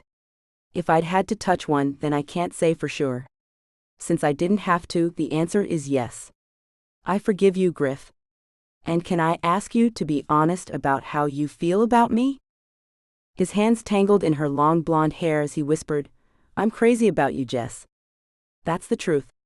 And how do you feel about me?" "Oh, I think you're just about the best thing since sliced bread, Griff." He kissed her then. Their first honest kiss. Griff pulled his mouth away and said, "In the spirit of being honest, what are the chances you and I can go up to my bedroom and spend this entire weekend making sweet love to one another?" Jess winked at him. "I'd say there is a 100% chance of that happening." Breathing out a sigh of relief, Griff picked his girl up and carried her away with him. It hadn't been that long in reality, but it had seemed like forever since they'd met. And things were finally going to be real between them. Griffin was set on making Jess see how he really felt about her.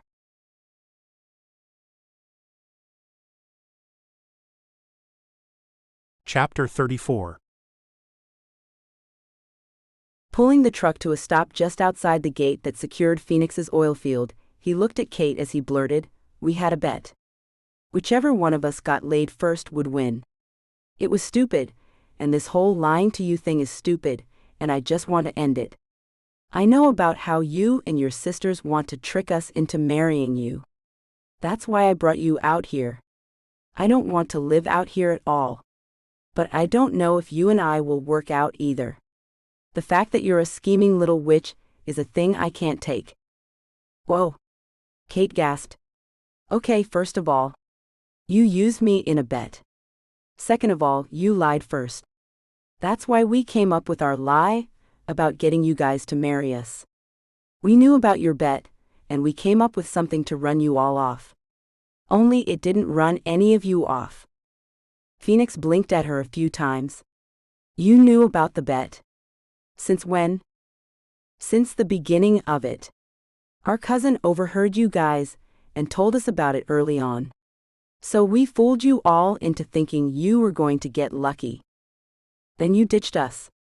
Phoenix nodded as he recalled it all. You little sneaks. Hey, you guys started it, Kate reminded him. So, do you want to take me home now or what? Are we done? Is that what you want? He asked her as he found his heart pounding. Is that what you want? She asked him as she watched his face go blank. Kate had no idea what he wanted, but she knew she wanted to see where things would go with the man. When he shook his head, she smiled. Phoenix got out of the truck and went around to her side. Opening the door, he pulled her out of the truck and held her tight. Kate, I think I might love you. That's nice to hear. I think I might just love you too, Phoenix. Now, how about we go to your beach house and spend this weekend in a more appropriate way? You know, playing fetch with your dog. He laughed and hoisted her up, then kissed. When he released her lips, he said, How about I let the neighbor continue to take care of him so I can play some games with you, my little kitty cat? I say, okay. Take me to your lair. Phoenix closed the door and felt the weight of their lies had lifted completely. He was going to finally get to have Kate the way he'd wanted to since he met her. And the best part of it was that they'd gotten the lies out of the way. And who knew where things would lead with all the baggage gone? Just as he got back in the truck, both of their cells rang. Kate pulled hers out of her purse as Phoenix picked his up out of the middle console. It's Ethan, he said. Kel's calling me. Kate answered her phone. Hey. Hey, you need to tell Phoenix the truth, Kel said. Just did. You have ESP or something, she said with a laugh. Phoenix laughed when he heard Ethan say, the bet's off.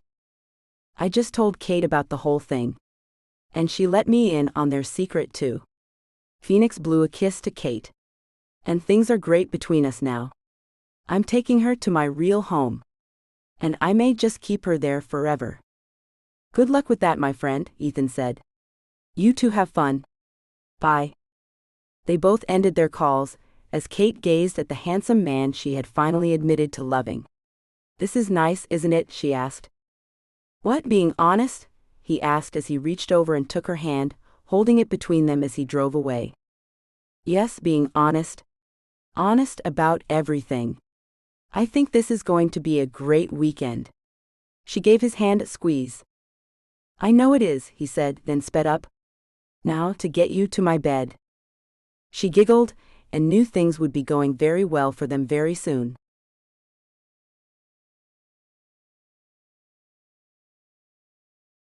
Chapter 35. Candles lit up the bedroom as Jess came out of the attached bathroom and into Griffin's bedroom. She had a towel wrapped around her and let it fall to the floor. My gosh, you're gorgeous, Jess. You are too, she purred as she made her way to him. The carpet tickled her feet as she walked across the floor. The candles make you glow, Griff. I think it's you who's doing that, he cooed as he got off the bed and went to her, taking her into his arms and loving how right she felt in them. Their skin was all that was between them finally. Their lips met, and they both knew something was happening that had never happened for either of them before. A bond of sorts had been formed. Something neither had ever had before. Griffin eased backward with Jess as he took her to his bed. He felt compelled to tell her, You're the first woman I've ever brought home. Jess stared into the dark pools of his eyes. I want you to know that I think you're special, and this isn't where things will end for us. I see this is just the beginning. Running her hand across his back, she said, That's good to hear. I want things to keep going as well. Picking her up in his arms, Griffin kissed her again. He wanted her to feel every last feeling he could send to her. He wanted her to know he felt more for her than he'd ever felt for anyone before. And he wanted to use his body to show her that, instead of words. Easing her onto his bed, he placed her head gently on the fluffy pillow. For the longest time, he looked into her eyes, trying to convey his feelings. She stroked his cheek as she returned his loving gaze.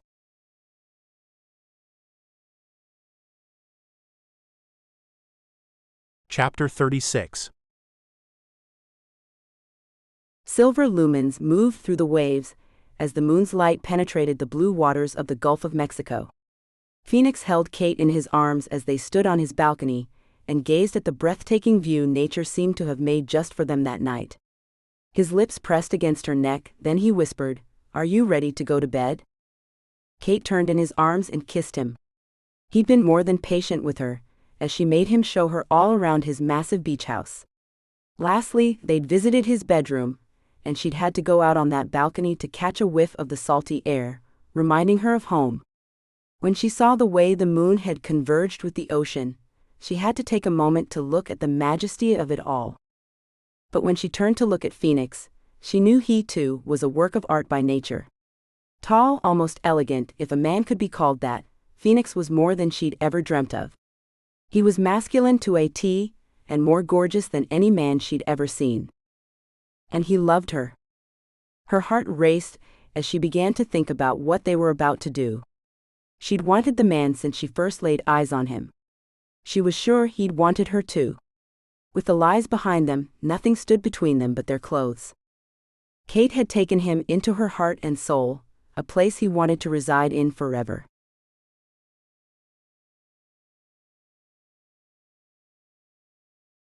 Chapter 37. The smell of roses wafted past Kel's nose when she opened the yellow draperies that hung in the bedroom she chose for the night, exposing an open window. A lovely candlelit dinner of steaks and steak frite had filled the evening at a local restaurant. Then Ethan had the driver bring them home and asked Kel if she'd like to spend the night with him. Kel had told him no. She didn't want to feel forced to be intimate with the man. No matter how honest they'd finally been with one another, the fact still stood that Ethan knew how to lie better than most. And that made her afraid of the man. Not to mention the fact that she felt so much for him. The fact that his touch filled her with frantic butterflies that were electrically charged. The fact that his kiss filled her in such a way that the planet seemed to disappear. Ethan was a man she should fear. Her heart was too fragile for a man like he was. After changing into a pink satin nightie that went to just above her knees, Kel brushed her hair and teeth, then climbed into the large and soft bed. The face of her cell phone lit up, and she picked it up off the nightstand. There was a text from Ethan. "May I come in and give you a goodnight kiss, love?" Kel hesitated before answering him. His kisses were magical. One goodnight kiss might not suffice. Her fingers lingered over the screen's keyboard. Hovering over the letter N, she thought about how nice he'd been that night at dinner. How romantic he could be when he put his mind to it. Even hiring actors to play some crazy relatives was filled with forethought. Her fiancé hadn't given much thought to anything he'd ever done for her. Presents were the usual and expected things. Flowers on Valentine's Day. A piece of not-so-expensive jewelry would come on Christmas and her birthday. No trips of any kind were ever planned by her ex. Kel had a man within her grasp who could put significant thought into things that concerned her. Sure, everything up to that point had been to win a bet, but Ethan had it in himself to think deeply about her and make plans that were out of this world. A soft knock came to the door. "Kel, can I please come in?" "Just for a second." She put her phone down. Ethan wasn't going to wait for her answer. "It's not locked, Ethan." The door opened, and in came the tall, well-built Scot. His auburn hair was a mess of waves that flowed to his broad shoulders. It looked as if he'd run his hands through his hair numerous times. Kel saw the worry on his handsome face as he got closer, coming into the light the small bedside lamp gave off. "Kel, I can feel a disturbance in the force, love," he said with a weak grin. Kel laughed a bit, but he was right about a disturbance. Things were real after all the lies had been confessed by them both. And real was scary to her. She pulled herself up to a sitting position, then patted the bed for him to take a seat. "Ethan, I think I should be truthful with you." Taking the seat, he said, "Please do, my love. His words were a thing that worried her, so she told him, "Ethan, you've called me love since you met me. Am I to believe you, or is that just a thing you call all women?" Ethan inched his fingers over the pale blue blanket that enhanced the color of Kel's dark blue eyes. Eyes that he noticed were a bit squinted as she watched him, looking for signs of truths and lies. He took her hand and held it to his whiskered cheek. "Kel, I'm not going to tell you what I think you want to hear. It's true, I've called many a woman love. And I use that to reel you in, or to try to anyway. But as time has gone on, and I know it's not been much, I've grown to mean it when I call you my love. Is that so hard to believe?" She nodded. "It's very hard to believe." She curled her fingers into his beard, loving the way it was so soft. With a sigh she whispered, "My heart hurts, Ethan." He pulled her hand to his plump lips and kissed the tips of her fingers. "Perhaps it hurts because it's holding your words within it. The heaviness is most likely what's making it ache. You should probably just spit those words out and allow them to fall where they may." "What's the plan, Ethan?" she asked. "I need to know if you have a plan." "What's your plan, Kel?" he shot back at her. "You see, you're the wild card, in my opinion. Your fear of love is a thing that, quite frankly, frightens me." "It frightens me too," she confessed. His lips moved softly over the top of her hand. Then he ran them up her arm until he was close to her face. "Kel, my plan is to be with you wherever and however it works out. And I want you to know that I do love you. I can't think of a thought that doesn't have you in it." Kel stared at him, wanting to be as honest with him as he was being with her, but that fear was so intense it kept her heart from doing what it wanted to. "So you'll move to Ashby? Is that what you're saying?" "I don't see why I couldn't. And I don't see why you couldn't move in with me." He looked deep into her eyes as he went on, "Kel, I want you around all the time that I can have you around. I want to see ya each morning when I wake up, and kiss your lips each night before I fall asleep. Do you want that with me? You're talking about something that's far ahead in the future, Ethan. We have to get to know one another much better. I knew my fiancé for..." His lips pressed against hers to stop her from saying any more. He pulled them away only a bit as he whispered, "I am not him. Don't make me pay for his debts, love. I'm not saying we need to rush to marry, but I am saying I want you in my bed. I want you there every night." The thought made her body flush with heat. He wanted her in his bed. She'd never shared a bed with her ex. They'd never taken the step of moving in together. And that was her doing.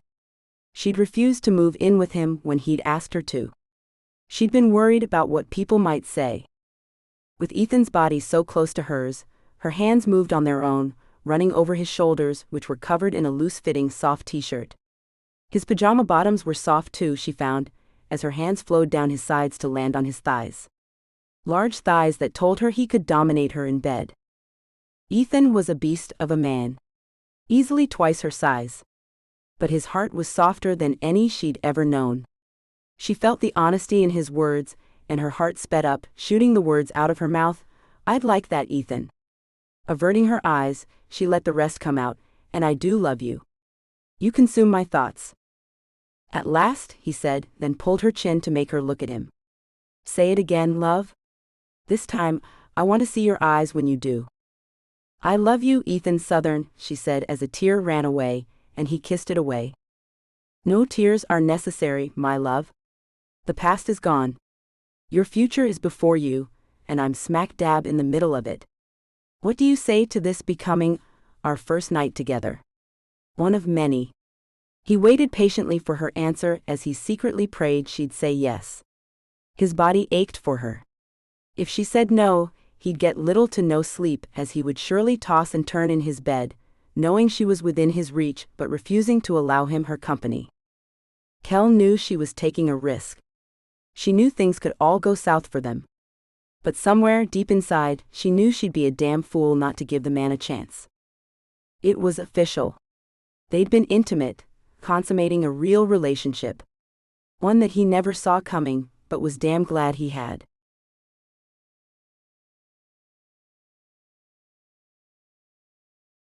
Chapter 38. Small waves lapped at the shoreline as Kate threw a frisbee into the ocean. "Get it, Toby," she shouted as Phoenix's black lab took off to retrieve it. Kate laughed as Phoenix came up behind her, picking her up and twirling her around. "He loves you too, Katy Cat." Her bare feet touched the sand as he let her down and turned her in his arms to face him. His lips met hers, as he just couldn't seem to get enough of the young woman who'd stolen his heart entirely. When his only companion for the last few years, his dog Toby, had instantly fallen in love with Kate, he'd known he had someone special. And he was aware that she had to leave the next morning to get back to school and her real life. Phoenix was missing her already. She wrapped her arms around his neck and kissed him back. They both let out long sighs when the dog dropped the frisbee at their feet and yapped up at them to pay attention to him. Kate reached down and ran her hand over his head as they ended their kiss.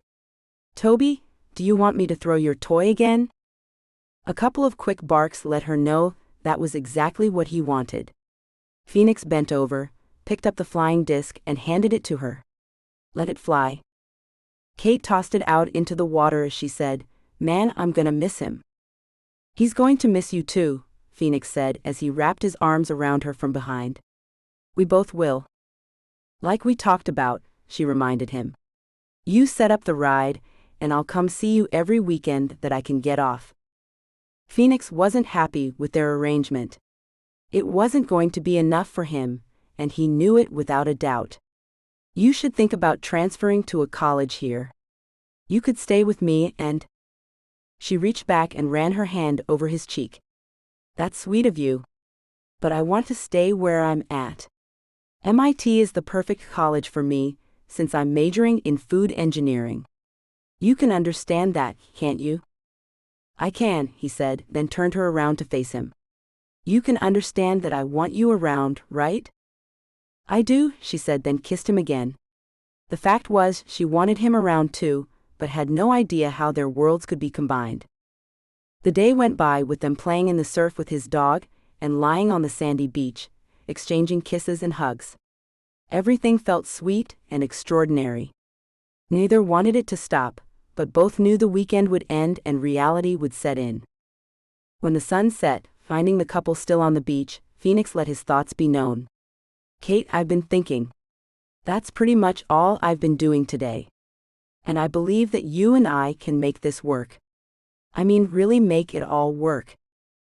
"I think we can too," she agreed. "We'll figure things out. I'm sure." Leaning over her, he rolled her onto her back, making her giggle as he moved his body over hers, and the dog began to bark at him. "Toby, be quiet. I want your new mom to hear this loud and clear." Kate ran her hands over his clean-shaven face. "Hear what?" His eyes were pools of dark chocolate, conveying more to her than his words ever could. She saw the love in them. She felt loved in his arms. And she knew he wanted nothing separating them. But she didn't know how that could be changed. She had school, end of story. "Come with me tonight to Las Vegas. Marry me tonight, Kate." He didn't blink as he waited for her answer. "Tonight? Get on a plane and go to Vegas and marry you tonight?"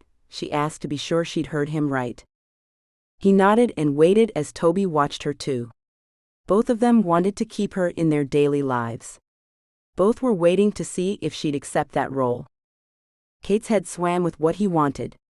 Only a day ago, he'd been set on making her not see him as husband material, and there he was asking her to marry him right away. But there still was the distance thing to think about. "Phoenix, getting married won't stop the fact I have to finish school. And there are no companies here for me to work for," she told him. "We'll work that out as we go. And I want you to finish school. But mostly, I want to change your last name."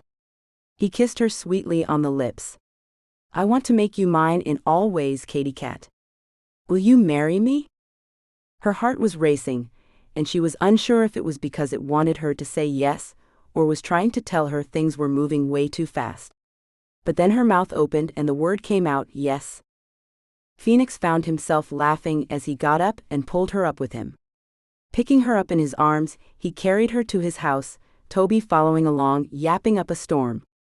It was as if the dog understood that Kate was going to be a part of his family, too. As he took her to the house, he said, "We'll go to Vegas and make it legal tonight. Tomorrow, we'll take another private jet back to Ashby and start looking for a home. In the meantime, we'll stay at the bed and breakfast. And you'll quit the job at the pub, because my money will be your money." Kate stopped breathing as that reality settled into her brain. "Phoenix, I'll be rich like you. You will be rich like me, Katy Cat." He kissed her again. "But let me tell you something. I've never felt wealthier than I am right now, knowing you want to be a part of me forever. It's worth more than all the money in the world." Things didn't feel real to either of them, but they forged ahead anyway. The euphoria kept them moving on. It would either be a love affair to end all others, or a tragedy worthy of writing about. Whatever their future was, both were excited about and willing to take the risks that came with it.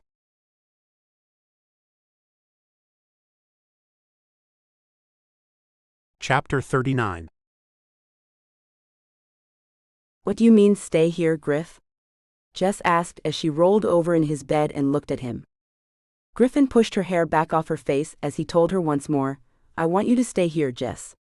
Live here with me. I can honestly say that this place has always been my home, but it's never felt more like home until I brought you here." "How could I stay here?" she asked. "I have school and work, Griff." "You can change schools. We have lots of colleges here, where you can continue with your animal biology degree. As far as work goes, we could give you an internship with Montana Matrix, which will give you tons of experience working with animals. You'd get a better education here anyway." He ran his hand over her cheek, which was pink where his beard had rubbed it. "So say you'll stay with me, baby?" "What would your family think, Griff?" she asked as she looked into the hazel of his eyes and saw pure happiness in them. "This place is monstrous. Mom, Dad, and my younger brother are the only ones who live here. And I know they'll all love you. And you want to know the best part?" She laughed at how enthusiastic he was. "What's the best part?" "The best part," he said as he pulled her close to him, "is that I get to have you in my bed each night and work with you each day too. It's been forever since I was interested enough to put actual work into the company. But with you by my side, I think I've found interest in it again." "I'll have to talk to Dad," Jess said. "Those student loans are?" He kissed her to shut her up. When he ended the kiss, he said, "As part of the internship, we'll pay off those loans, and we'll pay for the rest of your college, Jess. There's absolutely nothing to lose by accepting both of my offers. The first, being my girl and moving in here with me. The second is taking the job. We pay our interns. We aren't like other companies who pay little to nothing." "Money, a good man, and an education?" she asked. "Did I die and go to heaven?" "Nope, just Montana," he answered with a chuckle. "So can I take that as a yes, baby?" "I'd be an idiot to turn all this down, wouldn't I?" she asked him as she moved her body as close to his as she could get it. "You would," he answered as he eased her onto her back, covering her with his body. "I'm no idiot," she whispered. "Internship or not, I'd be a fool to turn down the offer of being your girl, Griff." With a smile, he kissed her, sealing their deal. She'd be staying, he'd have his first real relationship. He'd thought he'd be more afraid to make such a commitment. But with Jess, it was as easy as riding a bike. His only worry was how her family would take the news that he'd taken the baby girl of the family away with him.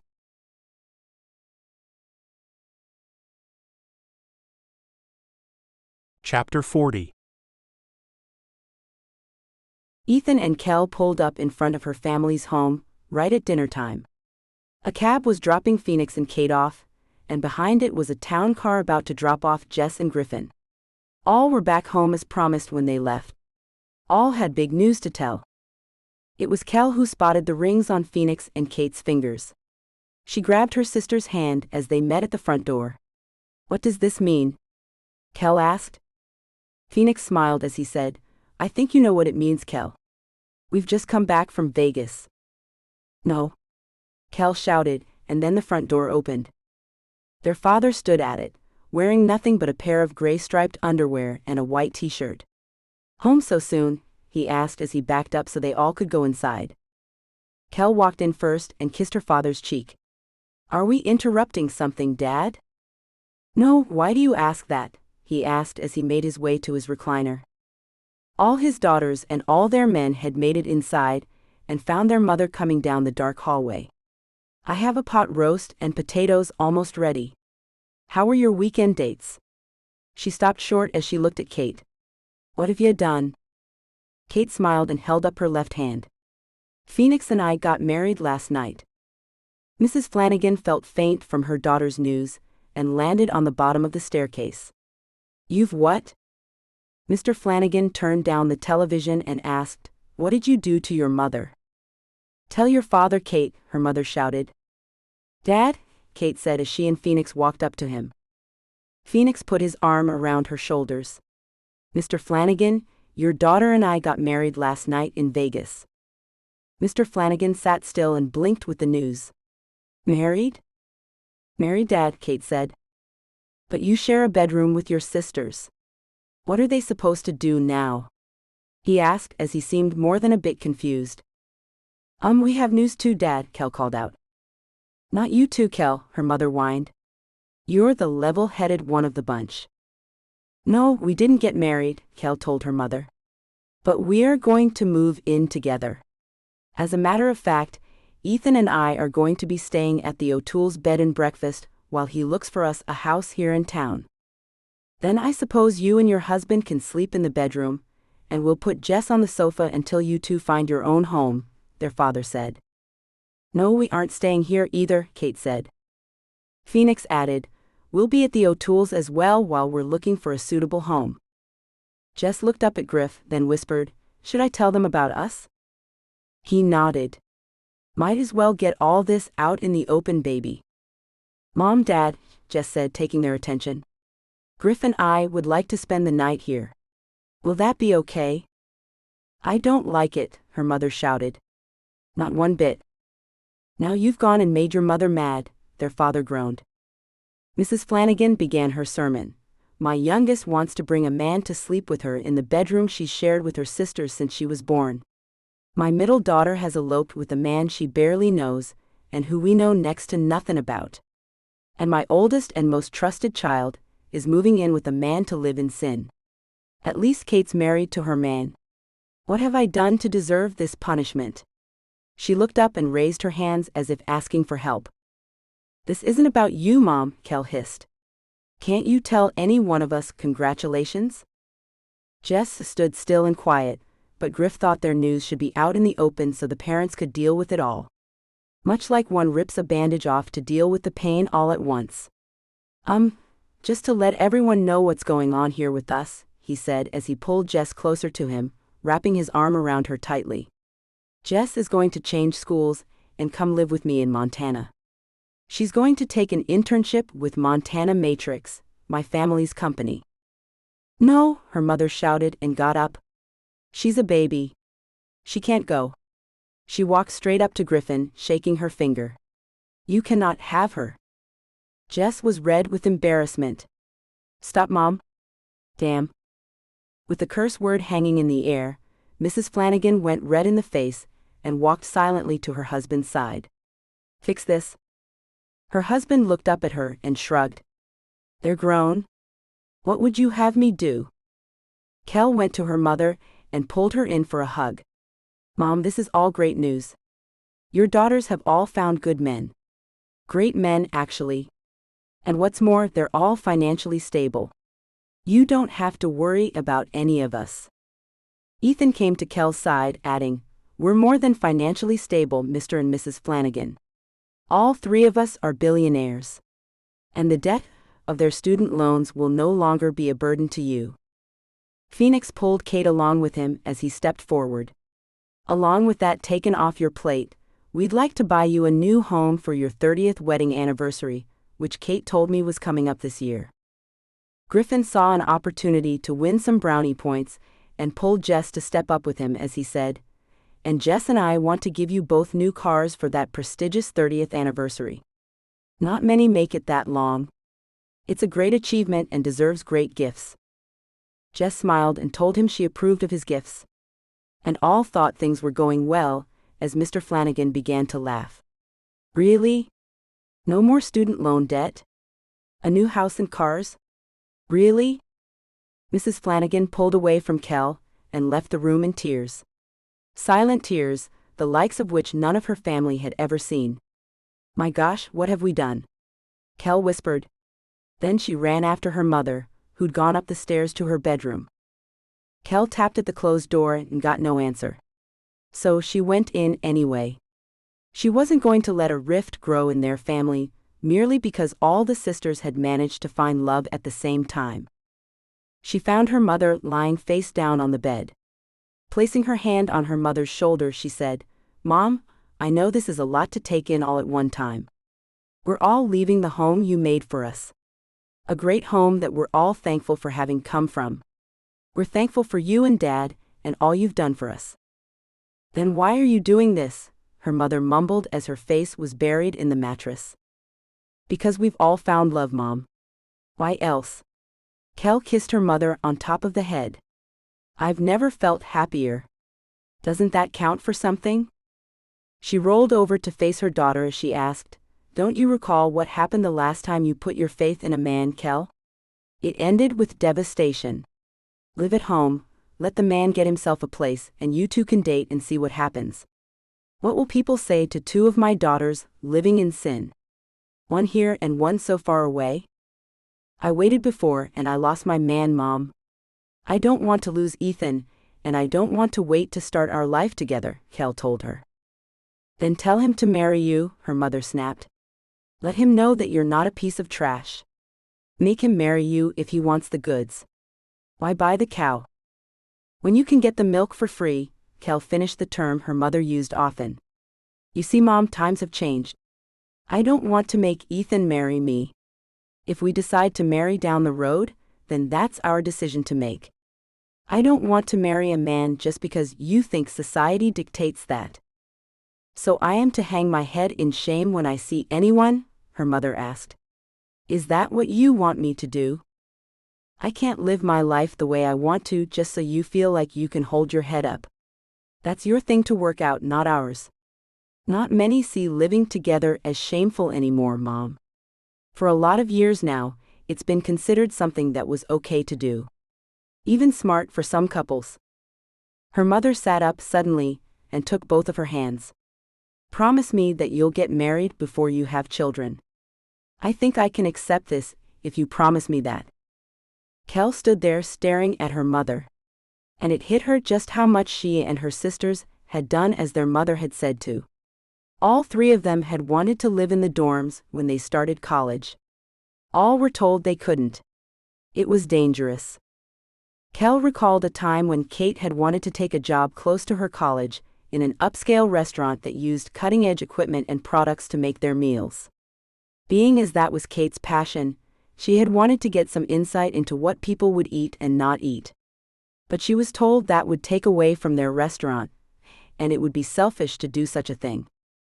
So Kel looked into her mother's eyes, and for the first time ever, she let her know she was done following her orders. She said, "Mom, I love you. I really do. And I know you mean the best for us with the things you say and want from us. But we're not without brains. We're not without morals. And we are not going to be told what to do with our lives any longer.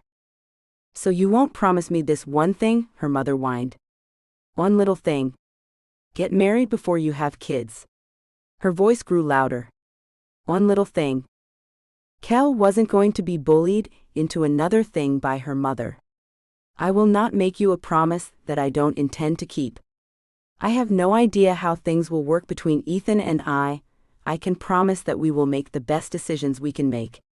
Now, can we put this drama to rest and go eat dinner as a family?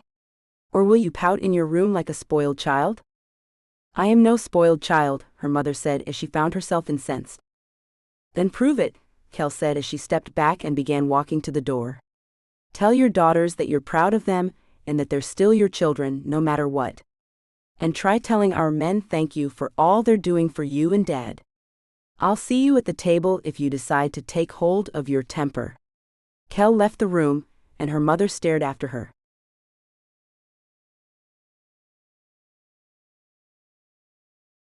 Chapter 41.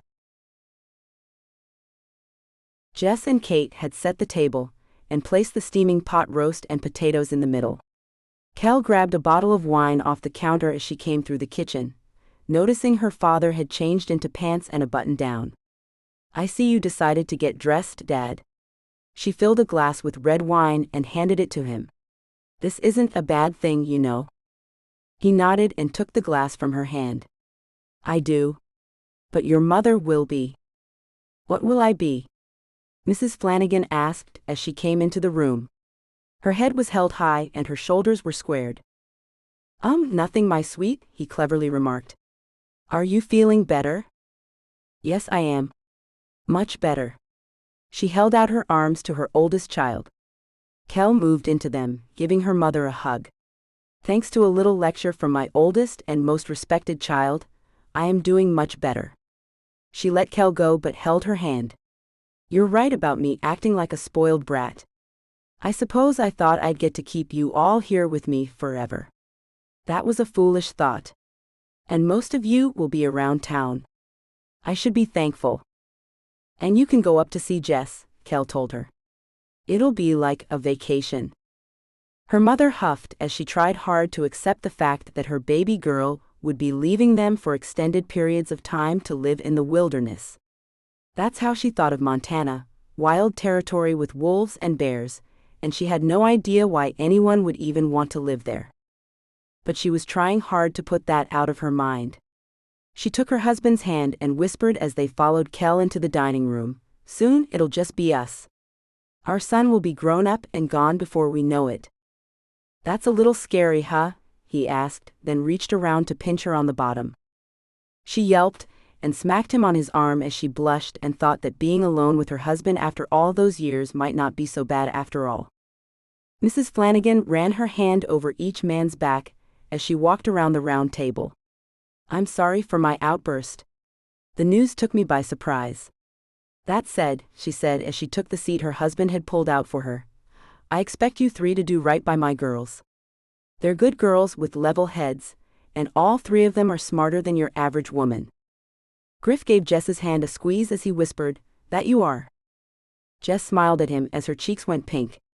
"Oh, Griff." He kissed her cheek, drawing her mother's attention. "So, this Montana Matrix, tell me what the company's about, Griffin." "Well, it's pretty exciting, cutting-edge kind of stuff. We were a cattle company, you know, all about the meat and little else," Griffin told her. "A few years ago, my father stumbled onto something even more profitable. It seemed we had some great bloodlines that other ranchers all over the world were willing to pay high dollars for. So we got into the breeding business and found that was a huge pain in the rump roast." "How rump roast?" Ethan laughed. "You're a funny fella, Griffin." Mrs. Flanagan had to give Ethan a smile as he passed her a plate he'd already filled for her. "Here you go, Mrs. Flanagan." "Thank you, Ethan. You have lovely manners," she remarked as she picked up her fork. "So you went out of the breeding business then, Griffin?" "No, we went tech with it, extracting our prize-winning bull seed and shipping it wherever anyone wanted it. And it turned out that many want it. Jess can gain a wealth of education from working for our company," Griffin said, then kissed Jess' cheek again. "And I really love this girl, Mrs. Flanagan." "You both glow," Mrs. Flanagan said, then looked around the table where only their son was absent as he had a baseball game he was attending that night. "You all are glowing. You men must be magical. All of my daughters look happier than I recall seeing them look before." Kate ran her hand across Phoenix's cheek, the light reflected off her diamond wedding band.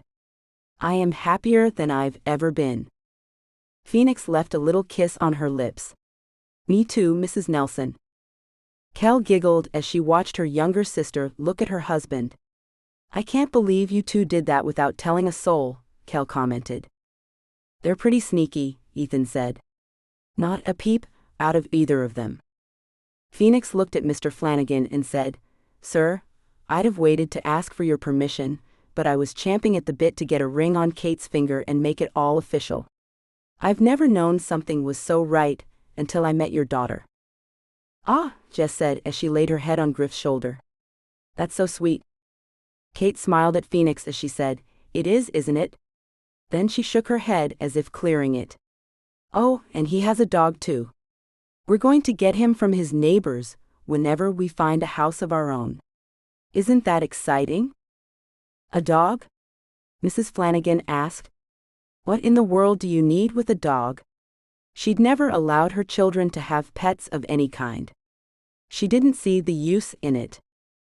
"Oh, he's the sweetest thing," Kate said. "Mom, I dare you not to fall in love with him once we bring him to our home." Giggles erupted out of her. "Our home? That sounds so weird." Phoenix just laughed and pulled her in for a hug, leaving a kiss on top of her head. "It doesn't sound weird at all. It sounds right." Griffin and Ethan exchanged glances. Both of them felt a little cheated that Phoenix had made such a huge step, leaving them out of what he was doing. They both felt a bit badly about merely moving in with the women, instead of making the grand commitment Phoenix had. Griffin took Jess's hand under the table and whispered, "You're not upset that we're not married, are you?" "Gosh, no." Jess blurted out, gaining everyone's attention. "Care to elaborate, Jess?" Kel asked, then took a bite of the roast. Great roast, Mom." "Thank you, dear," Mrs. Flanagan said. "So what was that about, Jess?" Her cheeks grew red as she mumbled. Griffin saved her as he took the attention away from her. "I asked her if she was upset about us not getting married. Because we could." "Us too." Ethan quickly added. "I'd marry Kel in a heartbeat." "I would." Mrs. Flanagan put down her fork, as Kel watched her mother with increasing worry. "Ethan, Griffin, I want you both to know that I am trusting you to make good decisions where my daughters are concerned. That said, I don't think it's wise to rush into something as important as a marriage just because someone else did it. I hope all goes well for Phoenix and Kate. I really and truly do. But I believe each of you will intuitively know when the right time is to make things permanent. Don't rush and don't hesitate. That's my advice." "And sage advice it is," Ethan agreed, then took Kel's face between his palms. "But I want everyone at this table to know that I love this woman with all my heart." Kel blushed and smiled. Shyly she said, "Oh, Ethan, stop." "Never," Ethan said with a laugh. "I'll never stop proclaiming my love for you." His words had everyone laughing, and the mood had changed drastically from when they first let out the big news. It seemed they could expect quick heat from Mrs. Flanagan, but she was fairly quick to cool too. Things would work out, all of them had faith in that.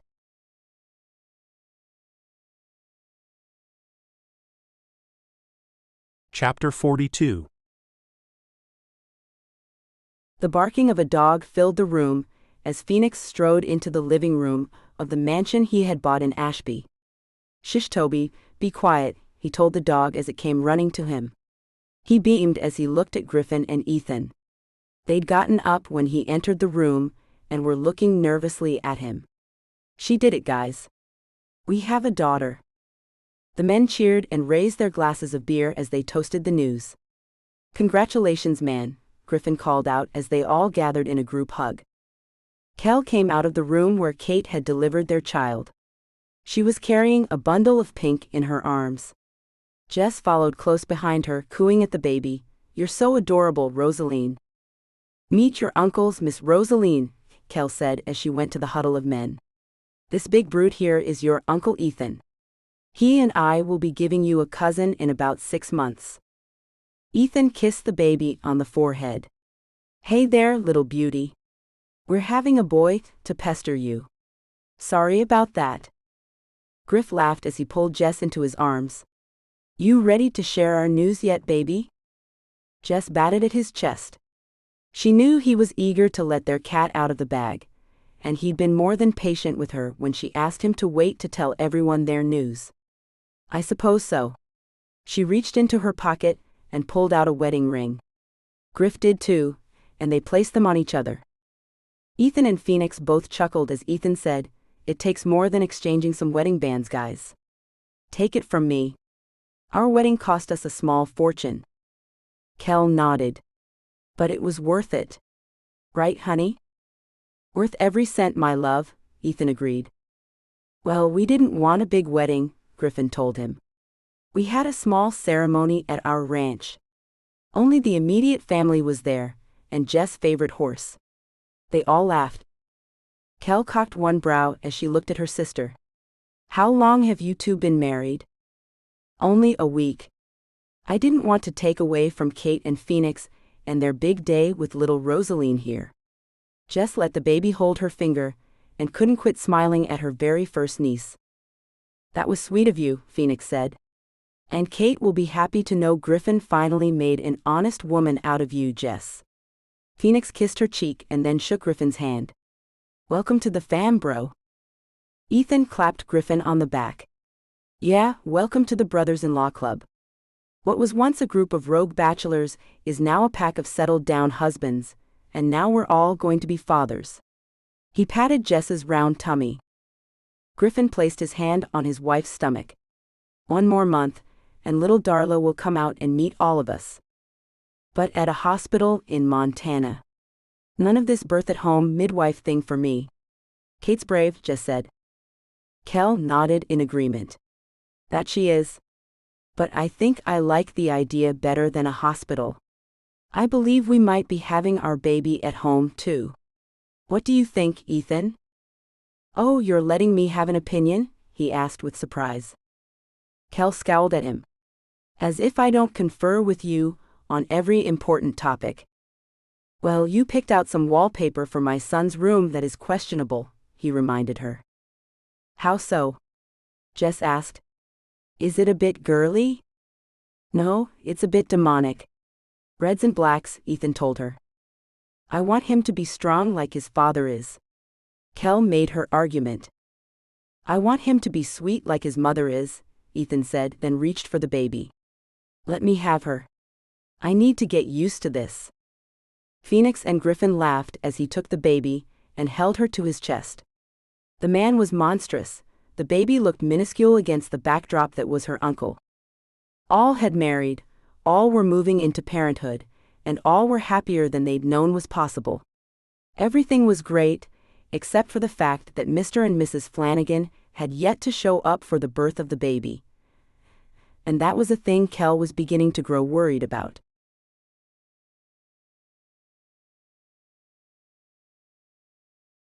Chapter 43. The sound of the Maserati pulling into the circular drive of the Flanagans' newly built mansion on the outskirts of Ashby had Mrs. Flanagan peering out her second-floor bedroom window. She watched as her husband Josh got out of the new car he had been given by their daughters and their men. He'd changed so much in the last year that she barely recognized the fit man who was wearing a $2,000 suit. The suit was no gift, he'd purchased that on his own. With the student debt out of his hair and time to spend doing some much-needed things with his wife, the man was living the dream. He joined a gym at the prompting of Ethan and Phoenix. He was in the best shape of his life. During the visits to the salon, his hair and skin looked exemplary.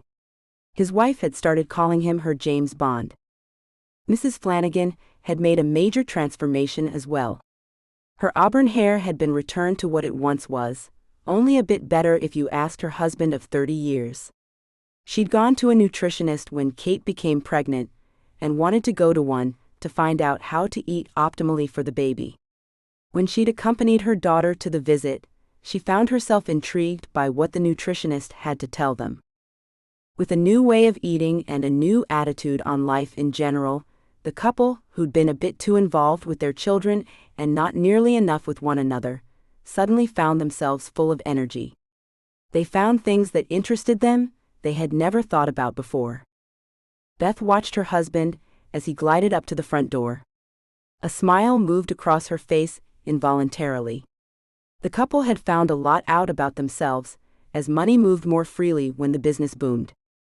Phoenix and Ethan had joined their partnership, making it into a full-fledged company that had allowed them to open 3 more bars in the last year, and 5 more were scheduled to open in the coming year. There would soon be Flanagan's Pub and Grill restaurants up and down the eastern coast, and one in Corpus Christi, Texas, where Phoenix still had his beach house. Money was pouring in and things felt right. Scott had been accepted at MIT, and they had allowed him to move into the dorms, a first for the parents of 4. They'd begun to see themselves as a couple, rather than merely as parents. A couple who absolutely adored one another. Beth had forgotten how smitten she'd been with Josh when they met in Dublin, Ireland at a street fair. With the kids gone and time on their hands, they'd rekindled the flame that had begun when they were young, and things seemed to heat up all over their new mansion. Josh found his wife waiting in their bedroom, a place where they now spent a lot of their time. "I see you were looking out the window and saw me come in, yet your clothes are still on." "What gives, Toots?" he said with a crooked smile. "I was waiting to see if you were in the mood, Big Daddy," she said, as she got up out of the lounge chair that was strategically placed by the window that overlooked the entrance. Taking his jacket off, Josh laid it over the back of a chair and made his way to his wife, who was wearing a robe and nothing more, just as he'd instructed her to when he'd run to the bank to do a bit of business before the day got started. He kicked off his shoes and expertly pulled his black socks off, using his feet to do the chore. Then he slowly unbuttoned the white dress shirt he'd worn under the suit jacket. That was Beth's favorite part. Watching him unveil the fantastic body he'd built. "Slower," she cooed at him as she took his fine physique in. "Damn it, Josh. You keep getting better and better with age. Like a fine wine. It's not the age that's doing it, love. It's the workouts. But I'm glad you like it." He tossed the shirt away and took off his slacks. In one fell swoop, he moved across the room to get to her. His boxers and the robe were all that was left between them. The telephone rang, and Beth looked at it. Josh's hand caught her face and pulled it to look at him. "Whoever that is will wait. You're mine right now." A little while later. Running her hand through his hair, she muttered, "Time for a shower, it's time to clean you all up." He raised his head and kissed her. "And I need to clean you all up." To the shower. Getting off his wife, he picked her up and carried her to the shower. For so many years, they'd held so tightly to their children who had grown up. So many years had passed, with them looking past one another to see what others were doing. Josh would never let his wife look past him again. He'd move heaven and earth for the woman he had thought was long gone. He had thought the man he once was had vanished too. He'd been wrong. They both had. The real them had been there all along, lingering beneath the surface, hiding behind problems like money and work and kids. But they were still there. It took a bit of digging to find themselves again, but they'd done it. Everything would be all right. Both were sure of that. Beth stroked her husband's cheek as he carried her to the shower. The phone rang again. "Should I go answer that before we take a shower?" Beth asked him. "No, this is you and me time," Josh told her. "Not a soul can get in our way when it's our time. Not anymore. You're my world, baby. I never want either of us to forget that ever again. It was you and I who came together, finding love in the first place. I remember how into each other we were," she said as she thought back to when they were young. "We were only 19 when we got married, and you took me to your bed. Oh my, you were a handsome man. And you were and still are the most gorgeous woman I've ever seen. I was over the moon that I'd gotten you to marry me. And I hold myself responsible for letting us go for a while there. I won't ever let that happen again." The phone rang and rang as they showered each other with water and soap. When they found themselves satiated, they emerged from their shower feeling refreshed and revived while also feeling satisfied. Beth went to the phone as it rang once more, and she answered the call without checking to see who was calling. "Beth Flanagan here." Yeah, I know who you are, Mom," Kel said. "Where are you guys?" "I talked to Dad over an hour ago. He was going home to get you and bring you over here. Kate went into labor, and she's had the baby, Mom. You guys missed it." "You told your dad she was having the baby?" Beth asked. Yes. He said he would grab you and get you over here. But you missed the birth, Kel told her. Beth smiled as she looked at her husband. Is the baby okay? She is. Will you be coming soon to see her? Kel asked. We will be there soon, dear. Bye, Beth said, then ended the call as she made her way to her husband. Now don't be mad, baby, Josh cautioned her. I'm not, she said, surprising him. I think you're the smartest man in the world. You knew I'd be wringing my hands and worrying over our daughter. And you kept me occupied until that part was over, didn't you? Wow. I didn't think you'd take my little plan so well, Beth. Yes, that's exactly why I didn't tell you about the call and that our first grandchild was on its way. I knew you'd get upset and worried. And I'm damn glad to see you're not mad at me for my devious behavior. She threw her arms around his neck and kissed him, then rested her head against his. Baby, you are my other half. My smarter and stronger other half. And I'd be lost without you. Josh was more than relieved that his wife was taking it so well. Things had changed, and they'd been afraid of it all in the beginning. Like most changes, things usually get better with time. His marriage and family were no exceptions. Josh silently thanked the man upstairs for all he and his family had been given. He knew it was time for him to be thankful for the happy times his family had been blessed with. And they all lived happily ever after. The end.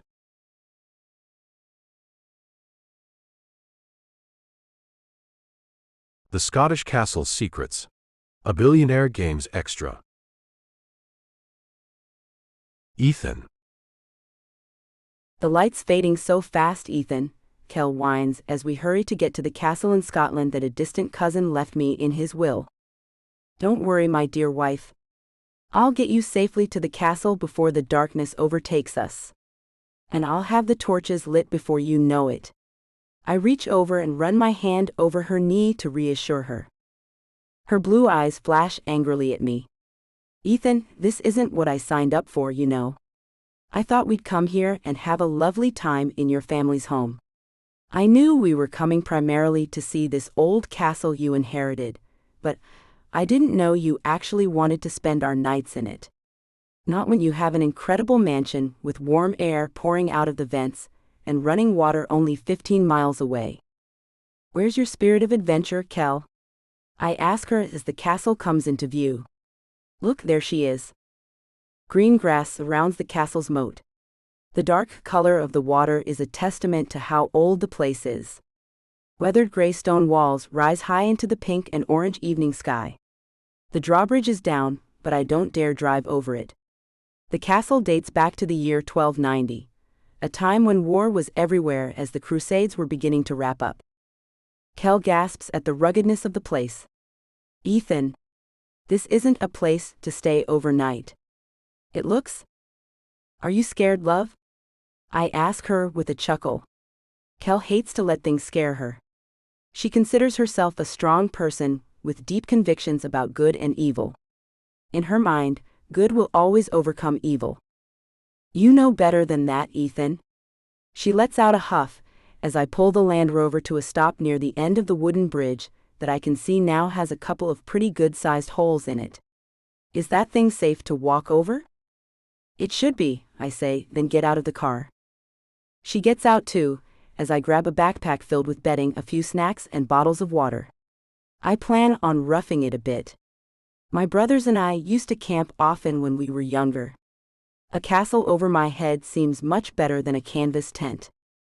Kel eyes the enormous structure with a wary expression on her beautiful face. I don't know about this, Ethan. Coming up behind her, I laugh and toss her over my shoulder as she pounds my back and screams. Come on, wife. Time for me to take you to my castle and lock you away from the world. You're not funny. Well, I think I'm funny.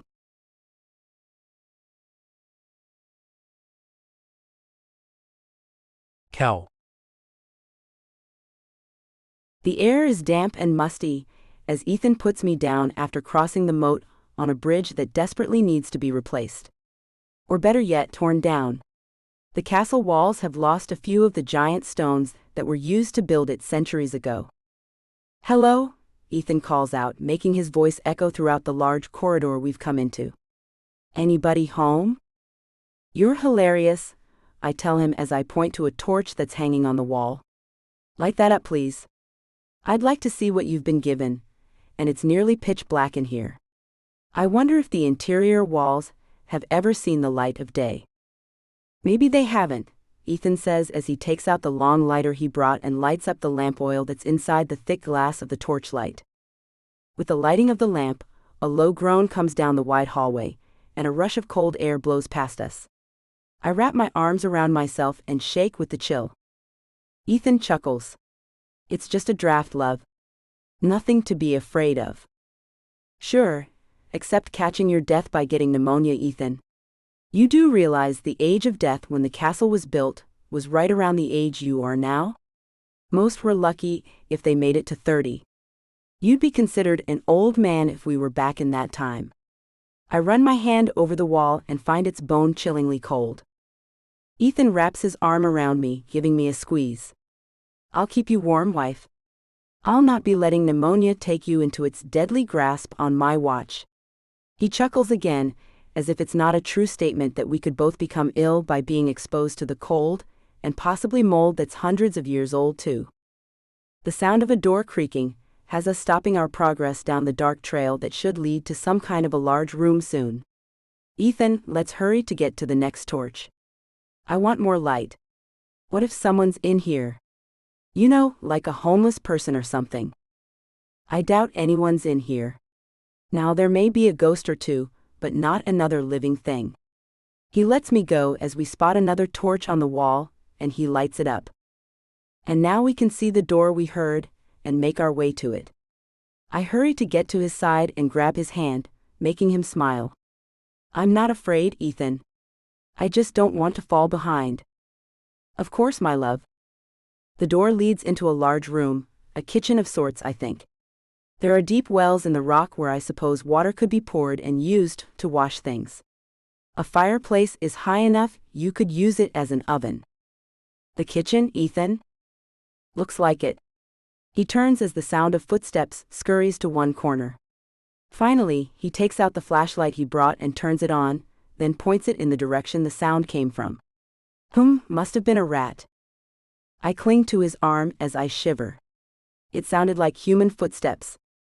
"Well, that's impossible, isn't it, Kel?" he asks me, as we head out of the kitchen and back into the main hallway. With his flashlight, we can move much faster and light the torches as we go.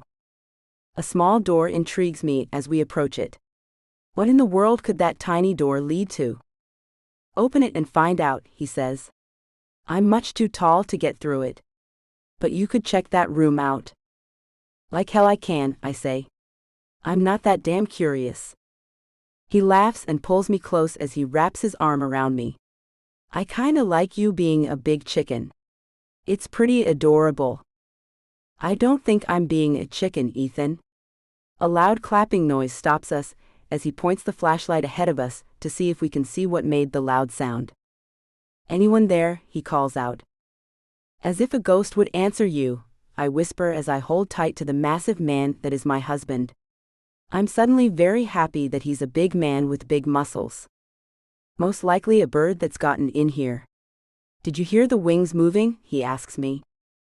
I didn't hear any wings moving. I heard clapping. Interesting," he says as we start moving forward again. Soft moans fill my ears as we come to another large wooden door that's splintering. The metal of the hinges that were used eons ago to hang the door are only a bit on the rusty side, which I find surprising. They make the smallest of squeaks as he pushes the heavy door open. His grip on me goes tighter as we see shadows moving in the small room. We're both paralyzed as the moans intensify, and a green glow begins to fill the room, making the shadows stand out more. I can't take my eyes away from them. They move in unison, then part and take better shape. Human forms become visible. A man's face begins to glow red on one of the shapes. The other shape moans as it moves away from the man. He follows it, and the sound of a whip whistles through the air, then snaps as if it hit something. A wail begins that's sorrowful, making me feel sadness in my heart. I put my hand to my mouth to stop words from pouring from it. I want to plead for the little shadow as the man moves toward it, and then they combine once again. Groans and moans are so loud that the walls vibrate. Then Ethan makes himself known by shouting, "Leave!" Two faces turn to us, the man's red one and the light blue of a smaller shadow who's female. Flames flare in an empty fireplace, then they're both gone. Ethan. Shush. That's got to be some kind of a hallucination. Perhaps there was gas trapped in this room, and when we opened the door it was released and made us see things that aren't real. That's all it is, Kel. He turns away from the door, and we move down the hallway. I don't think we were hallucinating. A cool breeze moves through the tunnel-like hall, and I feel icy fingers moving all over me. Then prickles of heat follow that. My mind grows fuzzy as I stop walking and sit in a squat on the floor. Kel? Ethan asks me as my mind blurs. What the hell are you? He bends over, holding his stomach as he groans, and I stare straight ahead. A woman wearing blue flowing robes is coming toward me at a fast pace. Floating above the floor, she looks into my eyes, making it so I can't think or move. A red flash comes from one side, and Ethan is thrown backward. I can hear his body hit the stone floor with a sickening thud. Then I see only blue, as the woman is right in front of me. Then she's inside of me.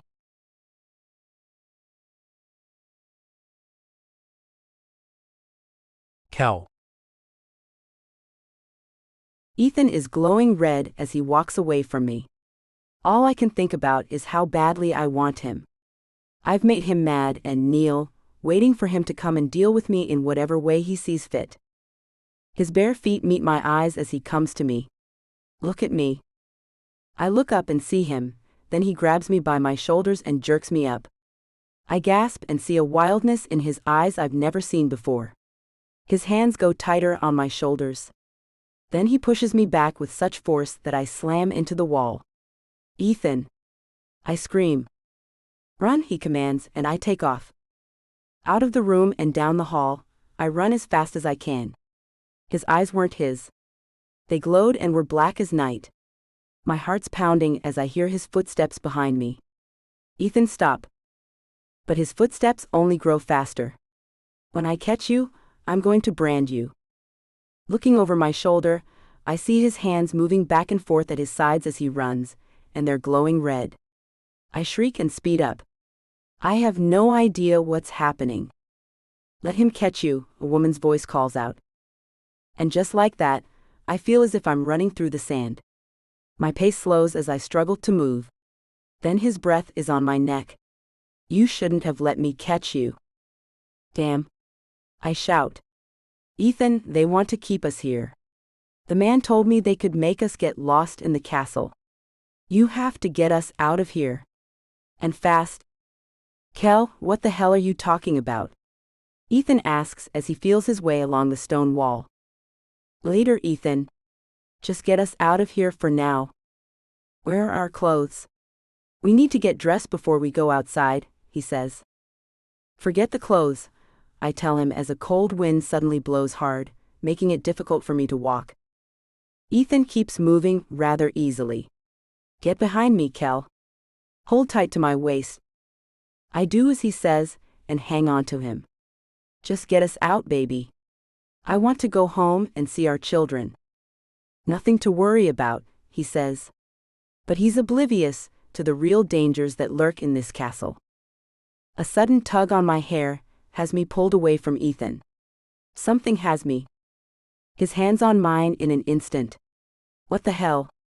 Leave her alone. Ethan pulls me back, and I feel the snap as my hair is let go. I don't know how you seem to control them, but keep doing that, Ethan, I say as I cling to him. Let's just get the hell out of here. I can see some stars up ahead. That means there's a window. We can climb out of it. It'll be easier to walk around the castle rather than trying to find the front door, he says, as we head toward the opening we can see. We go into the room and find the window. I let out a sigh, and we head to it and look out of it. Although it's on the ground floor, the dark moat is waiting for us. I look at him and feel like crying. We can't jump into that. We have no idea what's in that water. He nods and points at the moon that's riding low in the sky. I think daylight may be only about an hour away. We can wait right here until we have the sun's light. Then we can get out of here. Both of us jerk our heads to look at the door that slams shut. We run to it and soon find that Ethan cannot open it. Damn, I hiss. No reason to worry, love. He wraps me in his arms. Now tell me about what happened while we wait for the sun to help us find our way out. He's never going to believe me.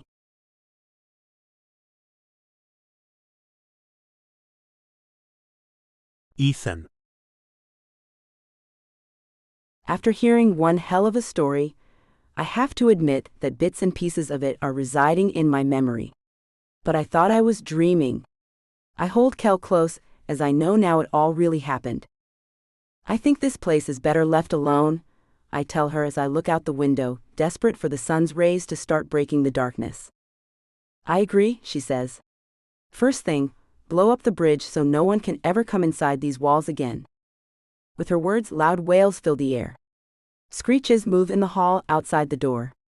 Then it flies open. Two dark shadows flow into the room, blossoming in size and filling the room. Leave us alone. I shout, but it does no good. Lord help us. Kel screams. From outside the window, I can hear large wings flapping. Then a flash of pure white comes in through it. The shadows retreat, and the first rays of sunlight give us just enough light to run after the owl that's entered the castle. It flies up the corridor, and I hold tight to Kel's hand as she runs behind me. The large bird takes a sharp left just before I see the front door and run to it, pushing it open. The cold air greets us, and I take my wife in my arms, cradling her as the owl flies out the door and heads toward the tree line. The boards that make up the drawbridge creak and moan under our weight. Kel screams as her leg goes through a rotten board. I pick her up and listen as the wind whips through the castle, making a whistling sound and moans echoing inside the stone walls, which house a sinister secret. Hurrying off the wooden structure that's beginning to sway beneath my feet, I just make it off before it caves in.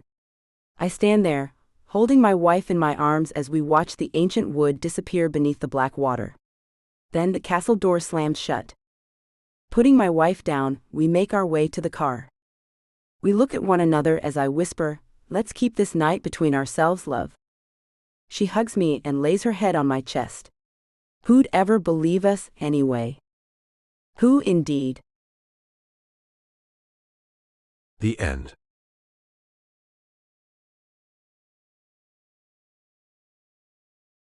Sneak peek for Dark Masquerade. We hope you enjoyed listening to Billionaire Games by Michelle Love. Now please listen to a sneak peek for Dark Masquerade by Michelle Love. Dark Masquerade, a bad boy billionaire romance audiobook. Venice, Italy. December. Eliana Moretti pulled her too thin coat around her, as she hurried over the bridges and through the small streets of Venice to work. An ice storm had blown through the city, and as usual, Ellie had been completely unprepared for it.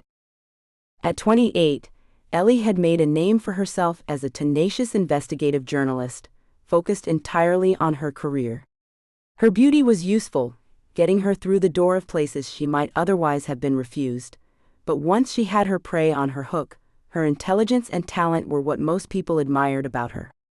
Vivian Marquet, publishing maven, had seen those qualities when Ellie had applied for an internship with her. Ellie had worked for Vivian for 5 years at their San Francisco office, before they both relocated back to Ellie's hometown to start the new magazine. Today, the magazine, a women-led political and social monthly, was hosting a lunch for Aldo Costanza, an American-Italian philanthropist billionaire who had recently relocated to Venice from Rome. Vivian had told Ellie that the man was thinking of investing heavily in the magazine. It would mean the magazine could go international. Vivian was excited. Ellie could see that. It would mean I could send my top journalist abroad to dig out the stories she really wants to write, Vivian added, with a meaningful look at a grinning Ellie. Well, in that case. Ellie chuckled, enthused by her boss's excitement.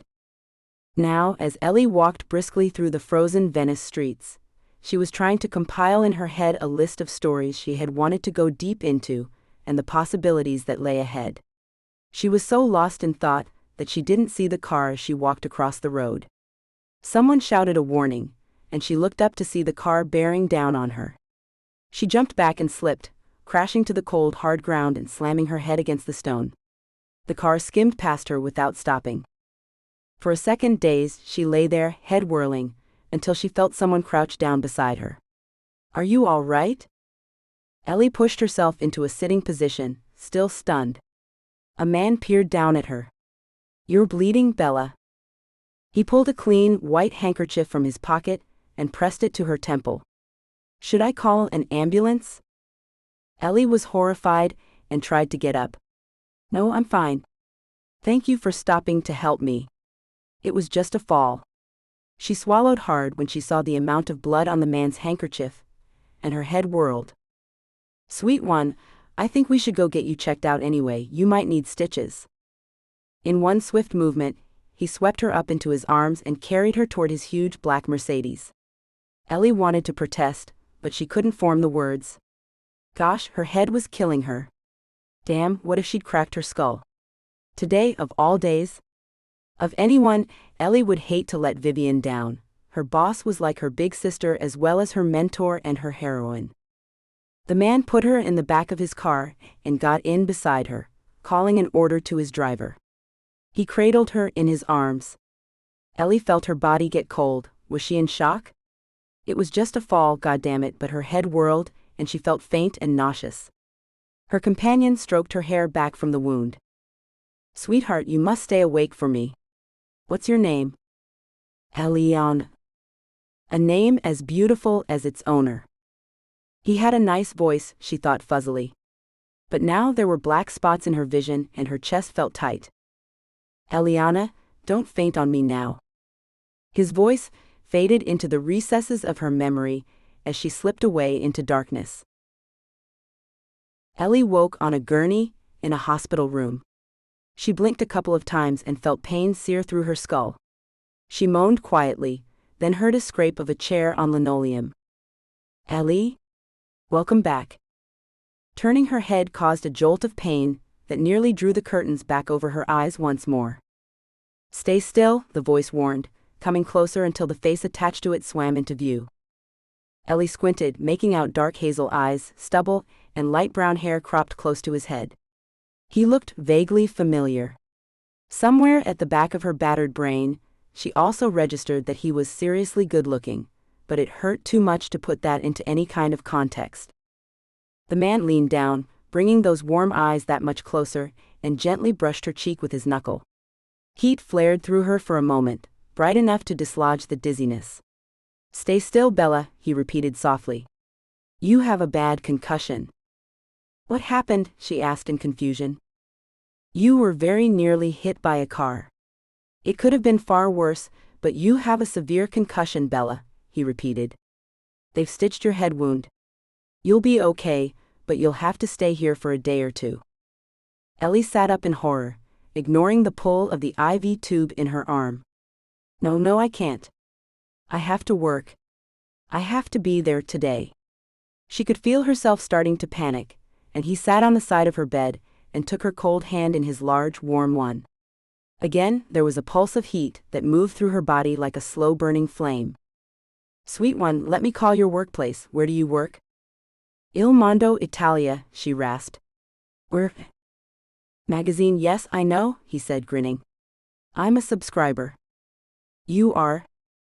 He laughed. "Of course. And as you are Eliana, you must be Eliana Moretti. Your work is the reason I subscribe." She gaped at him. "That's not true." "Hand on my heart." "Hi, Eliana Moretti. I'm Aldo Constanza." Vivian Marquez's eyes grew huge as she saw her best friend and top journalist, Ellie, complete with a bandage wrapped around her head and a bruised, pale face, being escorted into the magazine's offices by Aldo Constanza. Ordinarily, any unexpected appearance by Aldo would have been cause for scrambling in the office, but Vivian presently had no interest in anything but her friend. Ellie. She jumped out of her seat and rushed around to carefully embrace the woman who she called sister. What happened? Aldo greeted her warmly before Ellie could say anything. Vivian, how wonderful to see you again. This little one insisted on bringing me today, despite her accident. Ellie, please sit down before you fall down. Accident? What accident? Vivian demanded, easing Ellie into a seat and hovering beside her. She only just missed being struck by a car, Aldo explained. Her head took the brunt of her narrow escape. Why didn't you call me? Exclaimed Vivian in horror, very nearly pulling Ellie into a bear hug before realizing she might have other unseen injuries. She contented herself instead with taking Ellie's hand and holding onto it tightly. Aldo nodded at the head bandage. She was indisposed. The pavement has a dent in it, Ellie joked wearily. No major damage done to this hard head. In spite of her attempt at lightheartedness, Vivian could see the embarrassment in Ellie's eyes. She pressed Ellie's fingers as Aldo continued. She has a severe concussion, and I think she should have gone straight home from the hospital, but she insisted on bringing me here. Vivian's heart warmed. That was just like Ellie. She pressed her lips to Ellie's temple. You are a peach, she said. But I'm sending you home right now, Elle. I'll arrange a cab. No, please. I insist my driver take her home. Aldo was firm, and so in a few minutes, Vivian was tucking Ellie into the warm backseat of Aldo Constanza's limousine, lingering worriedly in the door to admonish. You take as long as you need, Elle. I don't want you back until you're well. Ellie smiled gratefully at her. I'm so sorry about this, Viv. Don't be silly. Vivian leaned in closer. If anything, you've broken the ice with Constanza. It's just a shame you had to do it with your head. Ellie chuckled at her boss's grin. Anything to help, boss. It turned out billionaires were fuss budgets. Or at least this one was. Aldo Costanza insisted on carrying Ellie upstairs.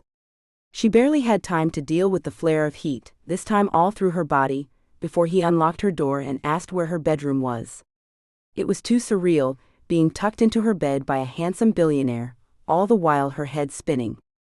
She half expected him to take a seat beside her bed and sit some kind of guard as she slept, but instead, he apologized profusely, saying he had a meeting he couldn't rearrange but that he would check up on her soon.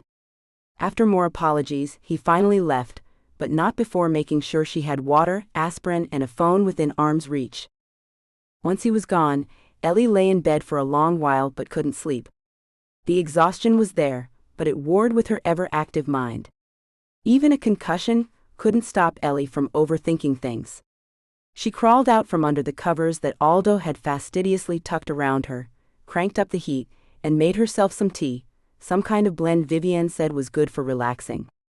By the time the water boiled, her legs were wobbly, and she was glad to curl up on the couch with her favorite blanket and listen to the wind outside her windows. Her apartment was tiny, but she didn't care about that. The view from the windows over Venice's lagoon made it worth the squeeze. Resting her aching head against a pillow, she saw the ice and fog covering the gondoliers, jostling together at their moorings, the usually crowded streets almost empty. It would be Christmas soon, but if this weather held up, it would be a subdued event. Ellie liked to walk the streets at night during the festive period. Being alone in the world had never bothered her much. She would eat food from street vendors and soak in the atmosphere, thinking about her mother, who had died when Ellie was only 18. Her father had been long gone. Ellie didn't even know who or where he was. And her older brother, Enzo, had died the year previously from the same cancer that took their mother. Sadness touched Ellie as Enzo filled her mind. Nearly a decade older, he had been her hero, companion, teacher, protector, or at least he had taught her how to protect herself. He had been an architect, designing some of the most beautiful hotels in Italy with his best friend Indio. The sadness that Enzo's memory always brought, Ellie, was gently sidelined by a warm rush through her veins when she thought suddenly of Indio. Indio Navarro had been her first crush, her first love. She closed her eyes now and thought of his dark curls, his swarthy caramel skin, and his bright green eyes. She remembered the first time she had seen him when she was just 9 and he was 18. Gosh, he had looked like an Adonis, so beautiful, with huge eyes, a perfectly symmetrical face, and a hard-toned body. No teenage acne or awkwardness for Indio. And even at her young age, Ellie had known she would never again see such a beautiful man in her life. And he was gorgeous.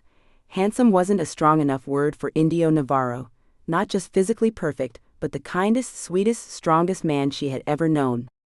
For his part, Indio had stayed true to the code, never fool around with your best friend's sister. But he had adored Ellie too and would spend hours with her even when Enzo wasn't there. They were the moon and the sun to each other. But then, when Ellie was 20, a couple of years after her mother had died, something had happened between Enzo and Indio, something neither of them would ever talk about.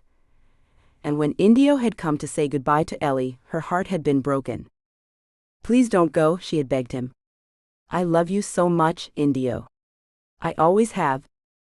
Indio had looked shattered, and for a moment she had thought he might kiss her. Instead, he had leaned his forehead against hers, and to her astonishment she had felt tears on his cheeks. "Ellie Bella, I—" He had choked on the words, and not caring any more about what was right, she had pressed her lips to his. "Tell me you love me, please, Indio, say it just once. I know you do. I know it in my soul." Indio had grabbed her head and kissed her, then pulled away, his hands dropping from her, his eyes closed. "I can't. I'm sorry, cara mia, I can't." And then he was gone, and Ellie had curled up into a little ball, her heart destroyed. When Enzo, pale and hollow-eyed, came to find her, she hadn't attacked him or blamed him. He was her brother, after all. Indio didn't love me enough, Ellie told herself for years, trying to mend her heart, but something had always told her that wasn't the truth. But when Enzo had died, her chance of finding out what had really happened between him and Indio was gone. Indio had left Venice and gone to Rome. Ellie made herself stay away from searching for him on the internet or reading about him in magazines. She knew he was a big deal in Rome and abroad, and his property nous and artistic aesthetic made him a billionaire. He had dated a string of beautiful women and married and divorced a former Miss World within a year, but lately had disappeared, gone to ground. Ellie sighed and pushed the thoughts of Indio away. She was a master of that. It was just in quiet moments like this one that she wished he was here with her, watching old movies and cuddling under a blanket like back in the old days. In bed alone, sometimes Ellie would think about what it might have been like to be intimate with him, his big body covering her tiny one, his mouth on hers. "You are 28 and still behaving like a lovesick teenager." Maybe it was the concussion that made her feel so melancholy. She dragged her thoughts back to Aldo Constanza and smiled. What a sweetheart of a man. His gaze had been intense on hers a couple of times, and her stomach had curled, warming at being so obviously admired. Her phone beeped from the bedroom. Grumbling, Ellie emerged from her cozy nook in the corner of the couch, carrying her blanket with her. She made her way the short distance to the bedroom and read the text message. "You may be hurting, girl, but you are also a magician. Aldo Constanza is investing, and he's investing big. I love you. Call me if you need anything. Viv XXX." Ellie smiled and returned to the couch. Putting the phone on speaker so she could keep her hands curled around the mug before all the warmth of the tea dissipated, she dialed the office. "Hey, Bruiser." Vivian's voice was typically cheerful, but with an edge of worry. "I didn't wake you up, did I? How's the head?" Ellie grinned, although her head ached badly now. "Better hearing that news." "No, I wasn't asleep." "You should have been," lectured Vivian. "You're supposed to be resting." "You texted me," Ellie reminded her. She took a sip of the tea and grimaced, wishing she could magically transport honey from the kitchen to the couch. "But trust me, Aldo tried to make sure I did." "Aldo?" Vivian repeated. He carried me in. Ellie tried to gloss past that detail. Oh gosh, Viv, I'm so happy for you, for the magazine. Thank God I didn't jinx it. Far from it, Elle. Don't think you're getting away without giving me all the dirt. But Constanza had one little request. That you do an interview with him for the magazine, and in-depth, not a puff piece, don't worry, when you're better.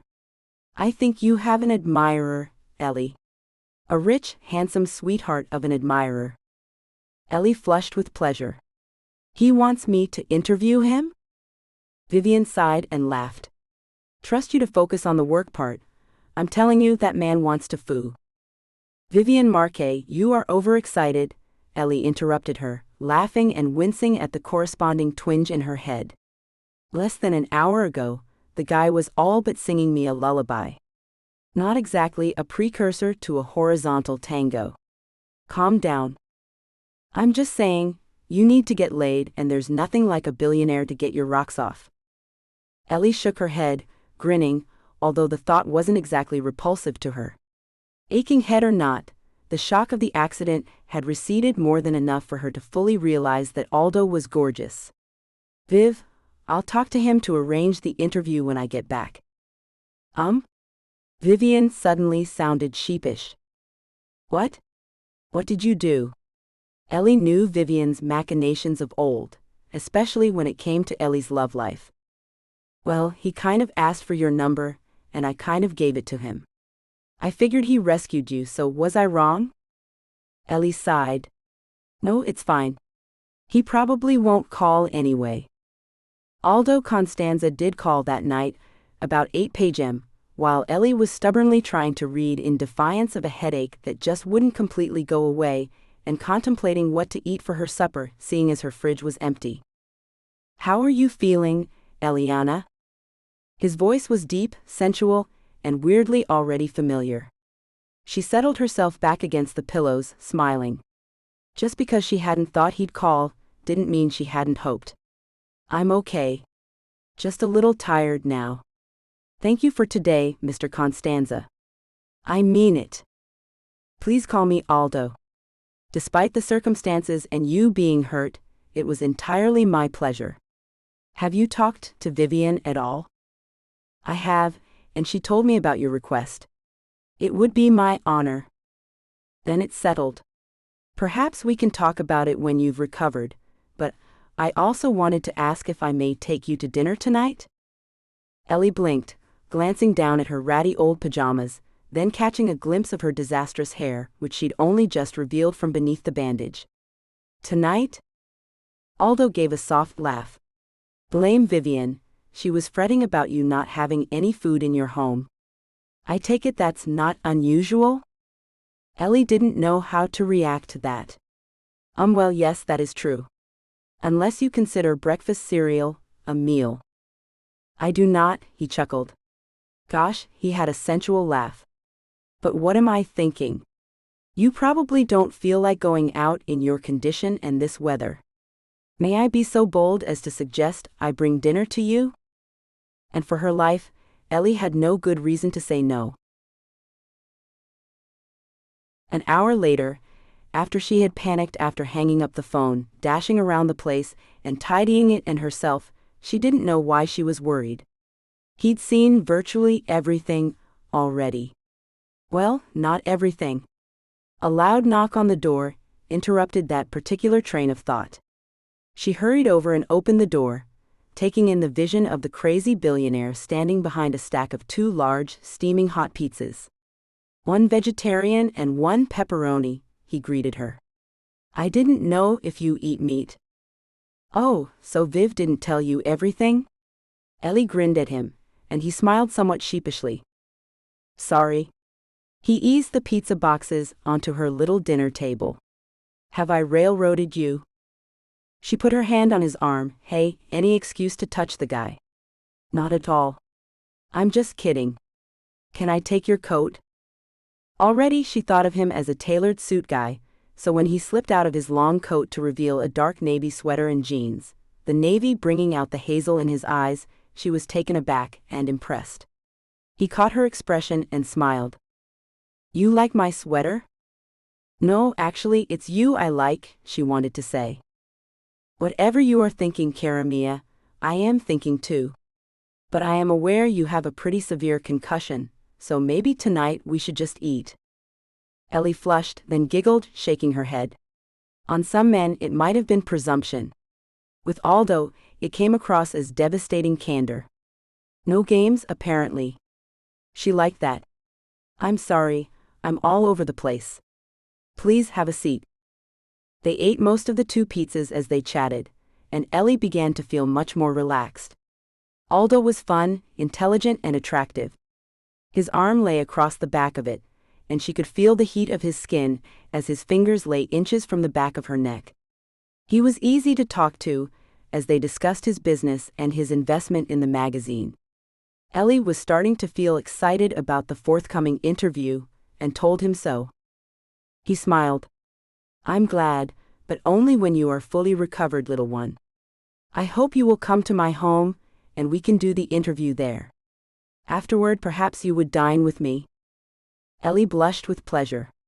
I would like that very much. Just before 10 p.m., he announced it was time he left so she could get some rest.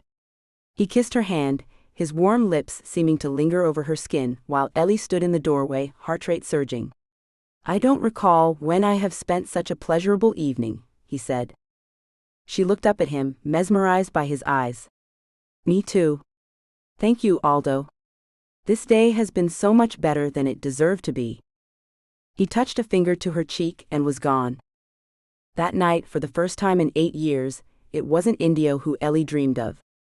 And in the morning, a huge hamper of luxury food was waiting for her outside her door with the note. Just so you don't starve while you recover, Cara Mia. I look forward to our next meeting. Aldo. Among the expensive gourmet food was a box of her favorite breakfast cereal. A week later, she was deemed by Vivian to be fit enough to return to work, and 2 days later, she was driven out to Aldo's villa in Mira. As she approached, she gave a small gasp. The villa was huge and utterly Italian, but Ellie had learned enough from her brother and Indio to know what was old and what was new. This villa was a recent build, which didn't detract from its beauty one bit. Its features were simpatico with the Italian countryside around it, and although opulent, it shone with good taste. Ellie's heart was pounding even harder now. The design of it, the feel. It reminded her of the houses Indio and her brother had designed and built at the beginning of their partnership, albeit on a much, much larger scale. This has to be one of Indio's, she thought, and she felt tears welling to the surface. No, I will not ruin this by thinking about him, she thought to herself fiercely, and when the car pulled up and Aldo came out to meet her with a smile on his face, she pushed all thoughts of Indio to the back of her mind. Bella Ellie, it has been too long, he said, kissing her cheek and lingering just a little too long. Ellie felt her body respond, but she reminded herself to act professionally and smiled back at him. This is a stunning villa, Aldo. Aldo beamed at her. Thank you. I could give you the tour if you'd like. Shall we do the interview first? Get the work part out of the way. Too late, she realized what that sounded like and blushed furiously. Aldo laughed. That sounds promising. Later, Ellie would be able to narrow it down to 3 particular moments when she knew she would be sleeping with Aldo Constanza that night. The first was when they were talking about his work with starving children in Uganda, and he was talking with such passion and commitment that it touched Ellie's heart. Here was a man unafraid to wear his heart on his sleeve. The second was when, after a delicious and luxurious dinner, they took a walk around his grounds, and he took her hand, bringing the inside of her wrist to his lips and kissing it softly. The third was when a moment after that, he turned to her and taken her in his arms, smoothing the hair away from her face. Bella Eliana, I'm going to kiss you now, then I'm going to take you to my bed and kiss every part of your body. In a flash, they were in his bedroom. All this is for you, Ellie Bella. Are you mine, Ellie? She nodded, breathless. If you only knew how much I wanted you the moment I saw you on that street. He grinned and chuckled softly. Ellie frowned a little. Was she too sensitive? Because that sounded a little weird. Aldo saw her expression. I just mean, you could be covered in dirt or anything, and I would still think you were the most beautiful woman I'd ever seen. Forgive me. I realize now what I said might have sounded strange. Ellie relaxed, her arms around his neck. Aldo Constanza had just been intimate with her, and her body felt strangely soft, as if all her limbs and bones had been liquefied. You're forgiven. Aldo, it's been the most incredible night. He stroked a hand down the length of her. You'll stay the night? She half smiled. I'm torn. Professionally speaking, I haven't been at all professional. They both laughed. But the thought of leaving you in this bed to go home to my cold one. Then stay, he said. Stay with me all night long. Ellie woke a little before dawn, her throat dry. Aldo lay on his stomach next to her, his big arm thrown across her. She studied him for a long moment, her new romantic partner. His features were made to look tense, she decided, and smoothed the crease between his eyes that made him look angry. She smiled as it immediately settled back into a line, then gently removed Aldo's arm from around her waist. She slid from the bed, snagging his shirt and wrapping it around her body. She padded through the quiet villa, down to the large kitchen, and helped herself to a bottle of water from the vast, well-stocked refrigerator, grinning to herself at the difference between this one and her own. She even recognized some of the same foods Aldo had sent to her in the hamper. A man of good taste, of particular tastes. She went to the hallway and tried the doorway to one of the balconies. It opened, and she stepped out into the freezing cold night. The cold took her breath away, but it cooled her too hot body. It had been a long time since she'd shared a bed with someone else, and it felt strange and a little claustrophobic. She started slightly as Aldo slid his arms around her waist. You'll catch your death out here, he murmured into her ear, and she grinned, moving to turn in his arms. No, stay like that. She rested her head back on his shoulder, panting for air. Her bare feet were freezing against the ice-cold stone of the balcony. Bend over the balcony for me, Principessa. Put your feet on mine if they are cold. Just before they got to the bedroom, Ellie saw a painting she hadn't noticed earlier. Wait. She gazed up at it. The woman in the picture had an ethereal beauty. Her dark brown hair was piled up on top of her head, and her large brown eyes were soulful, but it was the sadness in them that took Ellie's breath away. She had known this sadness, felt this utter desolation and heartbreak 3 times. Who is she? Aldo's eyes were suddenly wary. Her name was Yvetta. She was my romantic partner a few years ago. What happened to her? Aldo looked away from her gaze. Ellie touched his cheek lightly. Aldo, I'm sorry. I didn't mean to pry. It's all right. He coughed, clearing emotion from his throat and looking back at her with obvious grief on his face. She died. No, that doesn't even cover it. She was murdered. By an enemy of mine. Oh my gosh, Aldo. Ellie said in shock. He nodded, putting her down and running a hand through his short hair. He was obsessed with her, and kept trying to steal her from me. When she wouldn't go to him, he killed her on what would have been our wedding day.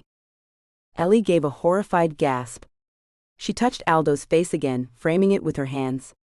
Gosh, Aldo, I'm so sorry. I can't begin to imagine. I found her, he said bleakly, looking up at the painting, his voice breaking. I found her dead in her wedding dress. My beautiful Yvetta.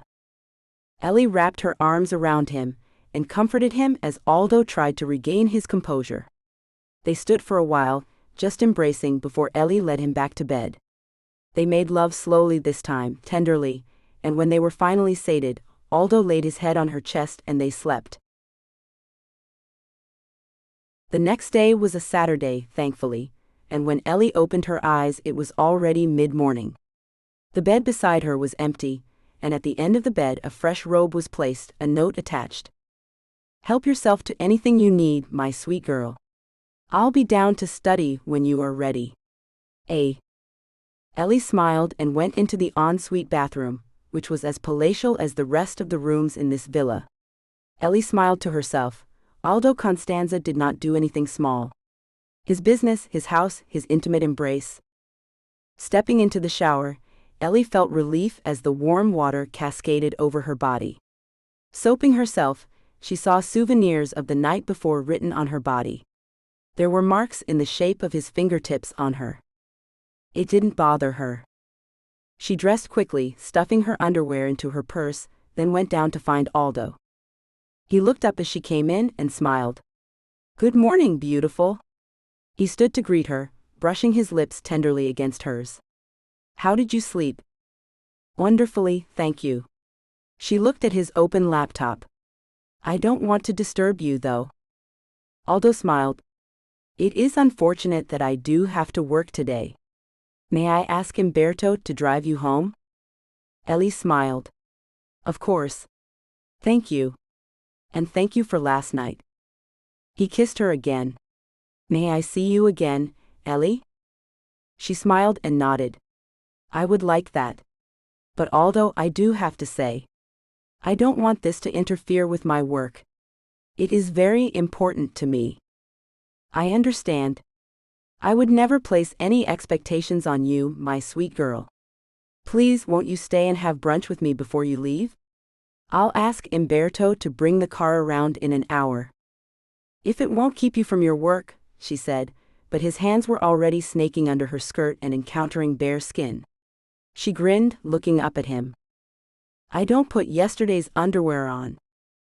With a feral growl, Aldo pulled her into his arms and kissed her, his lips rough against hers. An hour later, she was being driven through the snow back to her apartment. Before she got there, feeling energized and joyful, she decided she would go grocery shopping and ask the car to change directions. Wandering around the Christmas markets, she spent a leisurely afternoon shopping, and didn't notice how late it had gotten until the streets were emptying. Ellie hauled her full bags back toward her apartment, contemplating what she might make with the fresh ingredients. It began with a prickle up her spine as she walked down a dark alleyway. Ellie stopped and turned.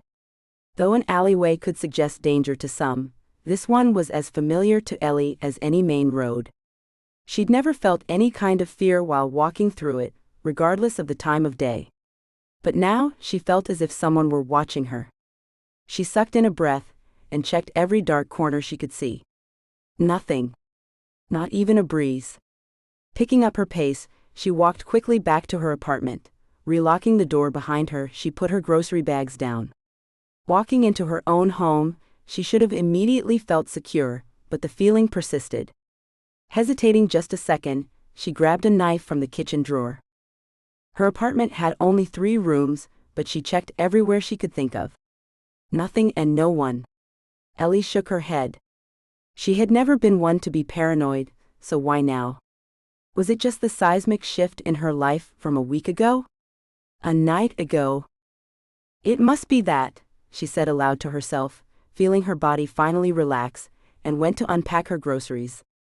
She had just finished cleaning up the kitchen, and was getting into bed as her cell phone rang.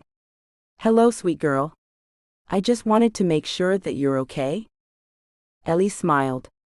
"I'm good, Aldo, thank you. I've had a very decadent afternoon, and stocked my refrigerator."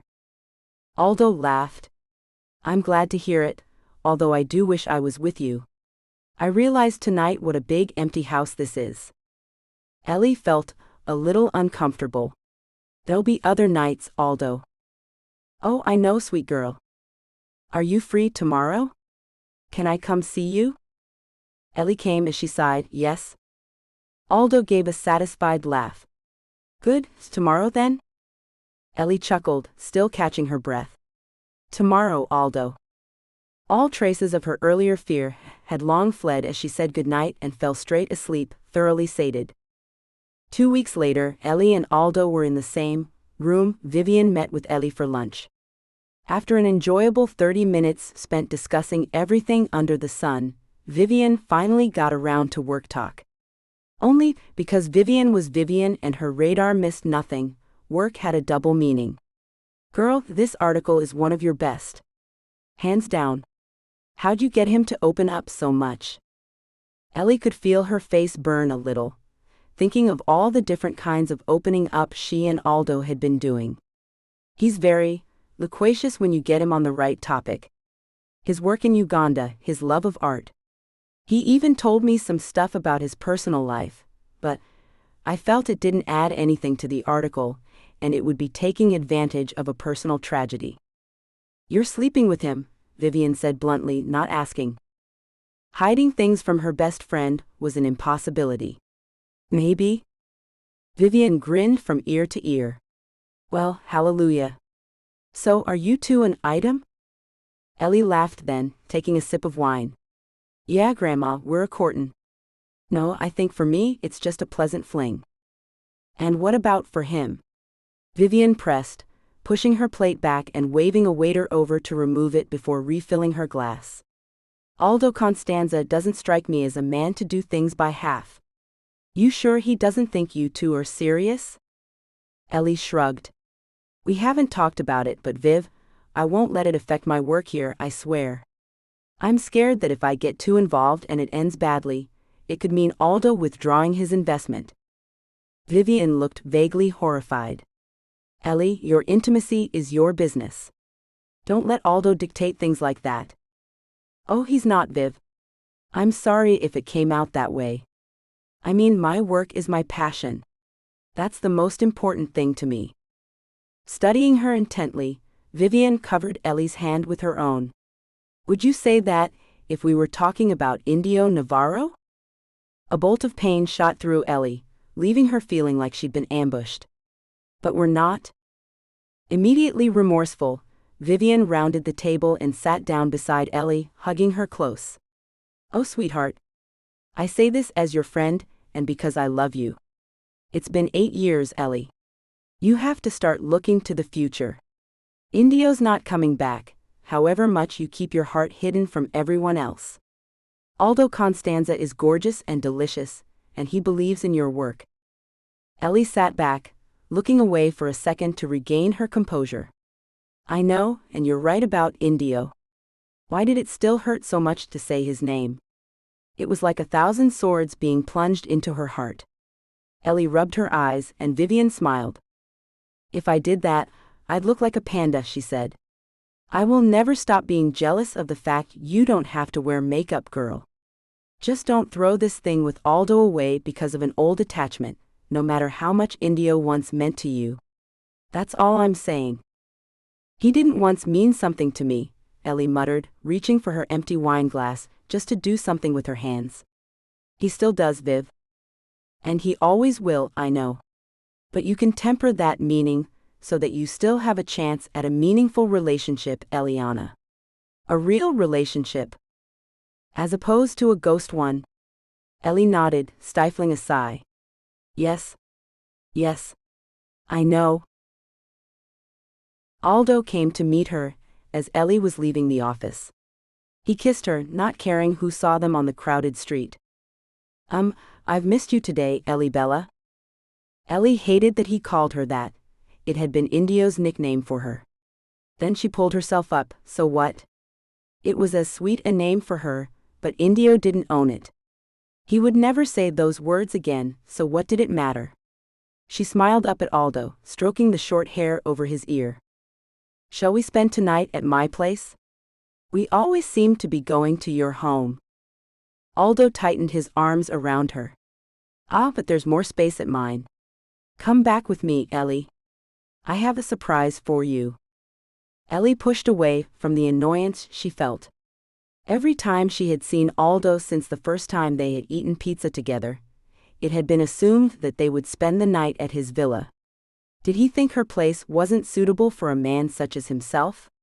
She didn't want to argue, though, not out in public like this, so she agreed, giving him a half-smile as he took her hand and led her to his car. At his villa, he placed his hands over her eyes and then steered her into his vast living room. Open! Ellie opened her eyes and gave a delighted laugh. A huge Christmas tree stood, its lights twinkling in the dim light of the living room. Oh, Aldo, it's so beautiful. He kissed the soft skin on the inside of her wrist. I remember you telling me that you missed having Christmas with your family, and that your apartment was too small for you to have a tree. So I thought of this. Ellie felt tears in her eyes and felt badly for her earlier irritation. She touched Aldo's face, then went to examine the tree. She breathed in the fresh scent of pine and admired the glitter and sparkle of the gold decorations. It was opulent, extravagant, and exquisitely decorated, a far cry from when Enzo and Indio used to haul in a bedraggled tree from the garden and make paper decorations for it. Ellie knew that it was improbable that Aldo had decorated this tree himself, but it was still a thoughtful gesture. She felt his hand on her back. "You like it?" She nodded, turning to kiss him. "It's beautiful." He took her face in his hands, studying her eyes. "It pales in comparison to you, beautiful girl." His lips touched hers, and Ellie sank into the kiss. "I have a gift for you." He bent down and picked up a box, gift wrapped in silver and gold with an off-white bow. Carefully, Ellie peeled the paper away, wanting to save it for no reason other than the memory.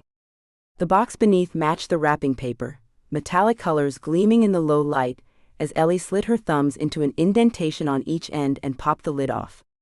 She drew in her breath at the incredible necklace embedded in soft velvet, white gold and diamonds glistening at her, like the gleam in Aldo's eyes when she looked up to thank him. "It's beautiful," she murmured, lifting it out and starting to put it to her neck, then stopping in confusion as she realized that there was a lot more to the opulent strand than she had initially thought.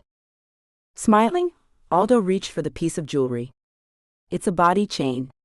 Here, let me put it on for you."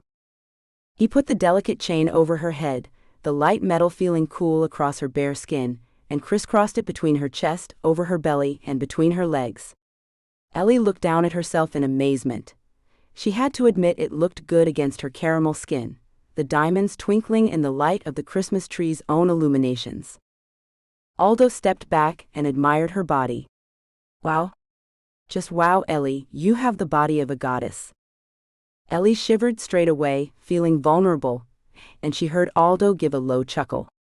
"That's right, Eliana, you're at my mercy." Her breath hitching and trembling, she waited for his touch. Aldo gazed down at the beautiful woman on his carpet and smiled. This is what he had wanted, having her helpless, desperate for his touch. "You are mine tonight, Eliana." Later on they had dinner. They sat together drinking scotch and watching the tree lights twinkle. Aldo stroked Ellie's face and was quiet for a while. "Ellie, spend Christmas with me. I hate to think of you, alone in that tiny apartment. Spend it with me here and we will eat too much food, drink too much champagne, and watch cheesy movies." Ellie half smiled at him. "Are you sure? What about your family?"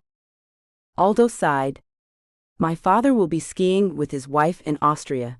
My younger brother, Antonio, is at college in the United States and does not intend to beg around his boring older brother. So you see, I'm as alone as you." He looked playfully mournful, but Ellie felt stung by his words. Was she really that pathetic? She rubbed her forehead, trying to stave off a headache. She occasionally still got one in the aftermath of the concussion, but this one felt different. "Are you all right?" "Always watching." The thought hit Ellie, but she brushed it away. "Don't be unfair, girl. He's just concerned."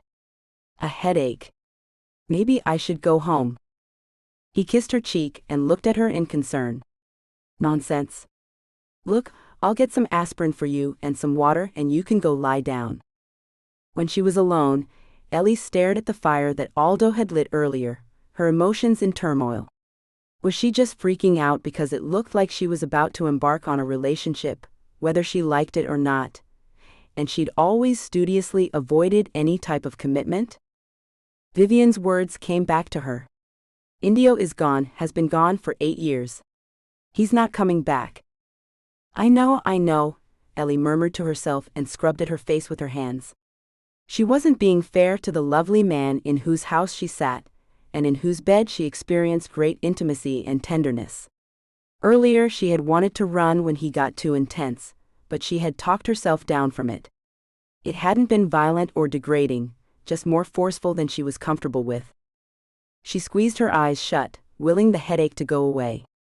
A moment later, she felt a cold, damp towel being pressed against her forehead. It felt so good, she had to smile. "You are the sweetest man," she said softly, and Aldo responded by kissing her softly on her lips. "Here, sweet girl, take these." He dropped a couple of aspirin in her hand and gave her the glass of water. "You should go lie down." Ellie opened her eyes and smiled at him. "If you come with me." Aldo smoothed her hair. "Always." They lay in bed talking quietly, Aldo's hand stroking her face, until she felt herself drifting off to sleep, her head still pounding. The nightmare began with sweet memories of her, Indio and Enzo, down at Indio's mother's farmhouse in Tuscany, during the summer heat, and picking olives in the grove. Indio teased her, chasing her with a spider in his hand down the hill, until they were both breathless, laughing and collapsing together. Indio plucked a bloom from the field of wildflowers, and winded it around her finger. His lips were soft against hers. "Sposami? Marry me?" Ellie found herself in a white dress before she could even say yes, drifting down the hallway of Aldo Constanza's home. She was confused now. Why was she here of all places? Was it still Indio she was marrying? She pushed open the two huge white doors in front of her, to see an altar and Indio waiting for her at the end of the aisle. As she moved toward him, she saw her brother Enzo step in front of her. "Don't do this, Ellie, please. He's not who you think he is, he's dangerous." "I love him, Enzo. I've always loved him." Her brother's image faded away, and she turned, smiling at her groom. "Listen to your brother." Another voice behind her. She turned. Yvetta, herself in a wedding dress, but with the hilt of a knife protruding from a huge blood stain on the bodice. Yvetta smiled, as beautiful as in Aldo's painting. "He did this to me, Ellie. He will do it to you too." Ellie shook her head. "You don't know him like I do, he isn't capable." Yvetta disappeared, and she was left alone with Indio. He took her hands and led her up the stairs toward a faceless priest, who began to read the marriage ceremony. "If any person should have an objection." "Yes?" A man's voice, broken and full of grief. Ellie turned to see Aldo staggering up to the altar, heartbroken, his face streaming with tears. "Please, Ellie, don't marry him, he'll destroy you like you've destroyed me. Please." Ellie closed her eyes. "I'm sorry. I did love you for a time. I did." When she opened, Aldo was gone and she was married. Her new husband looked down at her. "Come with me, my beautiful Ellie." Ellie followed Indio into the hallway. In a flash, Indio cuffed her around the head hard. Ellie went down, confused and shocked. She looked around and the blood froze in her veins. The knife Indio was holding was huge and lethal. "Oh gosh, no." "I'm sorry, Ellie, my beautiful Ellie, but you know it has to end this way, don't you?" He walked slowly toward her, and she started to crawl backward. He smiled down at her, his eyes soft. "I asked Aldo to come here to see if you would be tempted, to see if you were true to me," he said. "I had to get him here so that you could be tested, my darling. And you failed. You fell in love with Aldo Constanza, and let him put his hands on you." He crouched next to her and grabbed her wrists, winding a rope around them. "He will find you here dead. It will destroy him, and that's all I want." Ellie kicked out and caught him hard on the knee. Indio went down, howling, and Ellie flipped over and started to pull herself away from him. She couldn't believe this. Indio, her beloved Indio, a killer. It wasn't enough. Indio attacked again. Ellie cried out in pain, gasped for air as he turned her over and tore open her dress. Ellie arched in agony.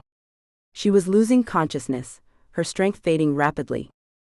"Stop," she whispered, her voice weakening. But Indio's rage wouldn't be quelled. He leaned over and kissed her, a chilling parody of affection. "This is even more satisfying than marrying you would have been," he hissed. Enzo knew the truth. "Why do you think he warned me away from you all those years ago? Yvetta, poor sweet Yvetta, loving me while I could never love anyone but you. She was just a practice run." "No? No, she couldn't believe it. She refused to believe that her Indio was capable of such brutality. Yet a chilling realization dawned on her. The violence she had glimpsed in his eyes, had she mistaken it for something else? Why, she whispered with the last of her strength. I love you, only you, Indio. Indio smiled. And you always will, for eternity, my love. End of sneak peek for Dark Masquerade by Michelle Love. Thank you for listening to this preview of Dark Masquerade, a bad boy billionaire romance. Please like and subscribe to support this channel, it helps more than you know.